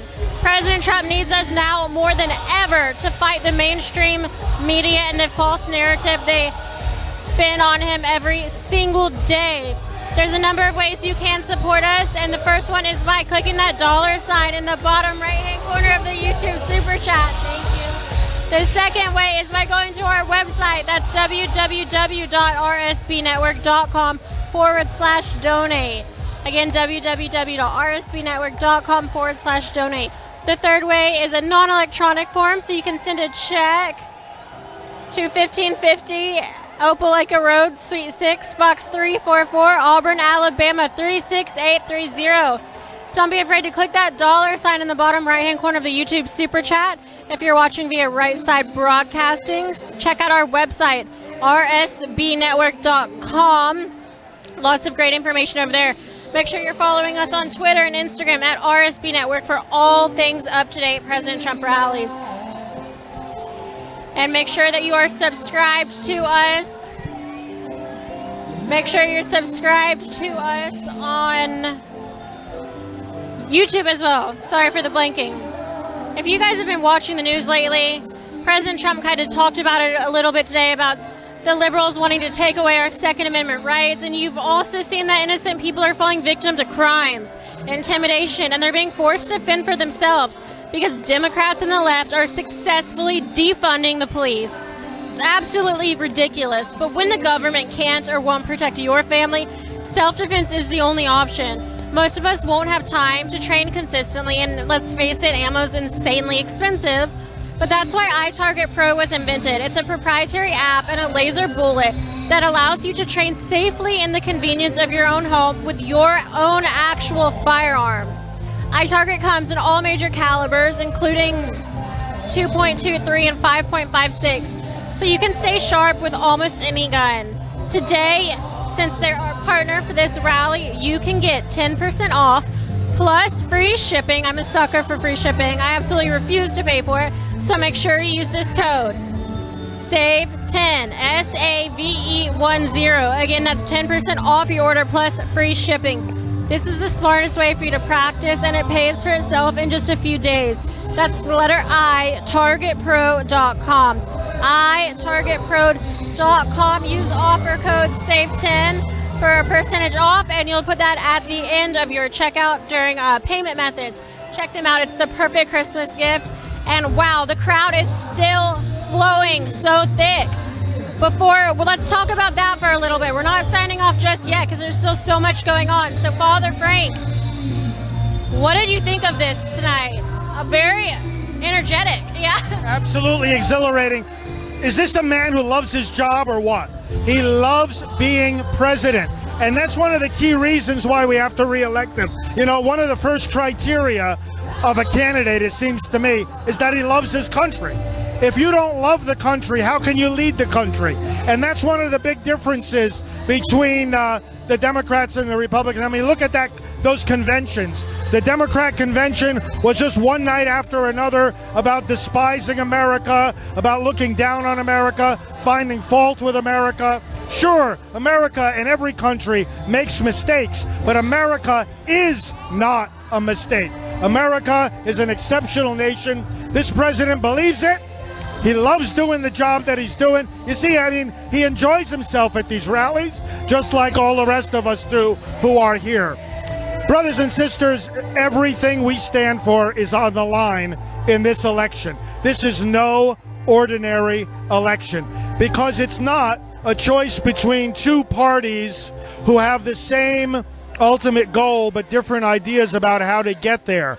They have different goals. It's not about two candidates who embrace the same principles but have different policies. The fact is they have different principles. Everything we believe in as Americans, everything that we who are Christians hold in our faith, all our freedoms are on the line in this election. There is no exaggeration if we say that we're talking about two different Americas that are on the line here. We are deciding whether we want America to be and continue to be what it was founded to be by our founders, or if we want it to be radically transformed into a globalist, socialist, communist country. We can't let that happen. We can't let the church be oppressed. We can't let the Holocaust of abortion continue. We cannot allow it, because this is exactly what the Democrats want. They want to erase the meaning, the very meaning of what America is, and we're not going to allow that to happen. And that's why, friends, you heard the president give us not just his vision for America, you heard him give us our marching orders.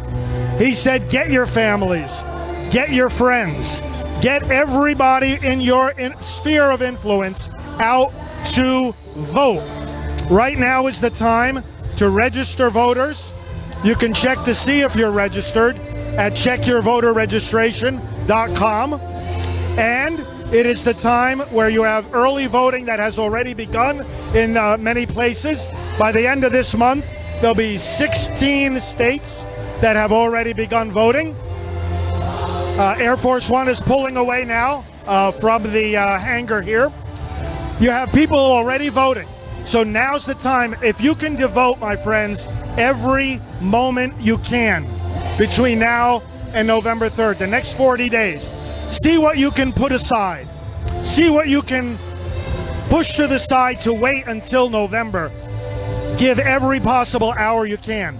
Contact the campaign. Go to armyfortrump.com. armyfortrump.com. Become a digital activist. Become someone who is available to make phone calls. Someone who maybe can knock on doors. They'll give you the training that you need. And you remember, at each of these rallies, and this is something I always remind people of too, at each of these rallies, the president introduces the various members of Congress who are present, and he's sending a clear signal there that we need to remember. We all want to see President Trump have 4 more years in the White House, but we don't want him to have one hand tied behind his back or 2 hands tied behind his back. And what I mean by that is, if we don't give him a Congress that can work with him, a Congress that will support his pro-life agenda, his agenda. He wants to defund Planned Parenthood completely. Liz, he can't defund Planned Parenthood without the Congress. He's done a lot of things already to do that, but there's certain things the president can do. There's other things he can do only with the Congress. He says to them, send me a bill.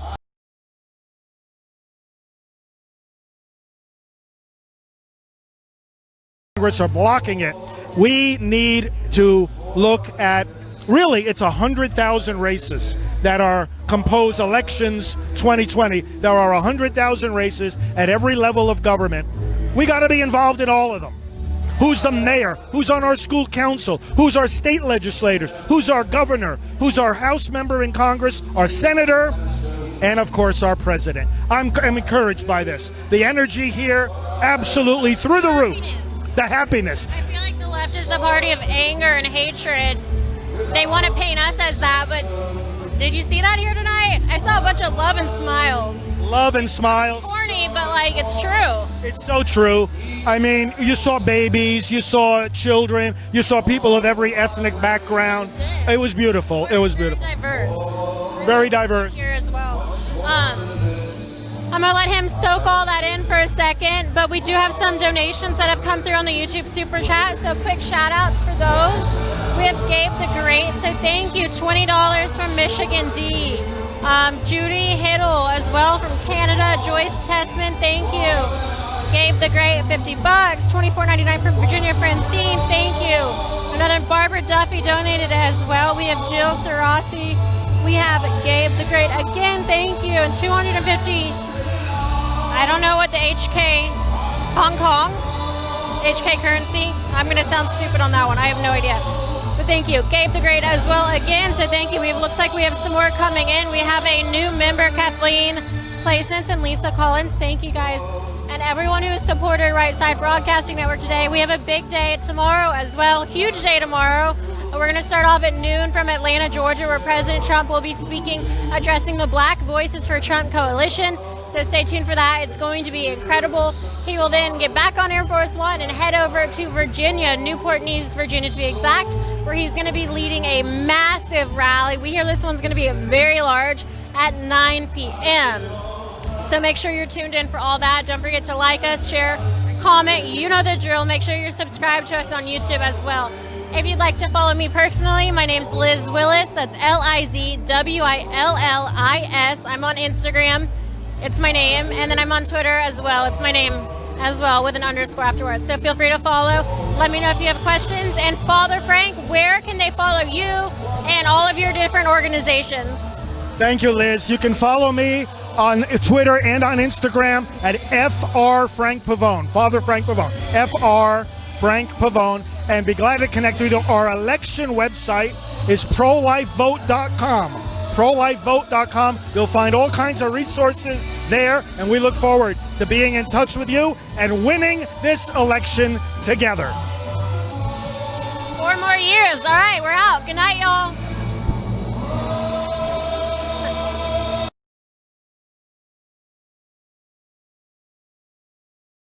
Thank y'all again for tuning in. Joe Seals back here to say goodnight from the Right Side Studio in Auburn, Alabama, the loveliest little village on the plains. And thank you to Father Frank Pavone, who did a wonderful job, a fantastic job. We got to have Father Frank back on every time we come to Florida. He was amazing. And I want to thank all of you who tuned in, for the moderators who keep the chat running so smooth. You guys mean so much to us.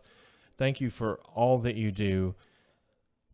It's going to be a long 6 weeks, but we're going to win. And I want to say thank you again. God bless. Have a great Thursday night. We'll see you back here tomorrow at about noon Eastern time for President Trump's speech in Atlanta, Georgia. And then tomorrow night, the big one in Newport News, Virginia. So long. Good night.